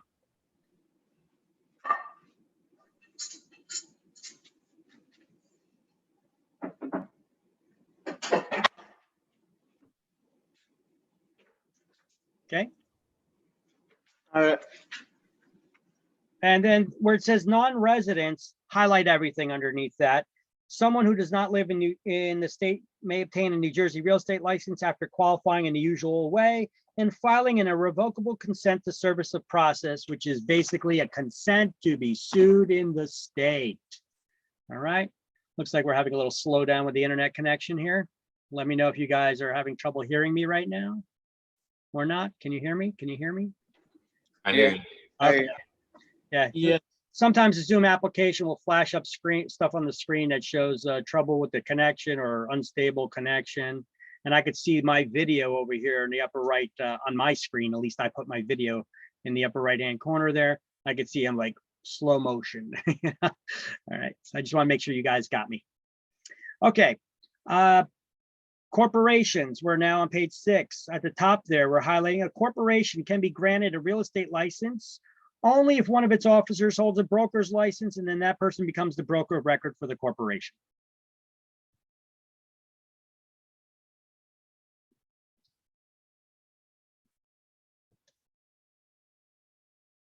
So corporation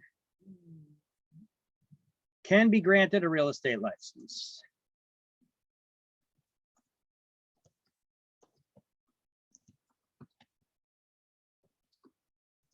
Only if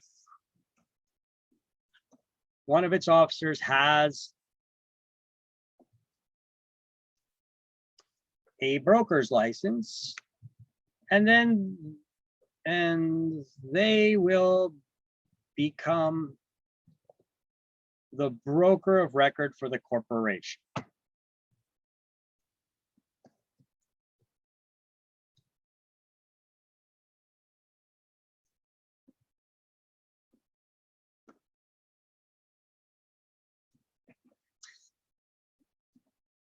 Then examination, the state fees, you don't pay them to me for the state exam, you pay them directly to PSI.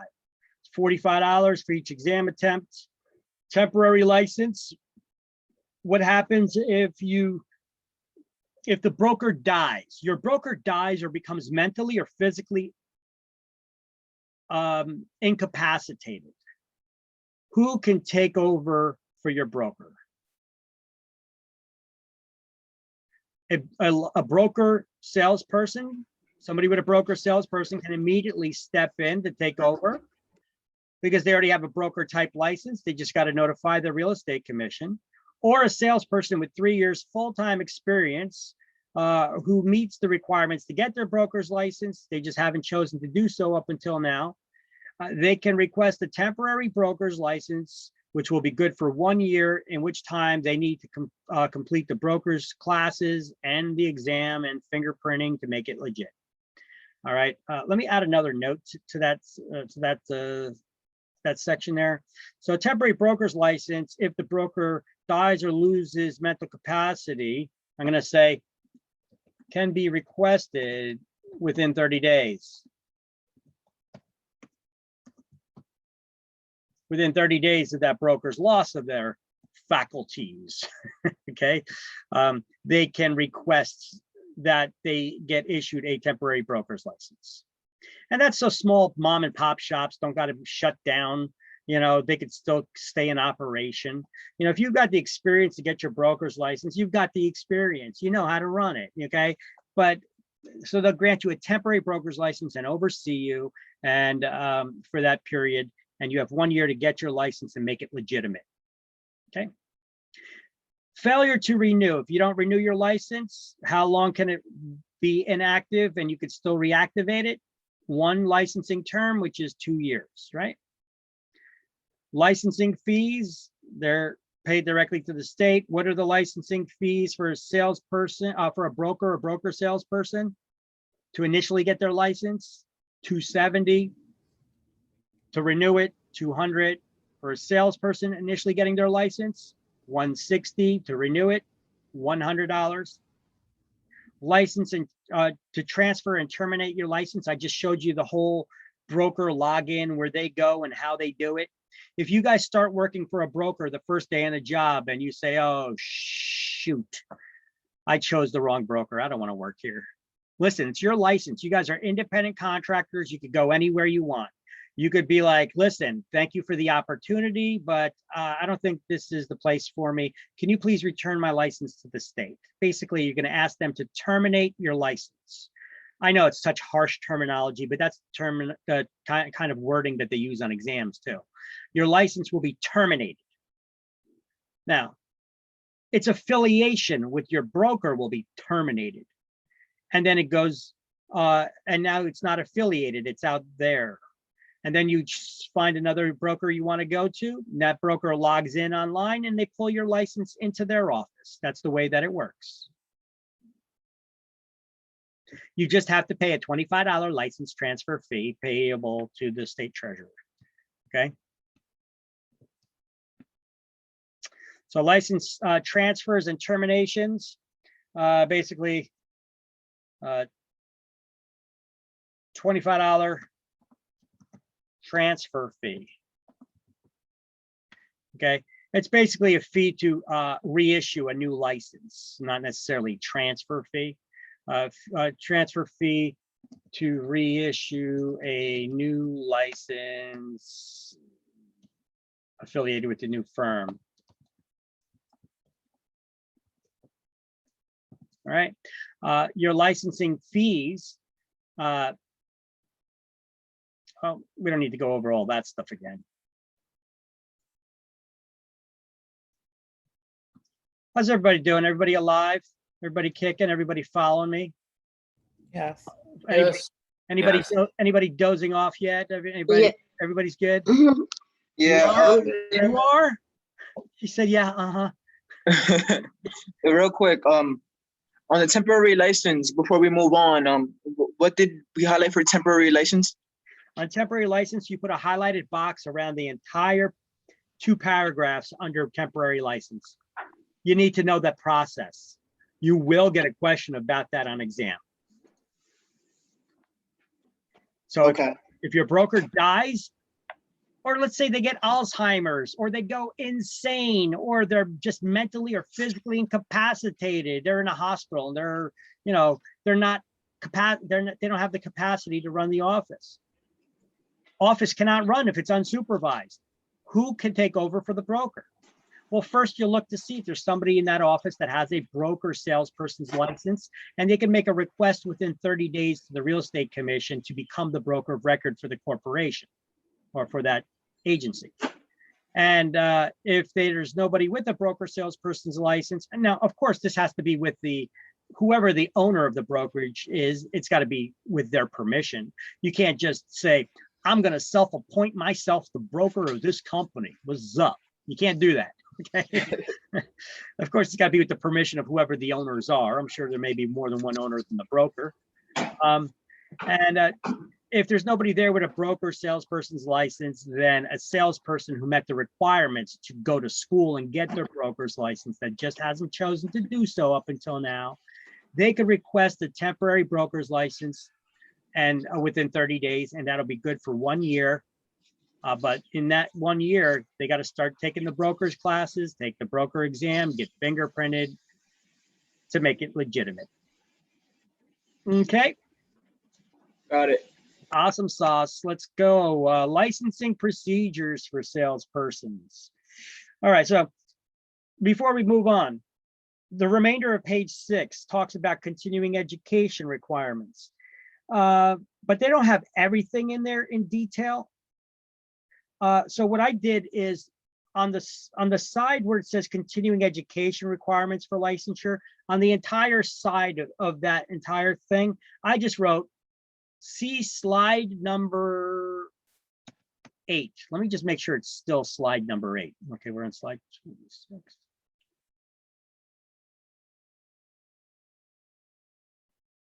Continuing education requirements, it is not slide number 8 anymore. It is slide number 9, because I just added another slide today. Look at that. So we're gonna have to add, right, see slide number 9.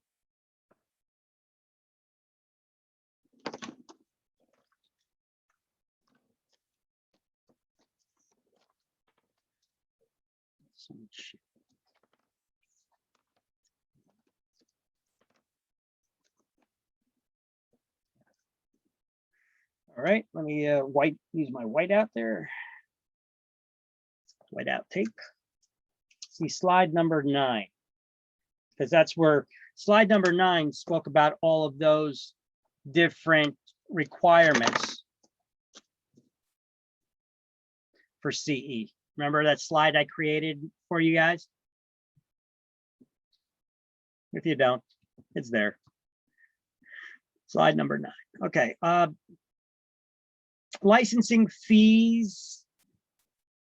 We went over this on a previous slide as well. I think that was on slide number 9 or 10. Let me take a look. I'll tell you the exact slide. I think it was 10. Let's see. Is that right? Licensing fees. No, that stuff is on slide number 8 now. So you could write slide number 8 next to that. For licensing fees, and just put a highlighted bracket around that on the top of page 7, where it says what are the initial licensing fees and the renewal fees for all the different license types. For the salespersons, referral agents, broker salesperson, to license an office, corporation, etc. Slide 8. Yeah, that's slide number 8. So I just wrote slide number 8 on the side, but I put a highlighted bracket around licensing fees, all the licensing fees, and the sentence beneath it, which basically says what's the renewal fee. We had all that stuff broken down on slide number 8. Okay. Quick question too. What's the 150 for branch office? So what is that? Well, a branch office. Okay. What is a branch office is the question. Okay. So let's just say I open up a brokerage. I have an office. I have a real estate office. Mm-hmm. Let's say I want to open another location in another town. That's a branch office. Okay. It's any additional locations that the brokerage has are called branch offices. Okay, Now, so you have to pay the $150 to open a new location? That's the licensing fee, correct? With the licensing, okay, I see. Yeah. Now, who can manage a branch office? Broker? Or A broker salesperson? yeah, somebody with a broker or broker salesperson's license to manage any office, right? Okay. So now we're at well, licensing transfers and terminations. I already spoke to you guys about it. I showed you the links. I actually took you there, right? So basically that's everything that's in here. Licensing procedures. just go all the way down to the bottom of the page there.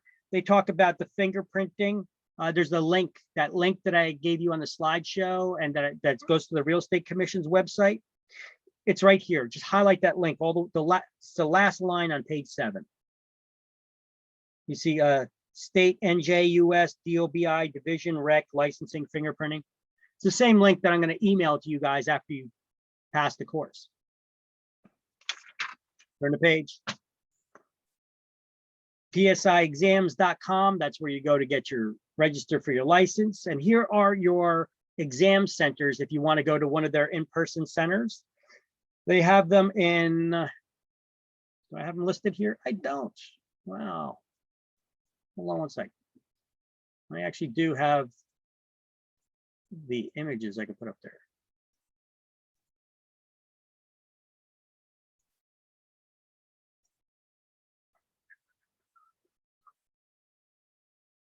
All their licensing center locations. Yep, you know what? I'm going to add another slide right now. So additional licensing procedures for salesperson.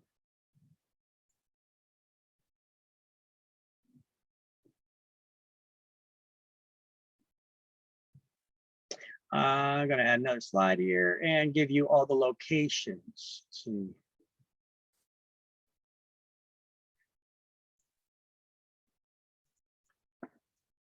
PSI test locations in New Jersey, which, by the way, you know, if you're in a different state or you're planning not to be in New Jersey, you could still take your salesperson's license. You could just arrange for taking it in whatever state that you're going to be in.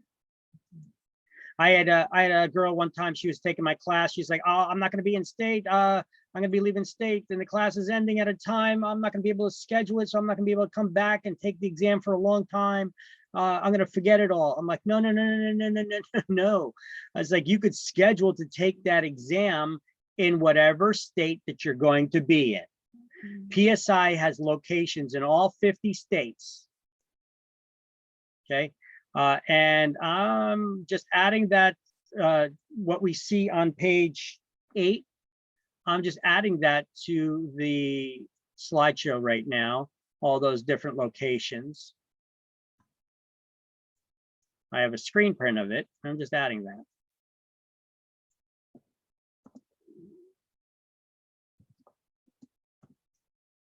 Bear with me one second, please. I'm sorry. I'm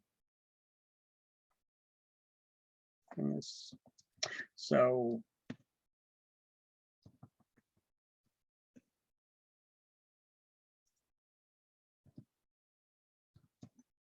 that you guys can see it again. Here we go.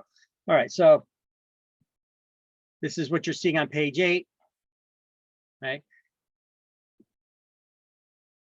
This person's licensing exam. Okay, so in order to get your real estate license, you got to pass a 75-hour course, submit your score report to the commission. They give you paperwork when you pass the exam. You got to submit that to the Real Estate Commission along with a broker's check or money order made out to the state treasurer of New Jersey for $160, along with your fingerprinting paperwork. And they're going to give you something that looks like a cash register receipt. All right. They're going to give you, when you go to get fingerprinted, fingerprinting form and cash register receipt. It looks like a cash register receipt, but it's not. You guys need to submit that little receipt along with your paperwork when getting your real estate license. Okay, so it's the fingerprinting form. They're gonna initial on it and write some other stuff, and then they're gonna give you what looks like a cash register receipt. So you need to submit several things to the Real Estate Commission when getting your license. You have to submit to them. You don't need to give them the school completion certificate. Okay, that we as the school, we submit those records to the testing center when you've passed and satisfied the licensing hours and passed the exam. You submit the score report signed by sponsoring broker. Okay, so the score report is your score report slash, I'll call it paperwork showing you passed the state exam with PSI. Okay. And this needs to be signed by your sponsoring broker. Signed by your sponsoring broker.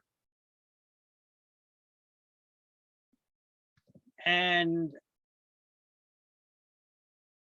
you need to check off, and candidate must select license type applying for. Okay, and the options are salesperson or what?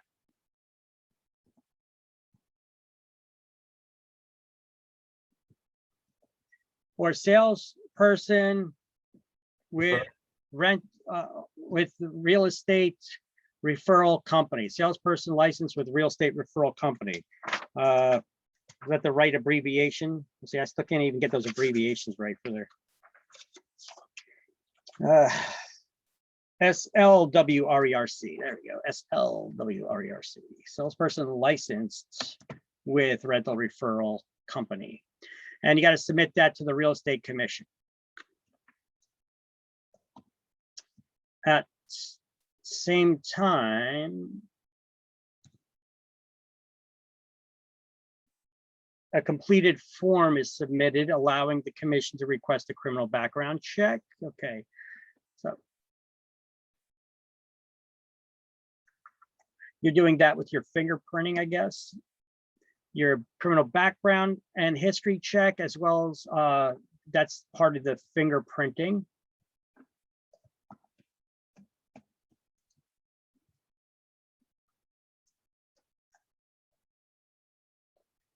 The slide wasn't too accurate. That was one of the standard ones. And lastly, a certified check with licensing fee in the form of a certified check, cashier's check, or money order. Certified check, cashier's check, or broker's check, or money order for $160 payable to the state treasurer of New Jersey to get your license for the first time. No personal checks, basically.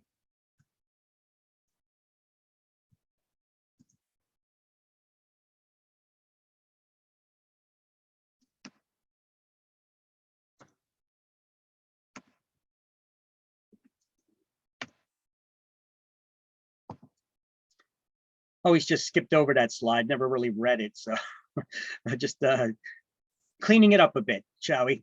So you got a licensing procedure for your salesperson. You successfully complete that 75-hour pre-licensing course and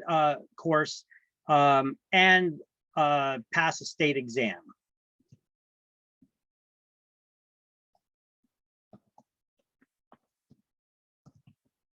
Pass the state examination. You submit the score report, the paperwork showing you passed the state exam with PSI, signed by your sponsoring broker, because that paperwork has some information where your sponsoring broker has to sign. All right.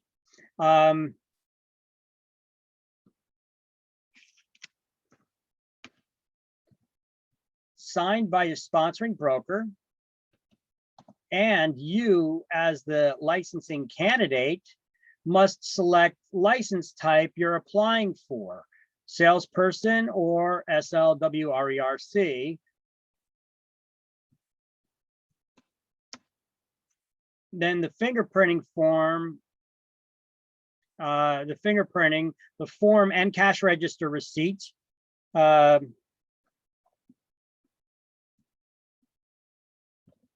Which will also be used in your background check. Criminal history check.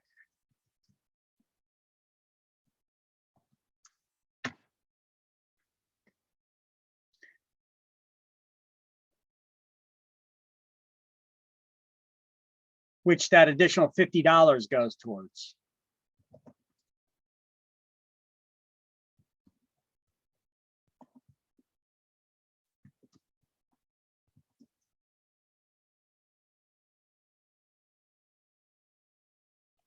Okay, the fingerprinting is a charge on its own.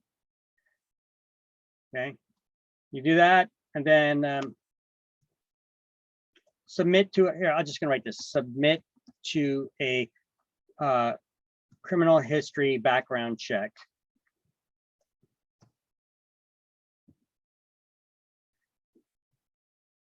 Which is an additional, which is part, which is $50, additional $50 included in initial licensing fee. All right, that's clear. So that's part of that $160 to get your license, is that $50 for that. Okay, so all this stuff needs to be submitted to the Real Estate Commission. Got it? Now, so the information is all sent to the Real Estate Commission. Okay, you have to appoint appointment for the licensing, what to bring to the licensing, the examination itself you have to take. So the passing score is 70%, which means you get 77 questions correct out of 110. No more than 33 questions wrong. 33 questions is still passing with a set score of a 70%. Broker's exam questions has 120 questions and the passing score is 70% as well. You can begin working as soon as your name is posted on the Real Estate Commission's licensing database, since they no longer send printed licenses to licensees. Here's the actual link. I created a tiny URL. If you guys are not familiar, tiny URL is a URL or link shortener, I should call it. So you see how long this link is with all these weird characters in it too, underscores and dashes and all kinds of things. I made it a lot smaller. You could go to tinyurl.com. You could post a link in there and then just add a name behind it to shorten the link. For example, if I click on this link right here, tinyurl.com/NJRE license search.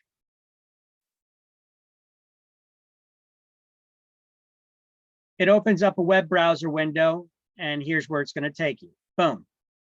Department of Banking and Insurance.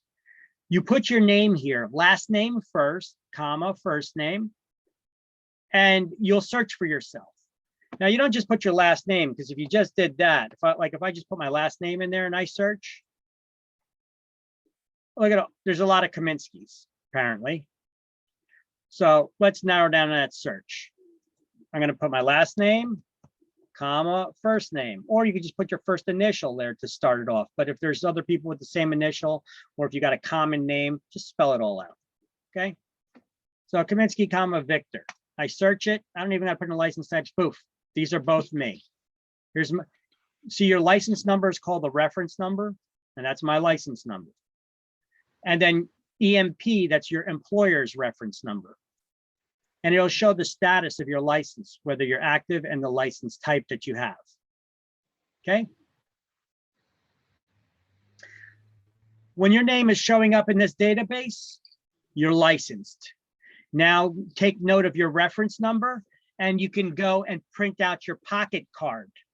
Where do you go print out your pocket card? Well, I conveniently made that link here for you too. All right.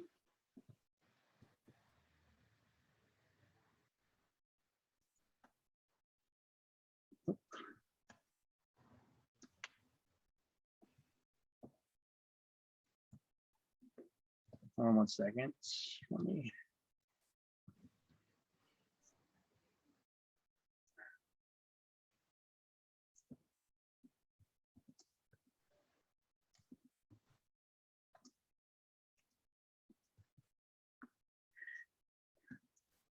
All right, so I made this link for you as well here. You could see there's the printing your pocket card. You could go to reconline.nj.gov and it takes you to that one page where you could create the link for, you could create the login for yourself. And in that window, you could try to find and navigate where it is that you go, where you have to go to print your pocket card. Or you could click on the link that I gave, tinyurl.com/pocket license is where you could go to print this pocket card that you're required to carry with you at all times you conduct business. So I click on that.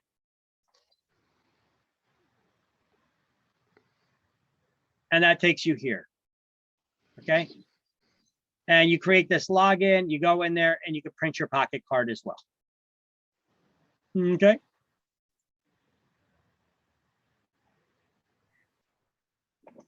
Otherwise, the reconline.nj.gov takes you here.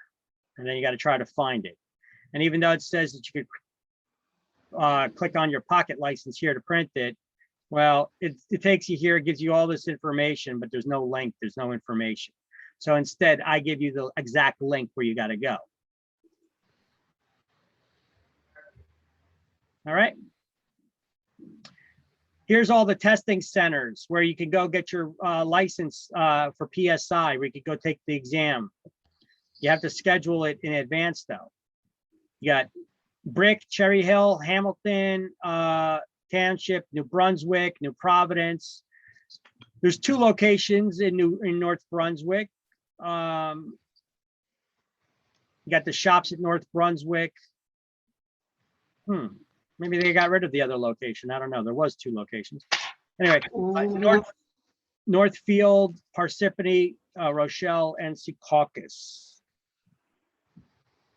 I don't know, 1, 2, 3, 4. Okay. So those are the locations in New Jersey. But if you're going to be in another state and you're aware that you're going to be in another state, you can arrange to take the New Jersey state exam in another state.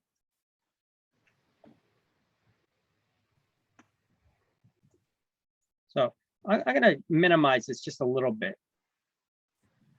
And I'm going to make that notation here.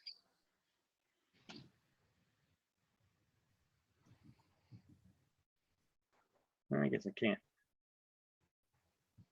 Got to add a text field. Hold on, give me 1 sec.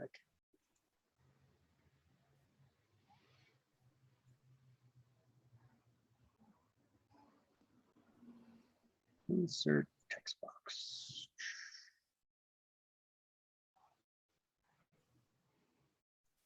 All right, so if you're not going to be in New Jersey,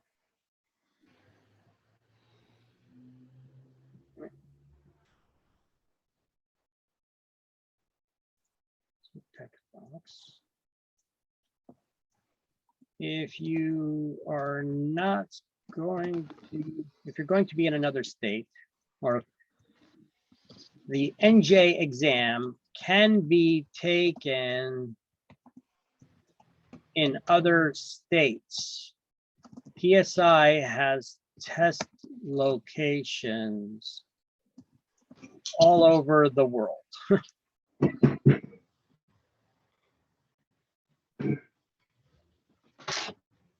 So just wanted to make that little notation there for you, put it there, because sometimes that is an issue for people that are going to be traveling. They know that when it comes exam time that they scheduled to be on vacation or they're going to be someplace else.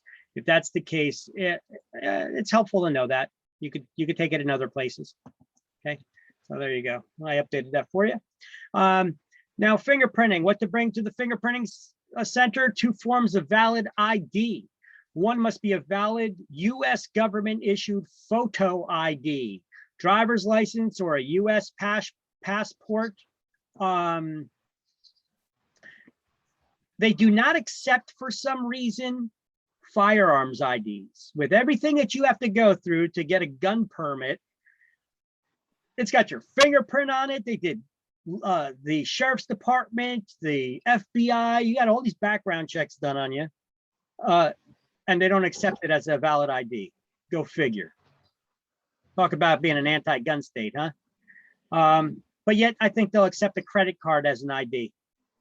That doesn't count as the valid photo ID though. I'm sorry, that does not count as the government issued ID. You got to check directly on the fingerprinting site which IDs they will accept, which IDs they will consider acceptable. Okay, so that would just go underneath this one here, the credit card. That'd be underneath a regular ID.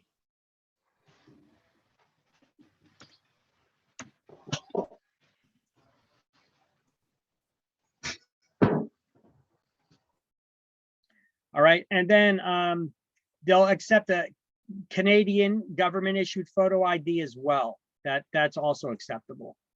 Fingerprinting, that's the rec page once again, and the direct link to the Identigo sites. So remember, you go to the form you have to fill out there. And then here's the URL and Identigo. These are the direct links to the fingerprinting sites that you got to go to.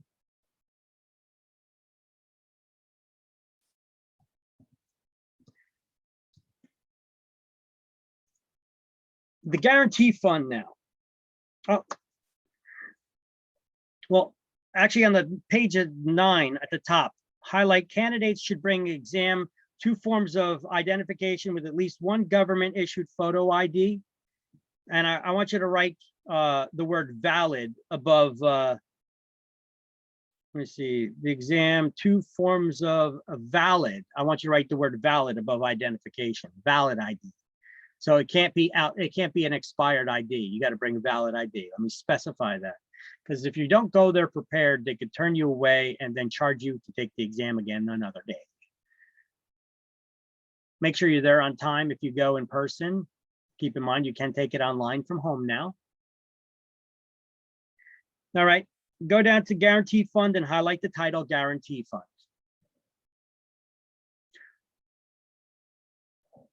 So what is the Guarantee Fund? The Guarantee Fund is to reimburse members of the public who have been wronged. That basically means robbed, who suffer a monetary loss due to the wrongdoing in a real estate transaction by their licensed broker, salesperson, or an unlicensed employee of the broker.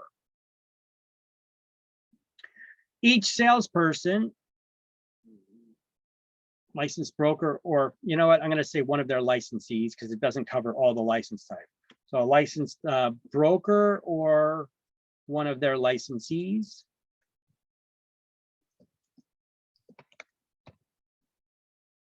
Or an unlicensed employee of the broker.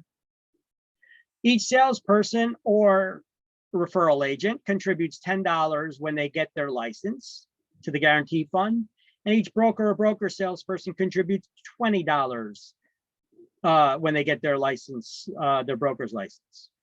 The party must, in order to make a claim against the Guarantee Fund,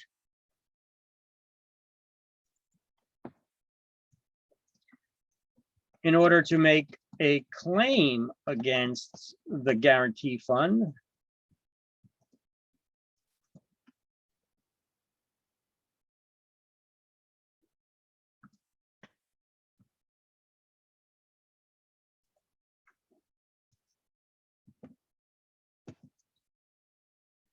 the party must first obtain a court judgment naming the REC, the Real Estate Commission, as party to the suit so they're aware what is going on. If unable to collect on the judgment, the person wronged has 6 years to file a claim against the Guarantee Funds.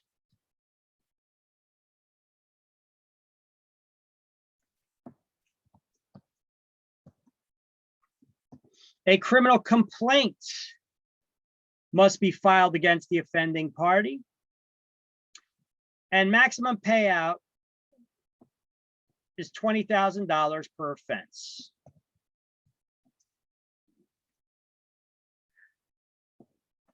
And I'm going to note only 1 claim per transaction is possible.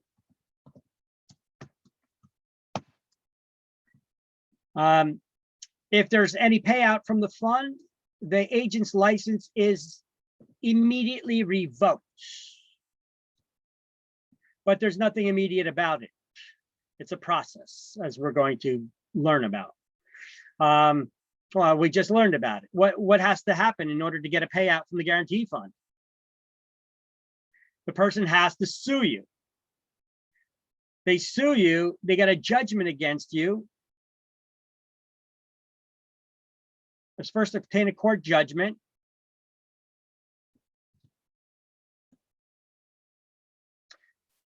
All right, the party must first obtain, must sue.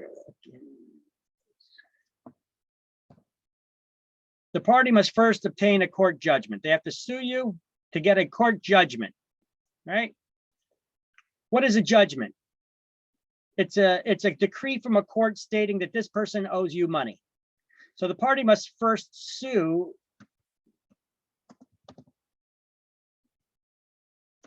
and obtain a court judgment.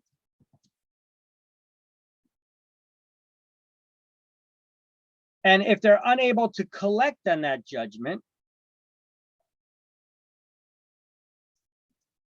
yeah.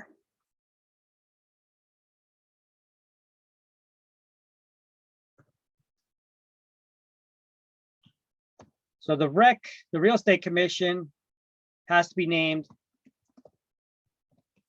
as party to the suit, so they're aware of what's going on.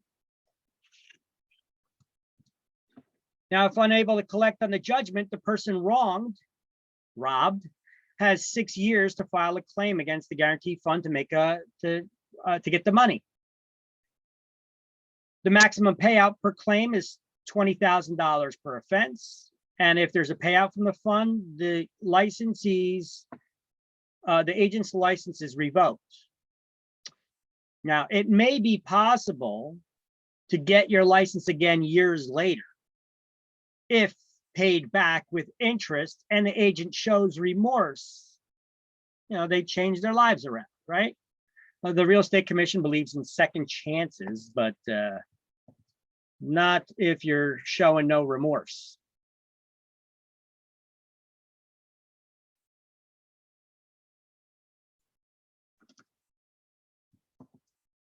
All right, so that's the guarantee fund. Let's highlight those items now in the book. So everybody on page 9?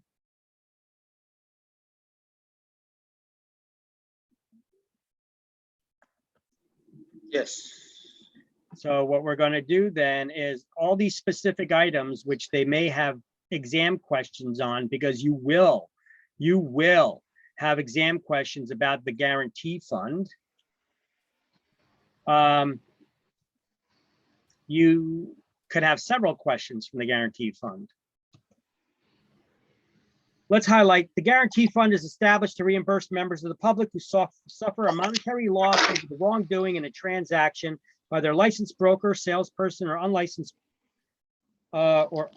employee of the broker. Then skip 2 lines and highlight they may apply within 6 years to the Real Estate Guarantee Fund for payment.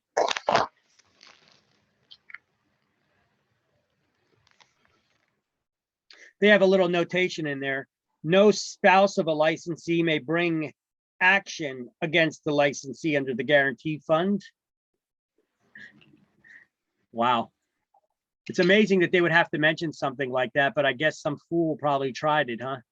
You know, say you're married and your spouse is a licensee, you sue them just so that you could try to make a claim against the guarantee fund.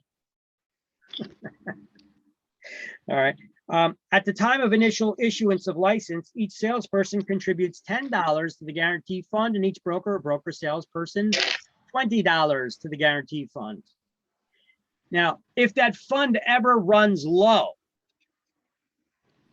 now, so let me combine this one, because if that fund ever does run low, the REC can require them to pay into the guarantee fund again. So each salesperson would pay, and referral agent contributes $10, and each broker or broker salesperson contributes $20 when they get their license to the guarantee fund, to the fund.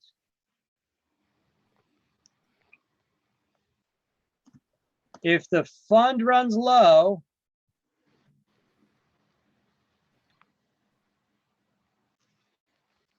the amount can be charged to salespeople again, let me see, which is maintained by the state treasurer. Let me see, each broker salesperson to the guarantee fund, which is maintained by the state treasurer and administered by the commission. Maximum payment, okay, if there's not enough money in the fund to pay all the claims against it, the commission may assess licensees an additional amount at time of license renewal. But that's never happened as long as I've been in the business. If the fund runs low, the amount can be reassessed to licensees at the time of license renewal. But that hasn't happened since I've had my license. All right, so where does the money come from?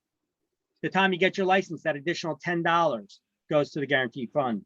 That's why you got that $160. Your license is $100, $50 to a background check, and $10 to the guarantee fund. And brokers pay $20. All right, so let's highlight now on the second paragraph. Each salesperson contributes $10 and each broker salesperson $20 to the guarantee fund. The line below it, you're going to highlight maximum payout for a single claim is $20,000 per offense. And then the paragraph beneath it, you're going to highlight once the fund pays a claim against the broker or salesperson, that person's license is revoked until the fund is reimbursed with interest, and underline the word revoked.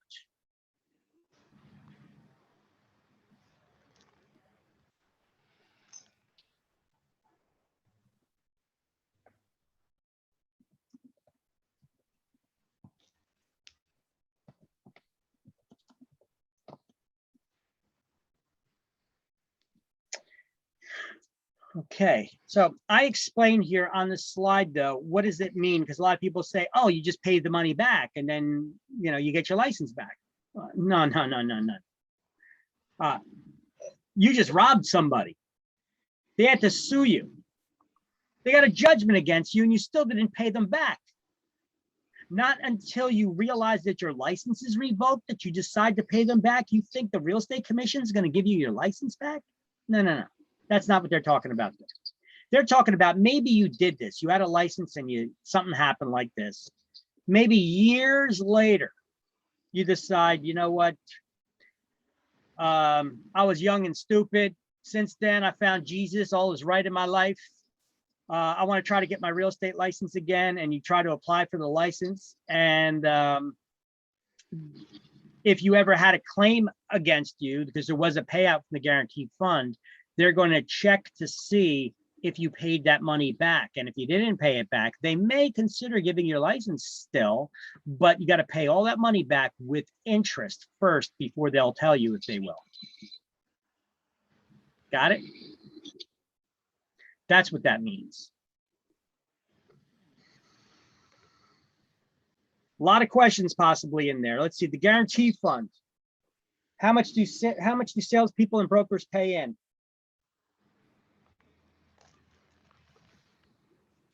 $10 for salespersons and $20 for brokers.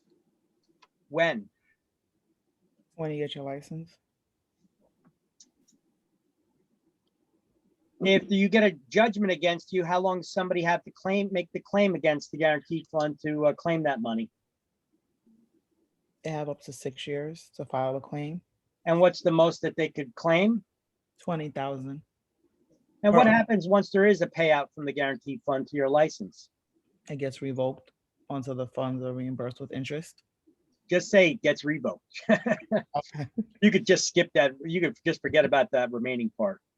Oh, that's it? They're just going to take it and never give it back? Okay. Well, that's, well, at least not for quite a few years. Okay. Because look, you just robbed somebody. That's a reason to lose your license, isn't it? Yes. because you paid the money back and said, oh, my bad, I got caught. I didn't mean to.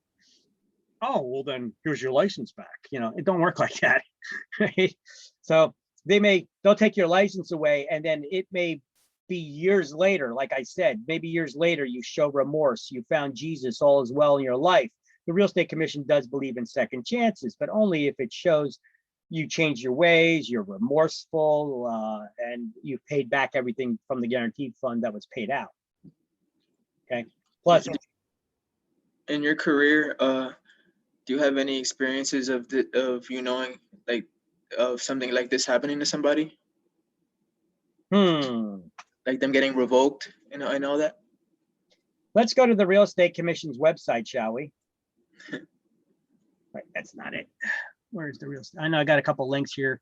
One of these is for the Real Estate Commission website, open still, I think. Okay, Real Estate Commission website. Can you guys see this on the web browser yet? Yes. All right, so if you're, this is the link for the Real Estate Commission's website. This is the Real Estate Commission's homepage, the REX homepage. I do have it on the class links Word document, but here, I just sent it in the chat window to everybody. This is it up here. They post bulletins and all kinds of useful information you guys should look into every now and then. Follow up and keep up on their activities that they post. They make different rules. They have all kinds of orders on all kinds of information. Anyway, if you go to enforcement activity, this is the Real Estate Commission's disciplinary actions page, where you could look up their archives of anybody who was found guilty and had actions taken against them. Not just people who were accused, but people who there was a rendered guilty judgment against them, or they were fined or what have you. You could find them here. Unfortunately, there's no search where you could search by somebody's name. You'd have to go look year by year. You'd have to click on here for each year and then peruse through them. You could see the person's names and what they, the following order to show just cause. Oh, okay. Anyway, there's all these people and there's these cases that you could look into and see what happened. Like, let's see this guy here. I don't like putting up people's names, but commission determined violation of 4515. What is that? That's the law, right? Untrustworthiness, bad faith, dishonesty. The person's license was revoked and shall be ineligible for reinstatement of his license until he satisfies the judgment in full. So basically, including reimbursement from the guarantee fund with interest. Oh, look at this. What a topic, right? Look at that. This just happened, January 2020. So this fellow over here lost his license because apparently, well, something happened, but there was a judgment against him and there was a payout from the guarantee fund. Interesting. You click on the final order of determination to find out more details about these cases. You know, it's an interesting little thing. So here we can see the actual, the court documents, the court cases, what actually happened here. I'm not going to go over this in court. I'm not going to go over this all in class because this is a particular individual here. But either way, they had actions against them. They had their license revoked, whatever. But you guys, if you want more information about it, you can look into it. But here, the question is, you asked, can you find out? Yes, you could search through the years and you'd have to scroll through each year to find out all the judgments against anybody who was ever found guilty of something or ever had a fine instituted against them for anything. You know, you could go back through the years. Wow, so it looks like that happens often. Not really. Look at this. This is here. This is 2018. 1, 2, 3, 4, 5, 6, 7, 8, 9, 10, 11, 12, 13, 14, 15. Well, this was a busy year, 16, 17. Yeah, but some of these things could be minor stuff though, guys, you know, it could be like, we're going to be learning about all the disclosures and things that we could be found guilty of. We're supposed to give somebody a disclosure saying who we represent in a transaction at the time we first meet them. And if you don't have that sitting at your open house, you could be issued a fine and then your name added to this database. It could be something simple like that, you know? Although keep in mind, a lot of these things we're looking at are kind of serious. So not every case ends in revocation. No, not at all. The Real Estate Commission could issue fines, or they could, and they can put your license on probation, suspension, or they could revoke it. Okay. We're going to be learning about the next chapter, what those fines are, and what the process is for the hearings and all that. Let's see what this says here at the top here. It says, an amendment to the Administrative Procedures Act now requires all state agencies to post all non-confidential final agency orders, decision, and opinions on the agency's website. Therefore, all such final Real Estate Commission orders and decisions entered into on or after July 1st, 2014 can be accessed by clicking on this link, and then you could go through this. Okay, so yeah, you have to go see, this is the whole year. This is everybody in that 1 year. So, but let's say 15 to 20 things. Let's see what happened. Integrity violation. They got $1,000 fine because specifically by publishing an exclusive listing with the waiver of broker cooperation. So they had a listing that they were not supposed to put in the MLS, and they ended up doing it. You know, people get fines against them for doing things they're not supposed to do, but sometimes it could be accidental stuff. But let's see, formally licensed agent admits to violation, agrees to a lifetime revocation of their license. Wow. Okay, so whatever that was probably serious. You know what? I know my ex-wife, I used to be married. My ex-wife, she's got something in here. I don't know what year it was that she was found in here. Hopefully it's not with my last name though. But you know, she was found in here. She used to have a real estate school herself. And she actually went to the Philippines to visit her family. And during that time, actually it shouldn't be my name because we were already divorced.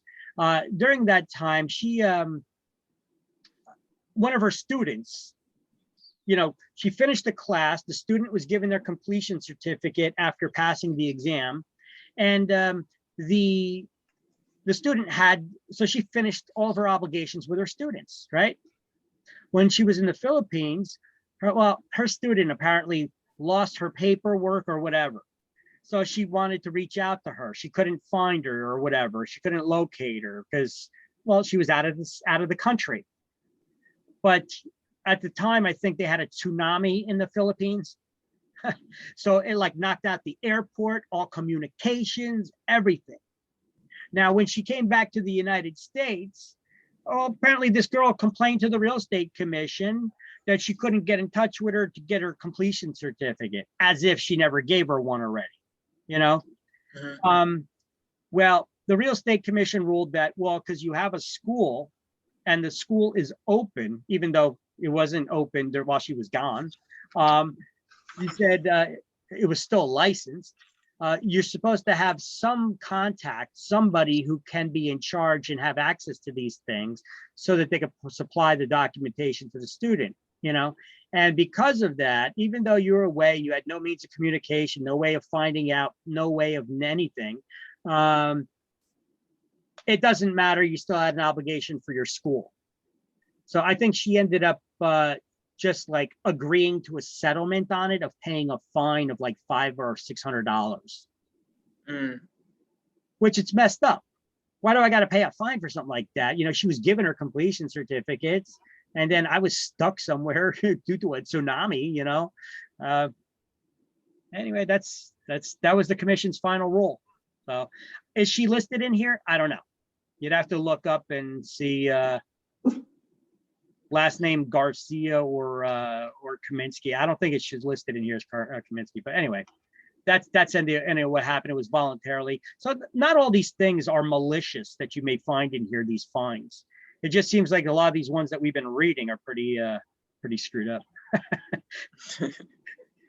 All right. Well, anyway, you asked, I told you, where you could find stuff. Okay. So the guarantee fund, that's the deal. And yes, you can look up people. You just look up that disciplinary actions page. So the guarantee fund reimbursement, they have to obtain a court judgment against the offending party, name the real estate commission as party to the suit, try to collect the judgment, file a criminal complaint. Before you could make a claim against the guarantee fund, you have to file a criminal complaint. Apply for reimbursement within 6 years. And the maximum payout's $20,000. No spouse of a licensee can bring action. Once there's a payout, the licensee's license is revoked. The license is revoked. It's possible to get the license back in the future only if the fund is reimbursed with interest, most likely years later if they show remorse. But it has to be at least how many years?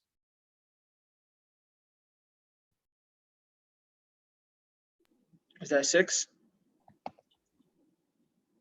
With at I don't least, think I didn't hear the question. I'm sorry. okay, so the last bullet point here, it's possible to get the license back in the future only if the fund is reimbursed with interest, and it's most likely years later if they show remorse. Mm-hmm. So how many years later? Did you say 2? Like 1, like 2, 1, 2, 3? No, it's probably going to be at least 5 years. Oh, that sucks. Because remember, we had that thing, with that qualifying questionnaire. How many years ago for certain offenses in order to get your license? If it's more than 5 years ago, well, this is the same case here, right? So here, I just updated that slide. You see that?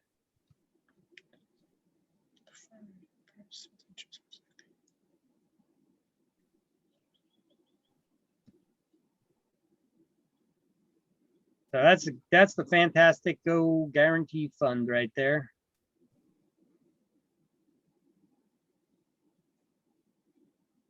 And then the actions for reimbursement.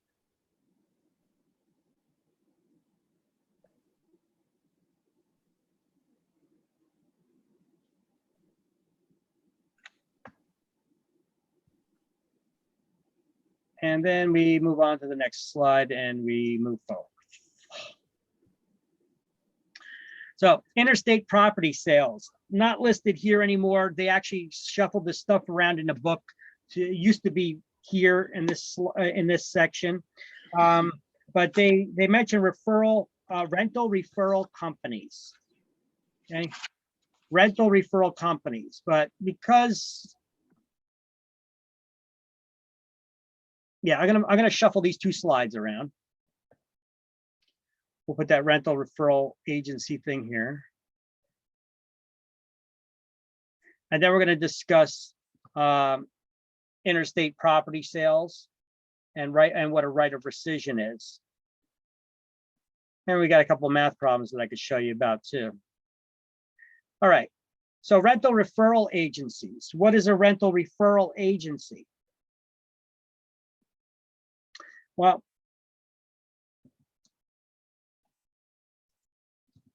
every person, let's see, a rental referral agency is this. Most real estate licensees, we could list properties for sale or for rent. And usually when we deal with rentals, we're only dealing with 1 to 4 family homes and such. Large apartment complexes usually have their own rental offices. So we usually don't get involved with them. But there's some companies out there that we call rental referral agencies. And these rental referral agencies, they basically go to the building owner and they say, hey, listen, if we'll put together a nice website for you, we'll take professional photographs, we'll do a write-up about the complex and what it's near, what's in the area, etc.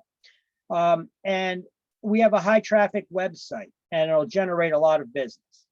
So if we find a renter for you, do you agree to pay us a referral fee? And the owners will. So then those are called rental referral agencies because they only specialize in dealing with large apartment complexes like that. They don't deal in sales. They only deal with the rentals and for large complexes. That's their specialty. It's a niche market. All right. So every person working in a rental referral agency, in rental referral agencies who for a fee refers prospective tenants to rental units is required to have a real estate license and to enter into a written contract with each prospective tenant. No property can be offered without the owner's consent. Availability of okay, so let's go over the first bullet point. The first bullet point, we have to have a written contract with each prospective tenant because it's against licensing law for a real estate licensee to get paid if there was no written agreement between us and the client. There has to be some kind of a written authorization that we're working for them. Then no property can be offered without the owner's written consent. You can't just put somebody's property, start advertising someone's property without their permission, whether it's for sale or rent. Does that make sense? So we have to have some sort of written authorization. That written authorization would either be a listing agreement or a rental referral agency or a referral agreement of sorts. Okay, so that would be either, so I'm going to put here either listing agreement or referral, listing or referral agreement.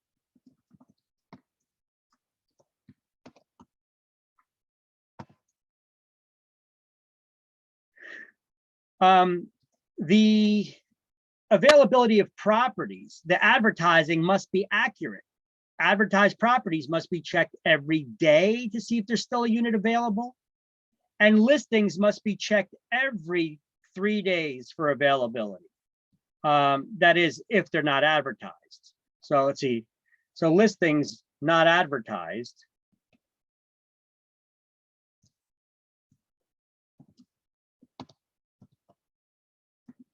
must be checked every 3 days for availability. Because we can't just advertise a property and there's no rental units available. There says no vacancy. Look, even hotels, motels, they put no vacancy signs out, right? So if we're going to advertise a property for rent, it should be available for rent, shouldn't it? Would common sense dictate that to you? So advertised properties must be checked every day, listed properties every 3 days. So let's highlight under rental referral companies in the third paragraph, units that are advertised must be checked every day to see if they're still available. Units that are simply listed must be checked every 3 days. And then we're going to highlight advanced fees of more than $25. Regulations require depositing of the funds in an escrow account. Escrow or trust account. An escrow or trust account, that's a bank account where we keep other people's money and only other people's money. Okay. So if a client gives us how much money in fees, do we have to put it into an escrow account?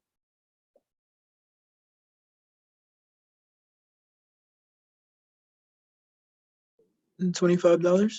And we need to check to see if a unit's available with the owner how often if we have it listed but not advertised? Every 3 days. And if we advertise it, we need to check with them if they have one of the units available? Every single day. Every single day. So Here's an example of a rental referral agency. I usually don't put up companies because I don't like to I'm not endorsing or advertising any companies whatsoever. But here's rental referral agencies are a niche. I only know personally about 2 or 3 of them.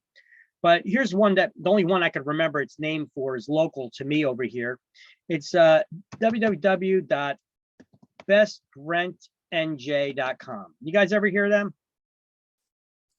You've probably seen their signs around. I think they got buildings in Woodbridge and Edison.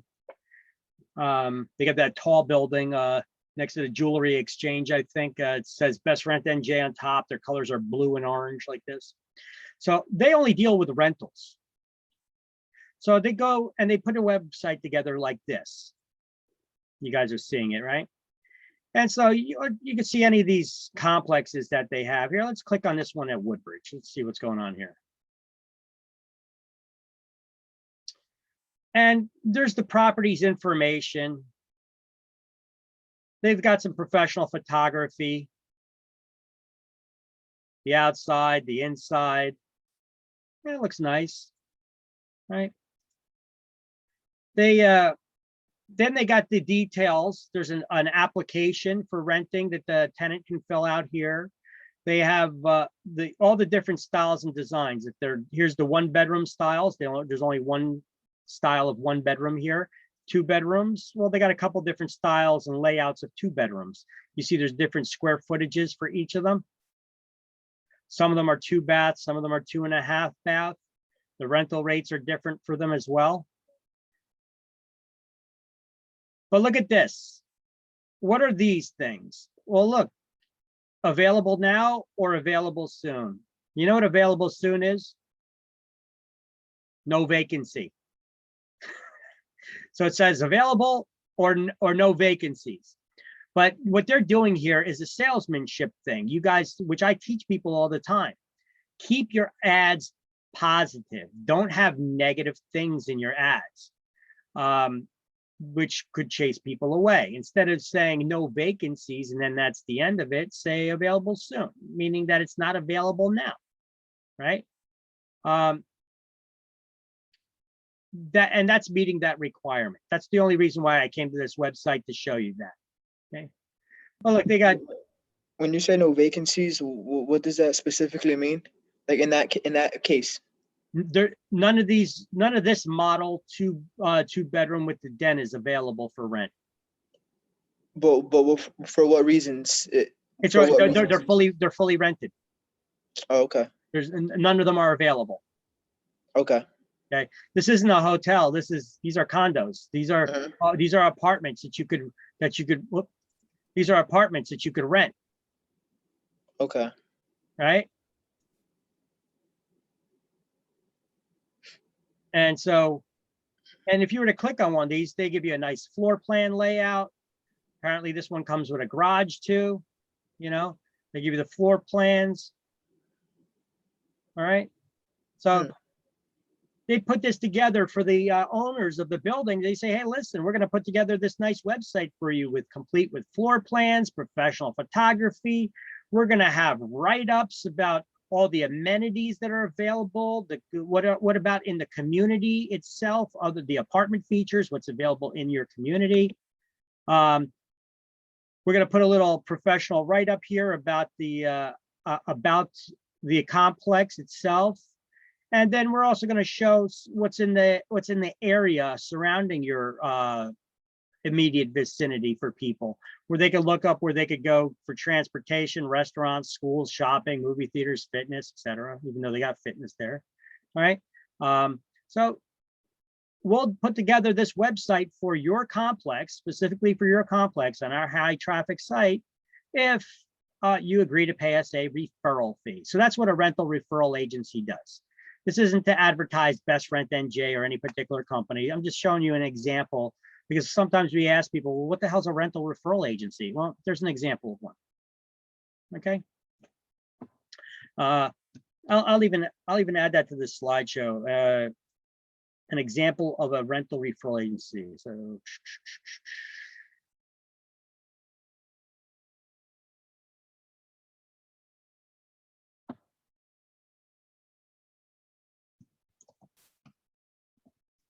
What would a listing not advertised look like? That would just be on the MLS, no advertisement on any other And then- websites.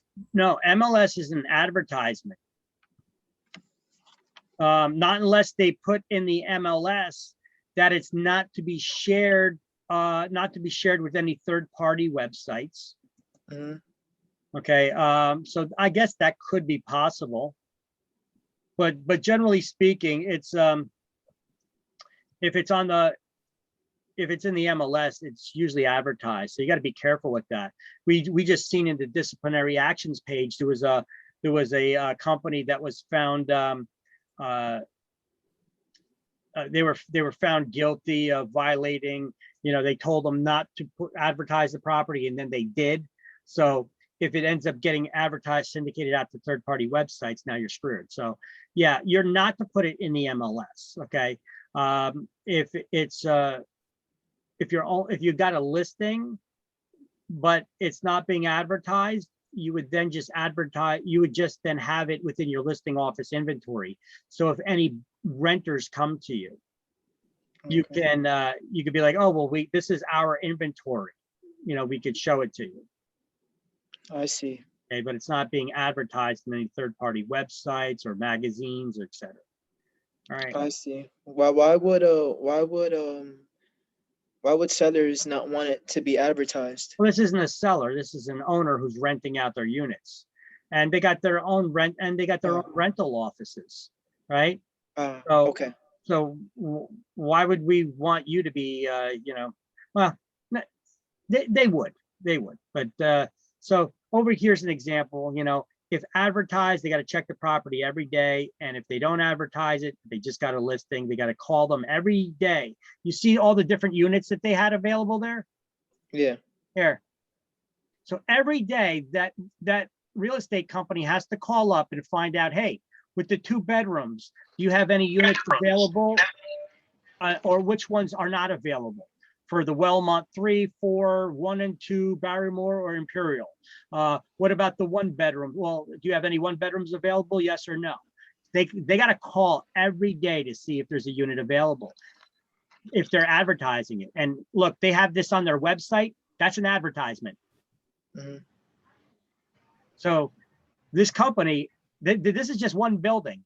They need to contact all the complexes in New Jersey that they have rental of referral agreements with. And look, just on the homepage, there's 6 right here. Mhm. Well, look, 85 communities. They got agreements with 85 communities. Mhm. What?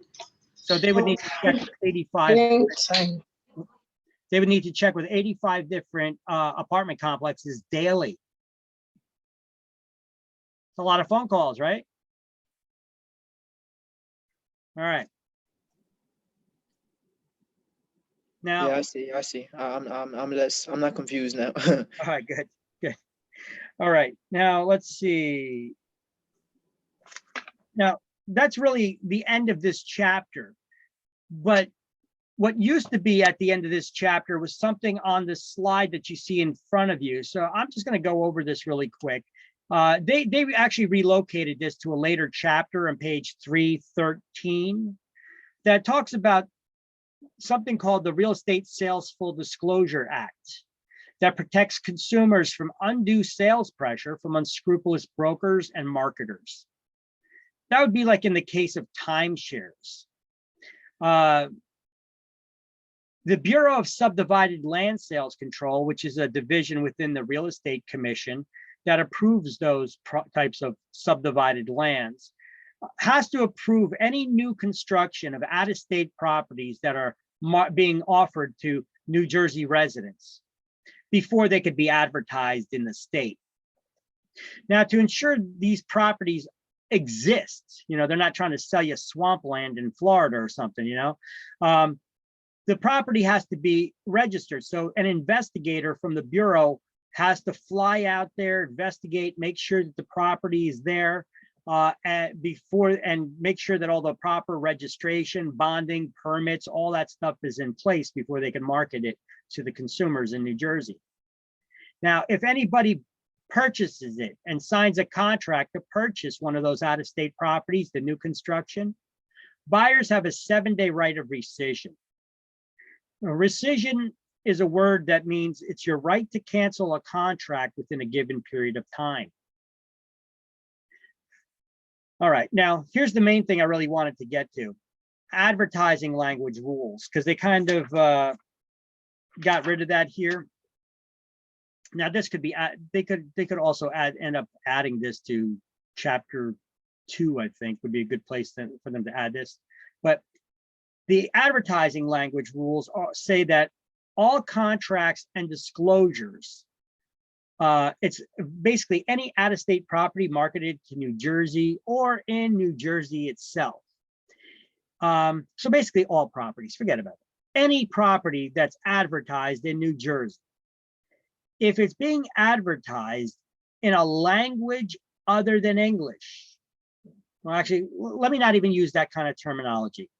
Any property that's advertised, I'm not talking about just a general real estate ad to hire me, Victor, as your real estate professional. Any property ad about a specific property. All of the contracts and disclosures must be available in the same language that the property was advertised in. Got it? So if you advertise a property for sale in Spanish, do all the contracts and disclosures need to be available in English only, Spanish only, English and Spanish, or I don't deserve a real estate license? Those are your answer options.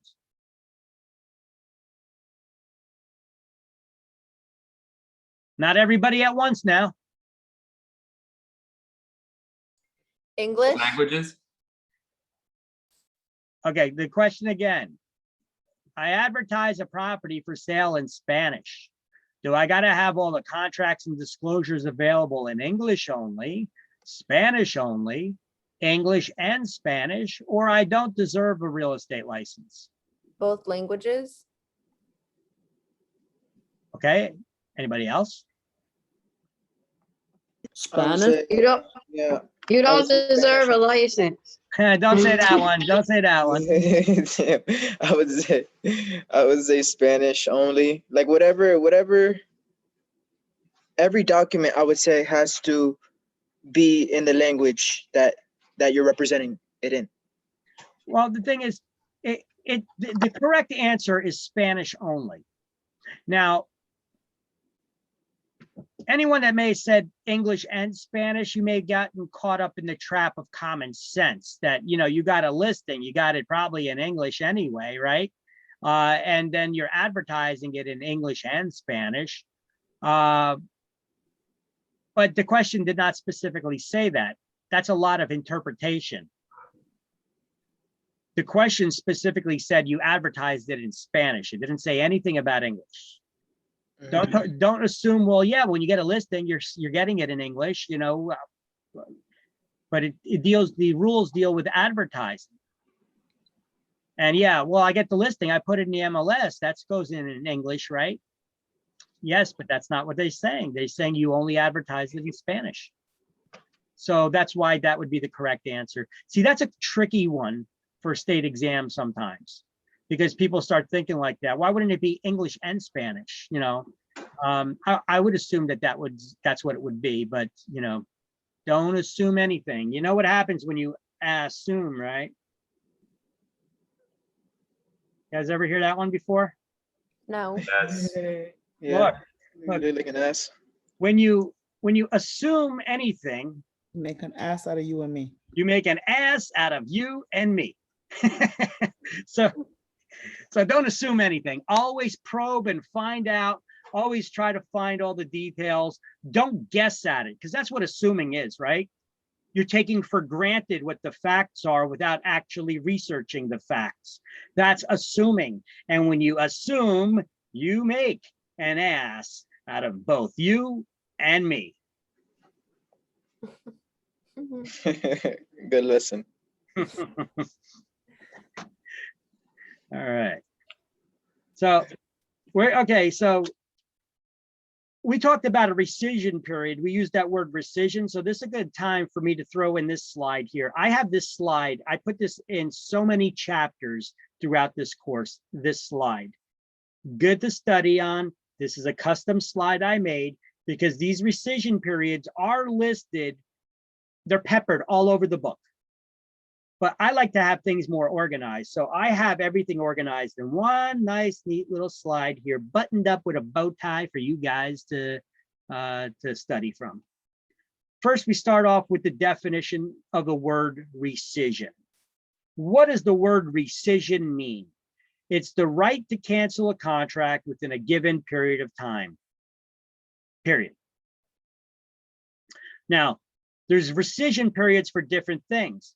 For sales contracts or for financing contracts. We're going to go over these rescission periods here. So there's them for sales contracts and for the financing contracts. So there's a 7-day right of rescission. Here's two of them. I'm going to lump them together really quick. There's a 7-day right of rescission for new construction, for out-of-state properties marketed to New Jersey residents, and for in-state subdivisions, large in-state subdivisions that have at least 100 lots or more, or 100 units or more. Or if it's less than 100 units, there's common area elements involved, like with condominiums and co-ops. A common element would be like a shared driveways, the yard, the park, a swimming pool, a basement, the hallways are common, right? Those are shared elements. The roof that's shared on the units. There's a 5-day, so even after somebody signs a contract to purchase, they have 7 days to back out. There's a 5-day right of rescission for new construction for the discovery of off-site conditions. An off-site condition is anything that's not on the subject property that we're talking about. Okay, so for instance, I want to buy a new house in the middle of some residential area. It's not a part of any subdivision. It's just a standalone house. It's new construction. I want to buy this house. I put an offer in on it. And every time I went to the house, I just drove down the street going one way. But this one time I happened to come up the block from the other direction, and I see just down the street, the city dump is there. I don't want to buy a house by the city dump. Well, I got 5 days to back out of that contract for that for off-site conditions. And then there's a 3-day right of rescission. This is the attorney review period. This is the attorney review period that deals with typically resale properties. I guess technically it's not right to say not new. For resale or new properties, it's the attorney review period. That's not technically right the way I have it written there. So for resale or new properties, but this one is specifically addresses resale properties. That's an existing property that somebody owns. They have a 3-day right of rescission to get out of the contract. So from the time that you sign the contract and signed by both the seller and the buyer, each one of them get a duplicate original. That's a fully executed contract that's signed by both parties. You give them a copy of the contract or an original of it. And then you start counting time, 3 days to start attorney review. And then you can have an attorney cancel the contract or make modifications to it. But after that 3-day period is gone, you're now in a legally binding contract. So there's a 3-day rescission period there. And then for loans for financing, to either purchase real estate or for refinancing, that's to get maybe a new loan at a lower interest rate if you want to lower the interest rate on the loan that you have right now. Well, refinancing has a 3-day right of rescission on it. But there is no right of rescission, 0 days, no right of rescission for what we call purchase money mortgages.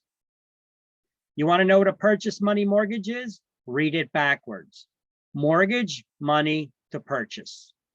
It's basically any type of loan, any type of financing that's used to buy real estate is called a purchase money mortgage.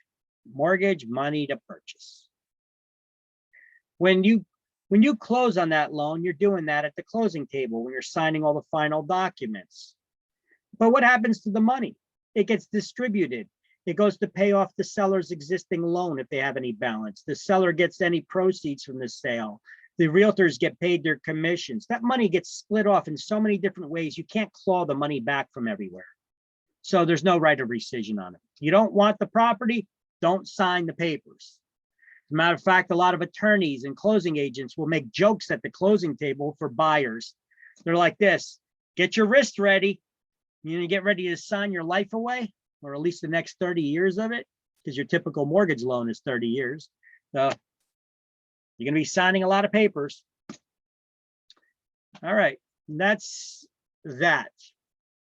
Now I put together a couple of math problems here for you. Whoop, whoop, whoop, whoop. I put together a couple of math problems here for you to go over, and damn it.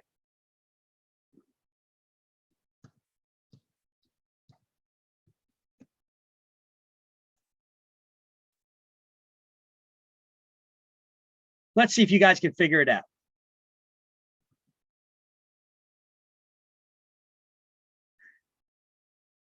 Here's a math commission problem. If a property sells for $325,000 and the total commission is 6%, and the listing agency gets 60% and the buyer's agency gets 60%, how much does the buyer's agency earn or keep?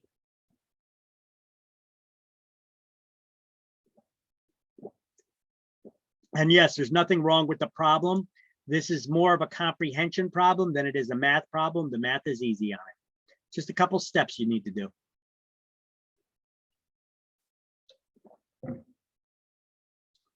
Figure it out. I'll give you a minute or so.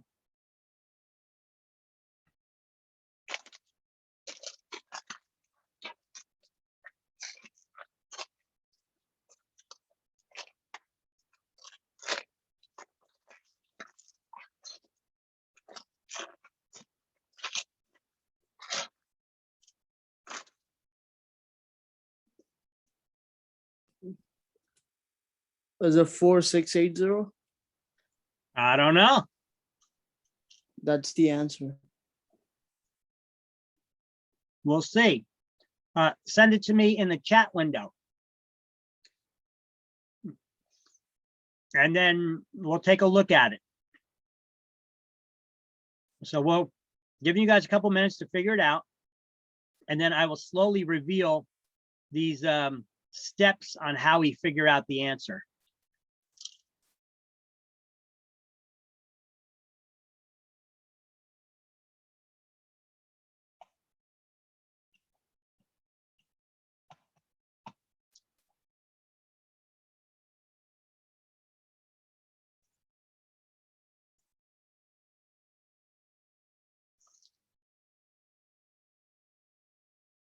Keep in mind, guys, when you send your answers to me, select two and then select my name. Otherwise, you're sending it to everybody.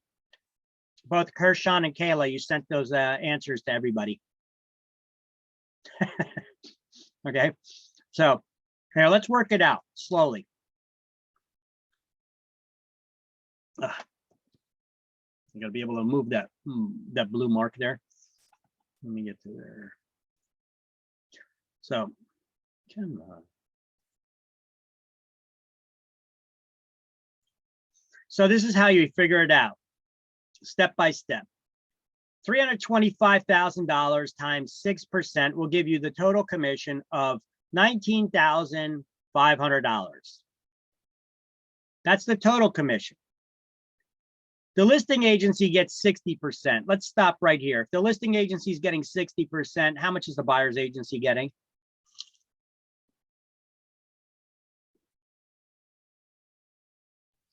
40%. The other 40.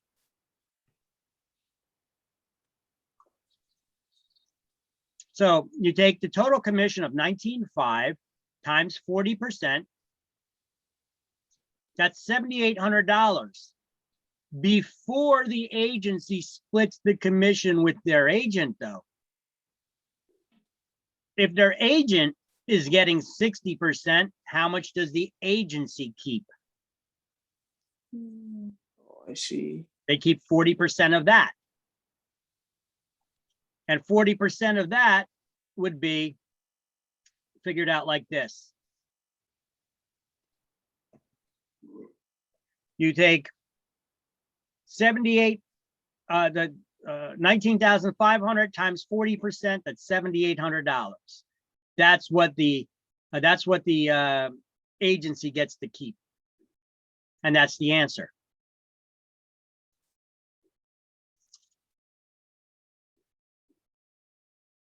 So the answer is 4680.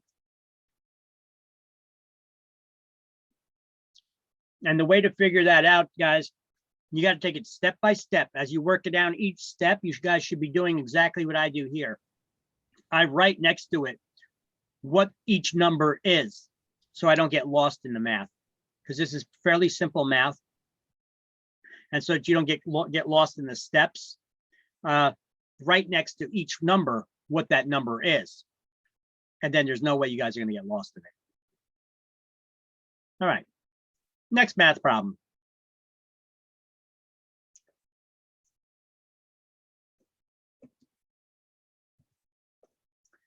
All right, here, this one doesn't have a mask on it.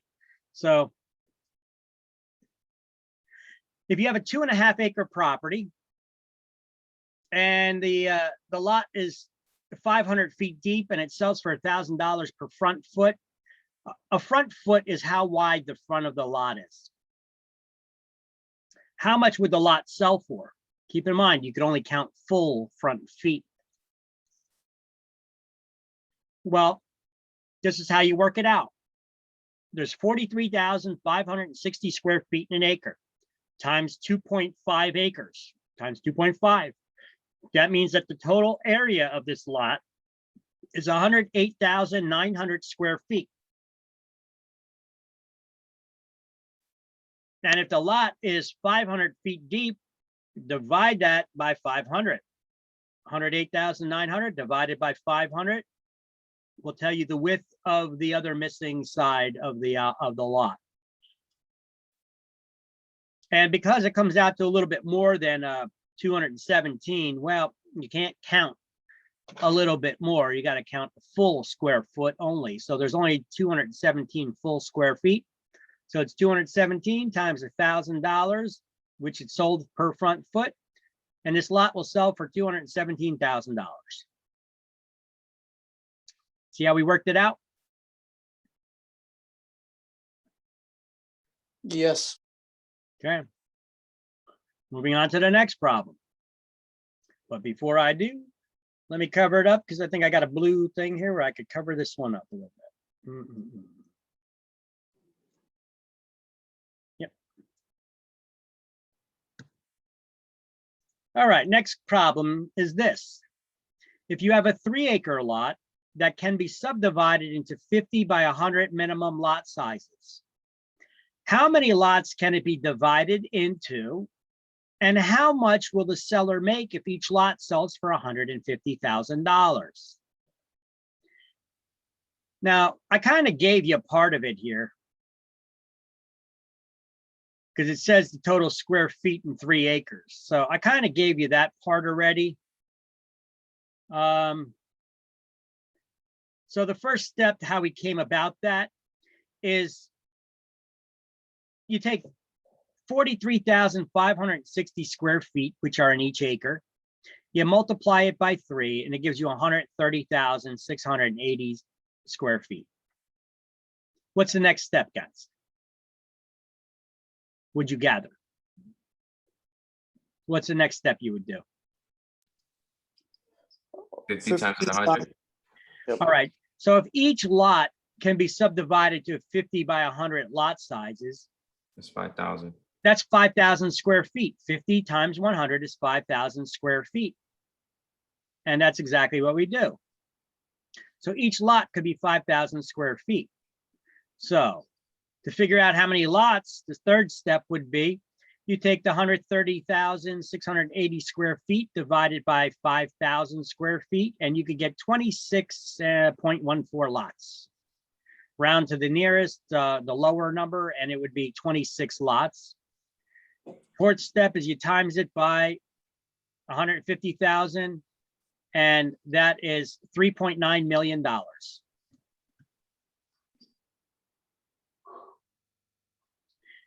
Not too shabby. And that is the end of that slideshow here.